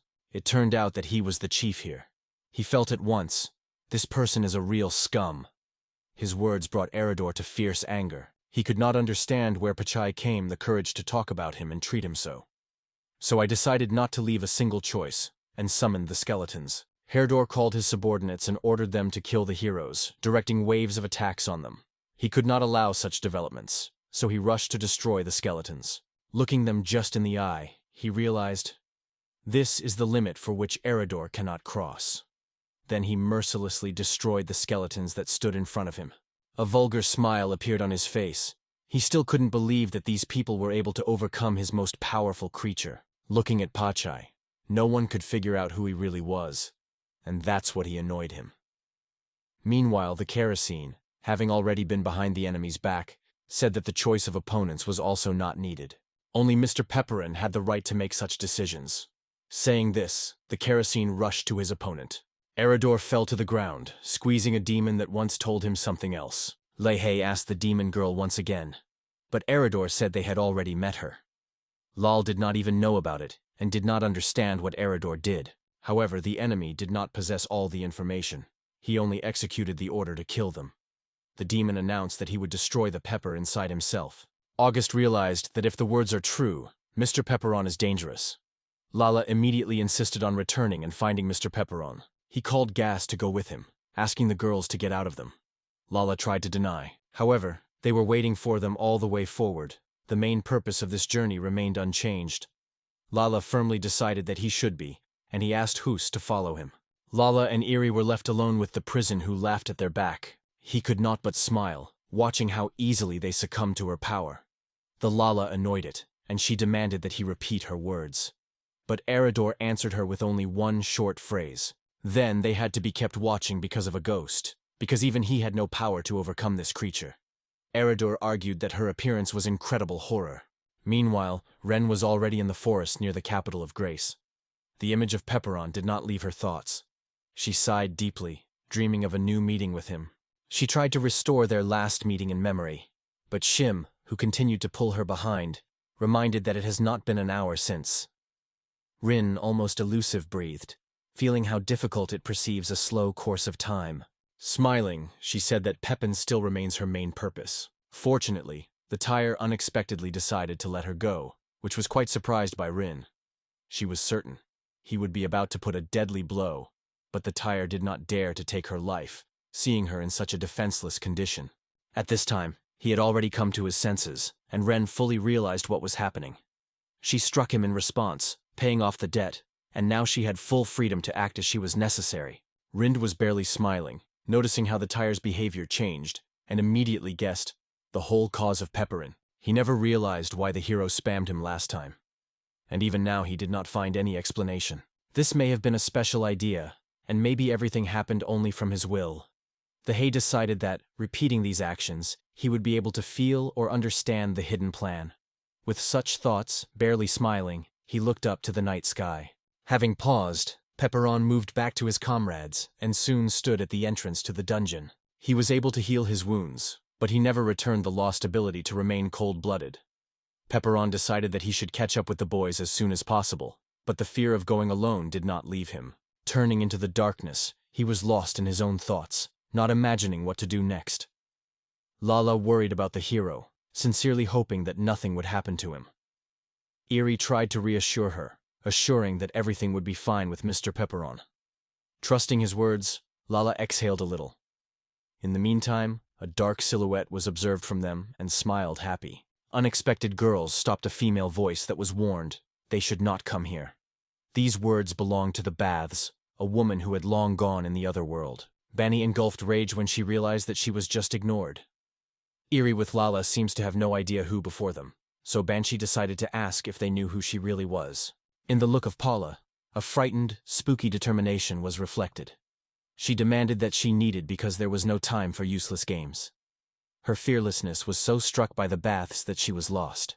Banshee reported that Daberson was a very dangerous person somewhere nearby, so he persistently advised the girls to be careful with this man.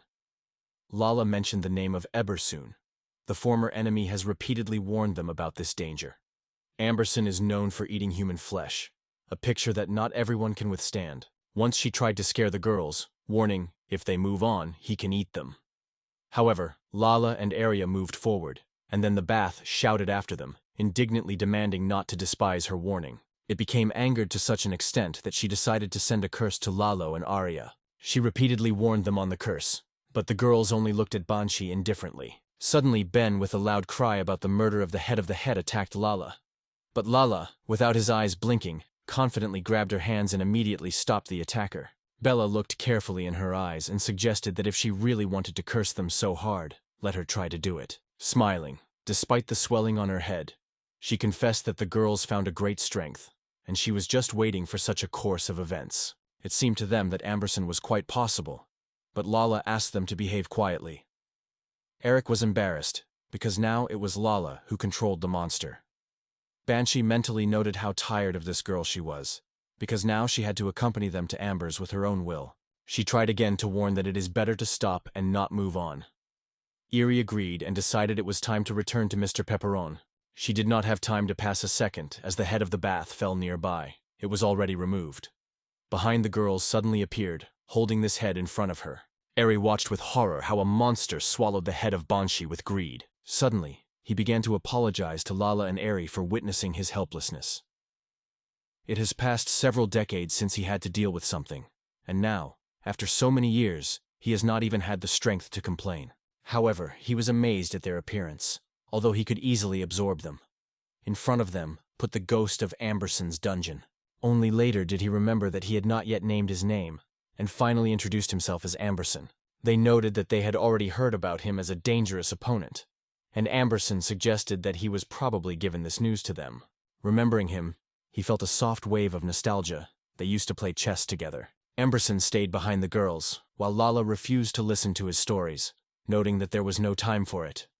Yuri advised him to look for something useful, and then they were about to go. Emerson noted that the atmosphere became quite gloomy and had no desire to continue the conversation. But before he could finish his opinion, Arius struck the ghost, from which her head flew away. He wanted to explain that he did not want to fight them at all. However, for them it had a completely different look, and Amenison was well aware of it. He barely clicked his fingers as they were in the farthest dungeon. In fact, it was his own room. Amberson already guessed that the girls were looking for something, because this is exactly what adventurers and robbers come. After saying these words, he removed the scroll, which was stored here in his room. When he decided that it was time to postpone the games and go to lunch, his gaze stopped at the girls inadvertently. He noted to himself what they had attractive figures. To begin with, Amberson turned to the main course, and at that moment his gaze inadvertently stopped on the blouse of Thor Lala, which was unbuttoned almost to the chest. He admired her beauty, admiring the seductive outlines of her body. Left only in a light dress, Lala realized that they have only one thing: to fight. Watching this couple, Yari felt inconvenience because of his words. The edge of the eye noticing an attractive figure, she unconsciously touched her own breasts. She asked them to slow down, which caused them to be surprised and prompted them to cast their asking views. At that moment, he asked Amberson what exactly he meant when he called her body appetizing. Amberson hurried to apologize and openly admitted that he had fun with women's breasts. This was certainly not too correct on his part. However, he noted Eerie that she has almost no female forms, but his appetite did not affect. Eerie was stunned, but Amberson quickly reassured her, promising that she would turn her. He would eat her. Eerie flashed anger and insisted that the Lala deal with him on her own. Amberson, feeling that he had affected the female pride, just smiled back. As he attacked on the Era, he had already decided that she would become his prey before the next meal. Meanwhile, Pepperon has not yet moved out of place while staying at the entrance to the dungeon. Barely heard the steps, he understood. Someone goes. It is anxious that it can be a monster. He hurriedly hidden behind the debris. However, followed by Kerosene and Pack, Pepperon came to meet them and wondered what they were doing here. Paka said with relief that everything was fine with Pepperon, and the Kerosene suggested to discuss everything on the road. Pepperon looked at the boys, hoping that in their presence the anxiety would leave him. Quickly flying through the cave, Pepperon could not help but think about Rin, who first chose him with his target. But despite his efforts, she was defeated again and again. Thanks to her efforts, the road to them was cleansed, so they were able to move on. And the Kerosene did not stay away. He surprised the prison, whom they had previously underestimated. Pepper, however, was well aware. Real difficulties are still waiting ahead. The boys were first in these walls and may not yet know. The ghost of Ambers, hiding in the farthest room, was immortal. If you suddenly happened to face him in his way, there was nothing left but to escape. He was worried about Lala and Ari, trying to make sure that nothing had happened to them. Pepperon remembered that they had already been here before, but they could not overcome the way to the end. He did not want them to do with the danger in this place again. Laughing, Eric suddenly slept on the idea of playing with the girl in the game. Gathering all his strength, he created a flame in a moment and rushed to the opponent with courage. After the attack, she put a spell to strengthen and struck a powerful blow. The enemy turned out to be too agile. He silently found himself in the Era behind his back, and she immediately realized that her spell had no action on him. He had neither magic nor weapons nor a ball, no means absolutely. Pressing the enemy and throwing it on the floor, Amberon stretched with surprise to realize how he had not felt such a heating for a long time. But the next moment, his attention was fully captured by Eric, who was still approaching him. He noted that she was of great determination, because it was she who appealed to Lalai with a request to retreat. Meanwhile, Eric caused a powerful flame stream. However, the enemy remained stationary. Focusing all the flames in his palms, he promised to turn it back. After reaching out, he released a huge stream of flames towards Aria, but she managed to activate the protective field in time. Emerson was convinced that the opponent had already realized her own defeat. Herself recognized it, but she was interested in another. Why having such power? Is he still staying here? This was really an interesting question that Amberx decided to find the answer. It was simply locked in this place. Many years ago, he was imprisoned, imposing a magical seal from which he could not free himself. Only the reflections on it have caused disgusting, forcing it to be reluctant to return in memories of that magic. He remembered how Eerie mentioned the crypt. The girl appeared in front of the girl, and she hurried to grab her. The smile ran across her face.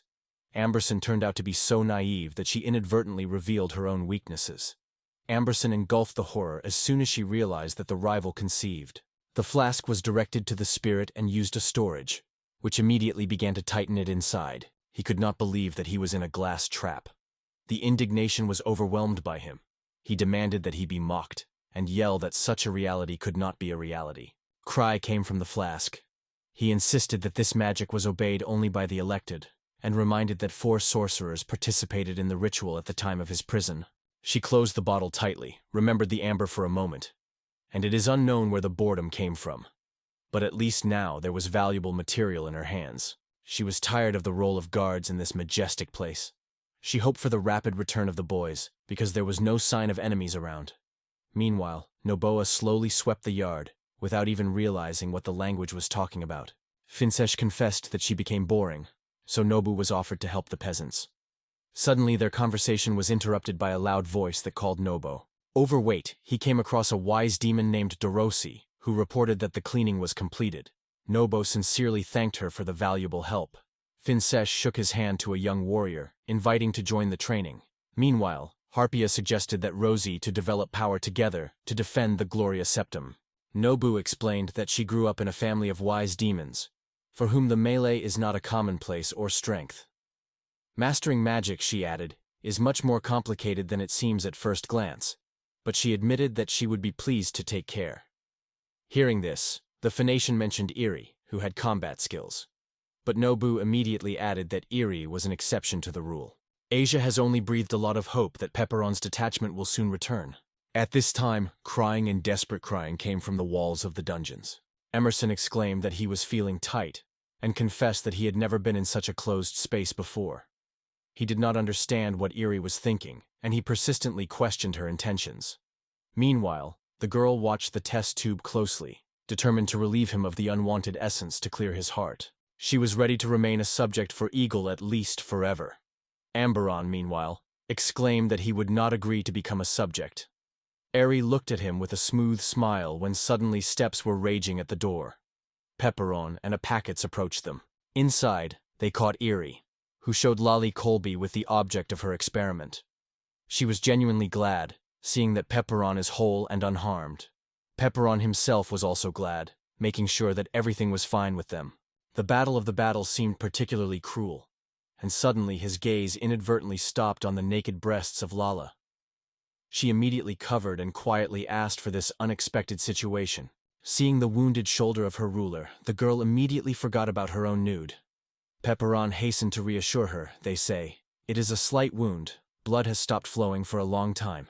Lala instantly realized that she needed to take the case, and enthusiastically corrected the skirt. She carefully cultivated the wound of the hero, while explaining that he is a special figure for the whole country. So such things cannot be ignored. The reprint only quietly asked for an apology. He wondered if they had to see Amberson's ghost. In response, Eerie just showed him his test tube. Peppering struck the fact that they still managed to catch this creature. Eerie explained that she used the magic of the chest. It turned out that the usual power here is powerless, and the hero did not even imagine that such a way could work. Amberon cast his gaze on a low man and immediately noticed something unusual in him. Hearing this, Lala exclaimed that Mr. Pepperon himself was in front of them. If Amberson is suddenly interesting. Pepin did not quite understand what his interlocutor meant when Amberson mentioned the times when they were hunting, and he sincerely believed that all the dwarves had disappeared from this world. It was not possible to understand anything as well, because many such as Mr. Pepperon had to be met. Huss suddenly remembered that nevertheless, he remained a man. Suddenly, the girl fainted and fell on the floor, which terribly scared everyone around. The boys rushed to her, excitedly asking if everything was fine. It turned out that she had exhausted all her magical forces. Pepperon decided that it was time to carefully consider further plan and move back. She paired, hesitating, without finding words, to explain this need to him. Anderson, with self-confidence, stated that he already had this aircraft in his arsenal. The ghost made them a proposal. He is ready to give a plan in exchange for freedom. She denied the Lala, accusing him of lies. Pepperon carefully advised to return home, hoping that Era would find another decision. Subsequently, a group of students returned to the village, exhausted and tired of the long road. Finosia congratulated them on his return, and Nobovia noted that everyone had remained intact.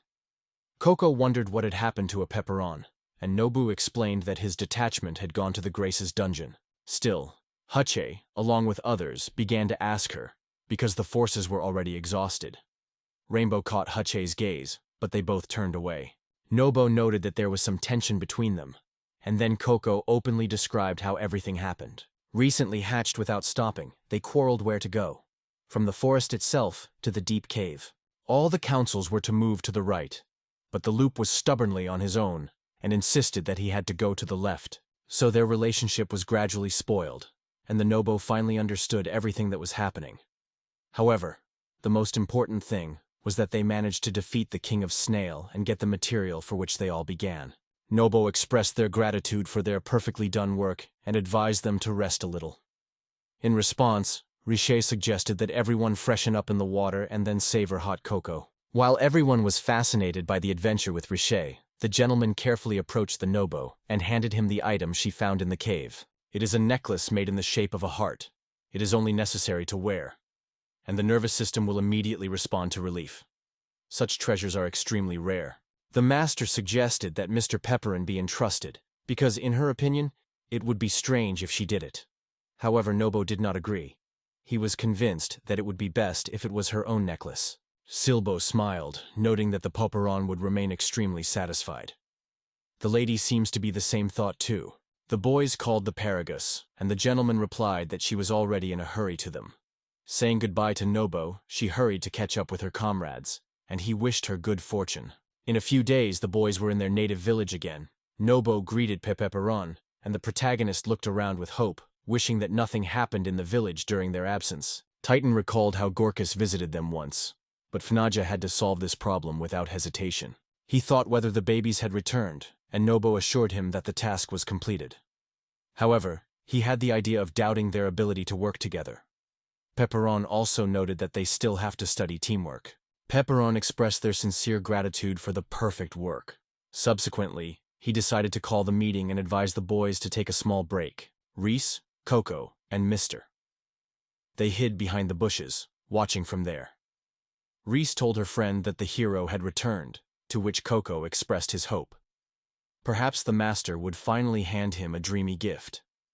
The gentleman was confused, blushed, and tried to cope with the wave of emotions that suddenly swept her. In her thoughts, the options were shimmering, as it is most appropriate to congratulate him. Just say, with a return, or to turn anywhere else. However, it seemed to her that any words could sound too strange from her mouth. At the same time, she could not tread.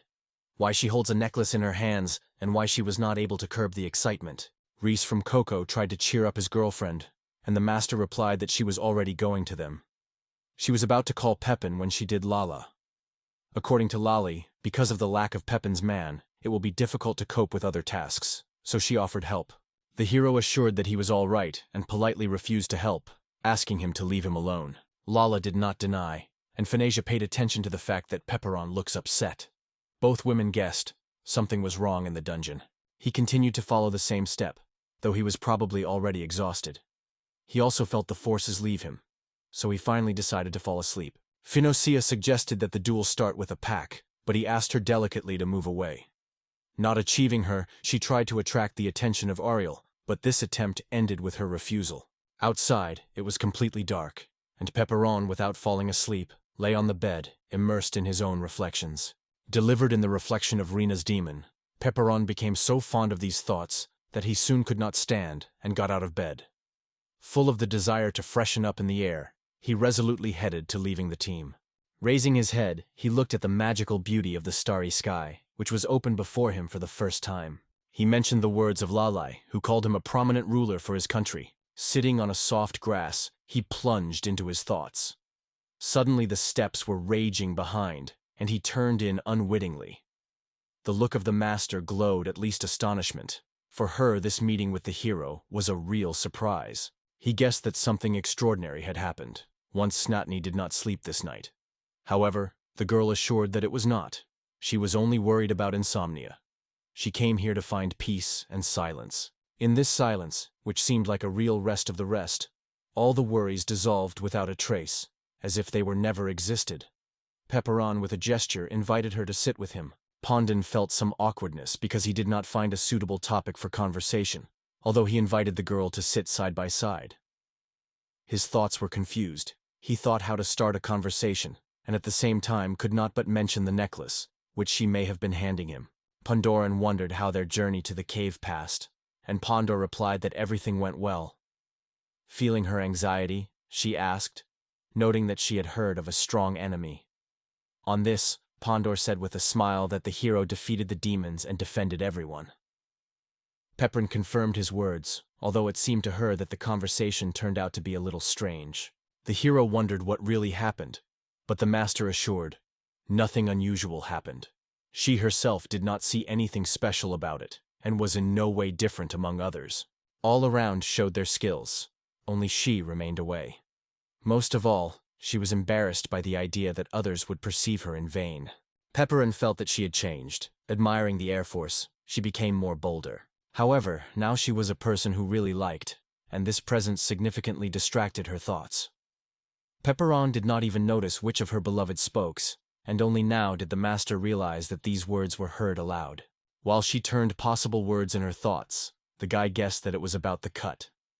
He understood her without words and realized, the girl does not want someone to notice her weakness. He understood this fear well.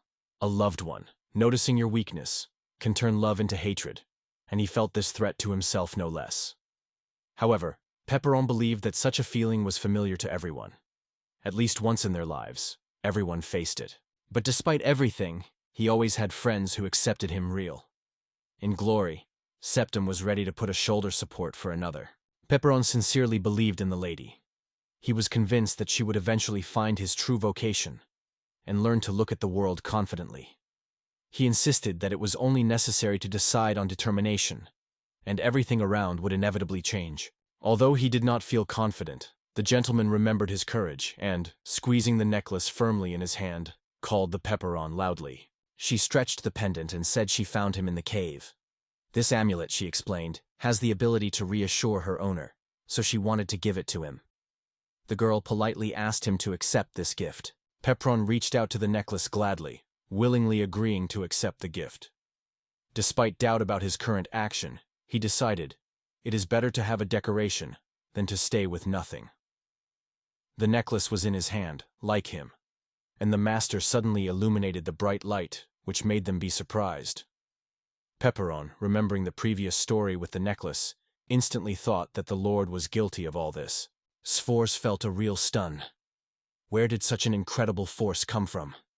He was convinced that the most important thing now was to maintain coldness.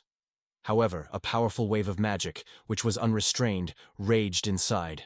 Pepperon suspected that the gentleman could give him the power, but it seemed unlikely.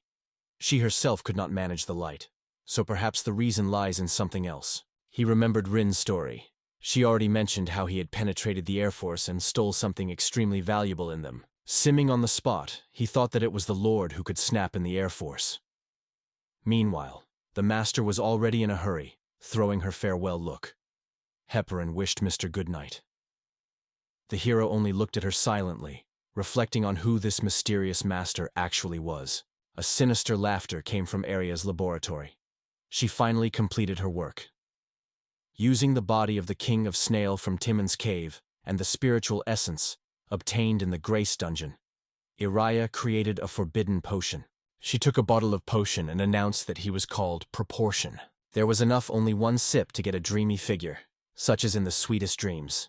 From now on, no one would dare to reproach her for immaturity. She cooked only one serving. It should only be enough for herself. However, at that moment he began to be noticeably nervous, but despite the excitement, he still decided to start its transformation. Suddenly the door of the room dissolved, and on the doorstep there was a finality, which suggested to go hunting. Seeing the elixir in front of him, Finnesh wondered what she was for a drink. She was offered to taste him, assuring that his taste is pleasant, and the next hunt promises to be a real sight. She suddenly swept the unusual feeling.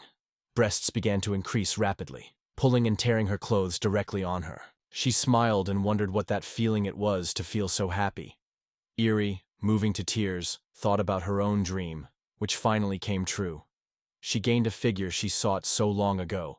When the opportunity disappeared, the finalist laughed and noted that it was really interesting. 10 minutes passed, and Finny again gained her habitual look, and then asked Eerie to repeat the magical ritual.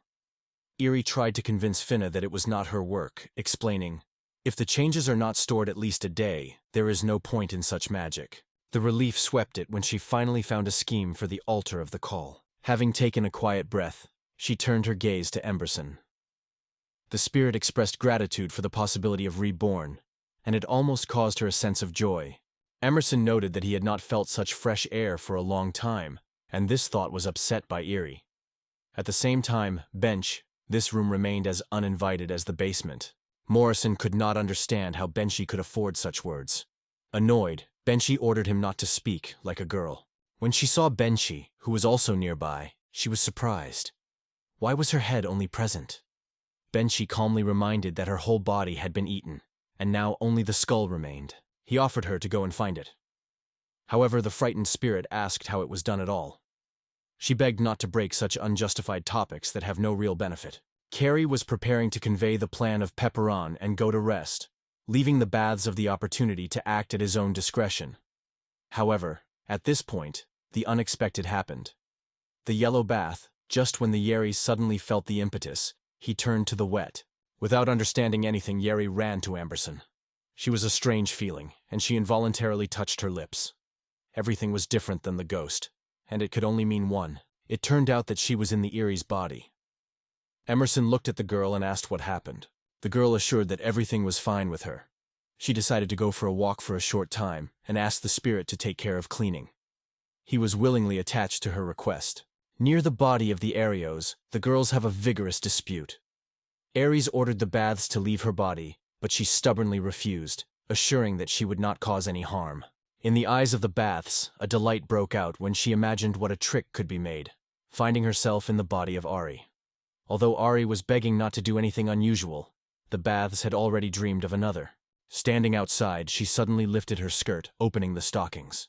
Ari exclaimed, demanding that she stopped immediately. Lala was unnoticed to Ari behind and wondered what she was doing. Her unexpected appearance did not cause joy among the whole group, and Ari herself was clearly annoyed. She fled next to his body, in his thoughts by carrying out a plan of revenge and intending to send Lala to the edge of the world. Suddenly, she pointed her finger and exclaimed that Mr. Pepperon was here, and Lala decided that they were turning to her. She called Lalu Durapo and ordered her to die, resorting to the magic of a deadly frame. Eerie felt the desire to warn Lalu in her voice, and the girl turned. Suddenly, the creature again grabbed the Elfian for her breasts, which was terribly lost. Banshee, while in the body of Eerie, laughed and noted that she had good breasts. She finally knocked her out of the panther. The salted Lala blushed and frightened to the Eerie. She never realized what was happening. A patient named Alice Thorette arrived in the village and greeted Pepperin. Pepperin, interested, immediately came closer, hoping to hear something unusual. Ilas reported that it has a plan and important documents. The hero asked to hand him these papers. During the conversation, the Reese, together with their comrades, suddenly exclaimed about the arrival of the merchant. They noticed how the hero made a purchase with him, and this stage made them review their own views. He advised the boys to make purchases, to acquire magical books, to train skills secretly, and then to impress everyone with their skills. The idea of the cut was liked. Reese wondered if she had money. In response, the girl confessed that there was only 100 gold coins at her disposal, an amount that could not clearly cover their needs. He suggested summing up, and Coco confessed that she also had only 100 points. The master was in the same situation. When all the coins were collected, 300 golden were in their account. At this time, Pepperon took the merchant drawing of the middle level of experiments together with the plan of the estate himself. Looking at the documents, Pepperon admired the skillful drawings and asked how much it would cost. The merchant voiced the total cost, 45,000 gold. Pepperon agreed and asked the magical book. In response, Alice reported that he has 3 copies. Protective spells, third-grade sandals, and second-class ice laser. The hero took the book and did not hide the surprise. A second-grade publication appeared in front of him. The third-grade book cost 20,000, while the second grade was estimated at 35,000. Together, their cost reached a striking 55,000. The student decided that in the future he would definitely work with Ale, so he put his hand on his shoulder and asked for a discount. Ale was a little discord, but did not find the strength to refuse the hero. The grader agreed to reduce the price to 8,000, and Pepperon noted that cooperation with him was a real pleasure. The merchant did not hide his joy from this acquaintance, and also expressed a pleasant impression. Going out with a large package, Ailes thanked the purchase, and Pepperon was happy about successful exchange. Now he was open to get to know the city better. The merchant was immediately interested in Pepperon, and affordable prices for goods only increased his interest. Ailes studied the map carefully, trying to choose the best way to the next city, when he unexpectedly noticed the girls. The merchant, noticing the boys from the famous Septim, came to the conclusion that they are probably in search of something important. Again, the question was whether it was possible to buy a magic book for your 300 gold. The merchant replied that there would be nothing for such a sum, and added that the manuals had just bought Pepperon. Coco confessed that he sought to train secretly to impress everyone with his unexpected skill. The master came to the conclusion that he has absolutely nothing for 300. In the eyes of Rasiza, a real admiration was burned. It was a methamphetamine capsule that allowed to turn into anyone who just desires. The gentleman felt a true interest in this unusual opportunity to change. The merchant noted that one bottle only operates for half an hour, so if you divide it into 3, everyone will get only 10 minutes. When the gentleman took the potion into her hands, it seemed to her that this lesson was meaningless. But in fact, everything is not so clear, because much determines the imagination. It is these potions that contribute to its development. Usually, this service cost 500 gold, but for hardworking girls, Ailes decided to make an exception and give a discount. Of course, none of the strangers learned about it. Rise was satisfied and sincerely thanked the merchant. After looking at the girls and waving them farewell, Ailes saw them rush to the forest, reflecting on whom it was for the first time to be reincarnated today. Looking after them, Ailes smiled, mentally noting that Gloria Septim is a city capable of surprising. Banshee did not hurry to leave the body of Yuri, who had already reached extreme fatigue and lost any faith in herself. Having realized her defeat, Yuri felt the confidence finally leave her. She almost begged the Banshee finally, but that was still to pass on the Pepperon an important plan, and Banshee did not forget about it. The Hoblin Whirlwind picked up the parchment and, looking closer, immediately recognized the plan that was supposed to get to Mr. Pepperon. Ben was surprisingly attractive, and this thought gave birth to a dangerous idea. At the same time, Eerie, gathering all his strength, begged her intention. She approached Huss and reported that it needed his help. She winked slyly, suggested to transfer the plan of Pepperon in exchange for the fulfillment of any Huss desire. Eerie became clear that her situation was hopeless. Irie looked carefully at Eric for a few seconds, as if trying to solve something, and at that moment he almost believed that he finally found the answer. Gus realized that such words Irie would never say. She suddenly realized that her excitement was only a consequence of the excessive number of experiments. This thought finally demolished Airy, and she suddenly lost his strength. Taking care of them, the girl realized what attitude others actually had to her. Despite the fact that the band considered her guesses just, Era strictly forced her to silence. In the end, Aragot was so tired of everything that seemed to be about to sneeze. He sneezed with such a force that the girl's head flew a few steps, which he had a lot struck gas. He came up, lifted his head, and still not understanding which group she belongs to, only remembered that this girl from the Grace dungeon. Eri cast a look full of threat at the boy, making it clear that everything that happened just should be forgotten immediately. She referred to the baths. Everyone was waiting for the lessons, and in the meantime, Kerosene and Baths were watching Eri and Chormia.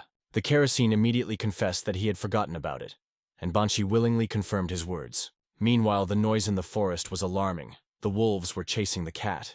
Who could guess that something was truly awful? She understood that if Mr. Pepperon was not immediately announced, her life would be an inevitable threat. They found a cozy place that was perfect for training and decided to try it in practice. Coco wondered if the Lord had already grown up to whom they would like to reincarnate. Gro replied that she had not yet decided, and the master also reflected on it. According to her, the figure, similar to Lala, thought that she may like Pepin. The girl was a little discord and lost, but her friends advised her finally to taste the drink. Gathering with thoughts, the master still agreed. They raised the glasses in honor of each other and immediately started business. Reese has already tasted her drink, thinking about whom it would soon turn. She dreamed of growing up and becoming a goblin as soon as possible in the art of sword and magic. Instead, our eyes most wanted to become a younger sister of that little elf. The master should ask their choice, but decided that it was not worthy of her attention. The master thought when a cat suddenly approached her. It was captured by his extremely sweet appearance. The master could return to life again, although her breasts looked a little unusual. She sincerely rejoiced in the fact that Coco grew up and became an adult. At the depths of the master hoped that Riaz would notice it and may have paid attention to her. The girls were stunned when they saw that Reese turned to a small child. Holding it in her hands, Coco could not understand why it happened. Reese turned into a baby. The gentleman doubted whether she was aware of his transformations. Coco guessed that the gentleman may not have drank potions yet, but she assured everything was already done. And yet Coco did not leave the feeling that something was missing. One of them suddenly felt that the mistake had made somewhere, and Coco only looked at her girlfriend's silhouette. The master looked at her hands and, noticing that they turned into paws, she realized she became a cat. Coco realized that the medication lasted only 10 minutes, and the gentleman also calmed down somewhat. However, for half an hour has fallen, and nothing has changed. The master with despair lowered her head. There have long been the 10 minutes that everyone was counting on. But it was necessary to mention the warning of the merchant. If you divide a portion by 3, each will only reach 10 minutes. He may have replaced the drug, and the girls decided that returning to the former state for them was no longer possible. They understood that it is necessary to contact Mr. Pepperon, even if he does not like it. The unexpected rush behind the back forced them to turn. There were terrible monsters ahead. Without thinking about moments, they rushed. Sighing with relief, she thought that they had finally got lost with the Rees. It seemed to her that children were not always a decoration of life. Looking back, Coco called Mr. But as soon as Coco looked around, the gentlemen were no longer visible. It disappeared without a trace. Meanwhile, the Lord herself ran something. I am sure that only the escape will be able to escape from their threat. Fleeing, she stumbled against the stone and crashed into the tree with a score. It was at this moment that it seemed to her that everything was over, but a loud explosion suddenly shook. She was surprised by the unexpected appearance of Mr. Pepperon, and she could not understand that brought him here. Mr. Pepperon just smiled and assured, with his magic everything is in full order. The gentleman carefully lifted her in her arms. The hero, struck by the very idea of the existence of such monsters, suddenly noticed something familiar with them. It seemed to the hero that this scene was already familiar to him from the past. The color of the fur awakened in memory only one, a special mention. He called the cat, and he was trying to explain something in response. Realizing this, Pepin decided to take him to the village first. He did not anticipate such development in any way, and the master was still hoping for salvation. The girl wondered what to do next, and decided to move to the forest. She was noticed by Luland and asked who she was. Coco, noticing her confusion, suggested that the girl probably wanted to join the community of Gloria. Allah hastily took the girl by her hand and led her in search of Mr. Pepperin. However, on the way, a packets joined them. Noticing Coco, he immediately recognized her, but stopped in confusion, not sure what kind of race they belonged to. Marco could not pronounce the word, while she had already boiled with anger. They remained children who, without permission, purchased a mysterious potion, and now they could not return to their former appearance. Lala reprimanded Coco, but Nobov convinced her not to be angry, because according to him, they did not do anything wrong. He also agreed with that too. For them, everything became invaluable experience, and Nobo always supported this desire. When she was ordered to shut up, they obeyed. Coco was warned that he no longer did such, because the medicine could be harmful to them. He apologized, and it was at that moment that Lucy, which he immediately noticed, entered the room. Under the influence of medication, she turned into a baby, which Lucy could not believe at first. However, in a moment she kept the baby in her hands with special tenderness, enthusiastically repeating what she is charming. Recently, Reese has been so accustomed to independence that she has almost forgotten, which means being an older sister.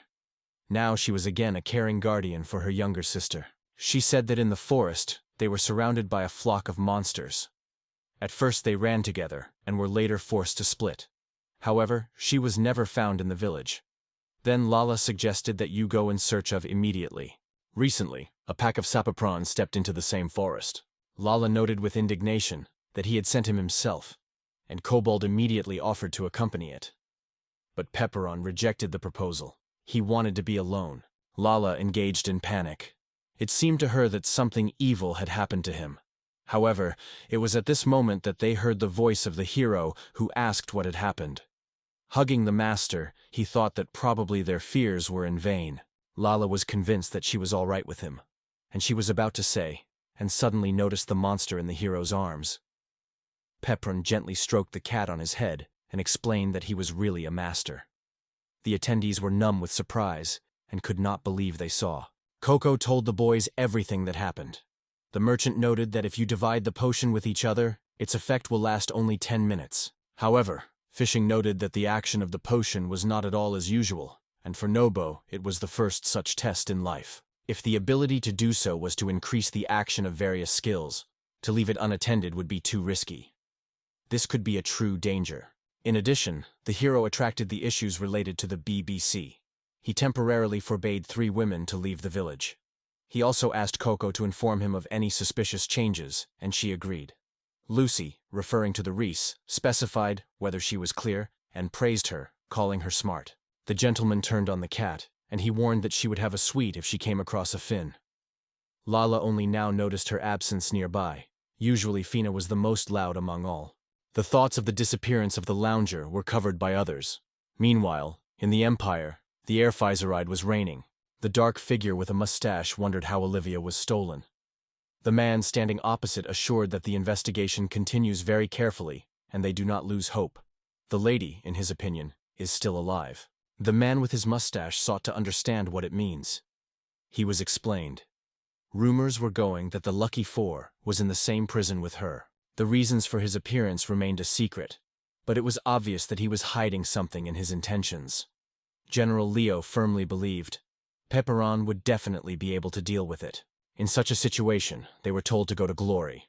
Rock and Manasses relied on success, and the boys made an order without unnecessary hesitation.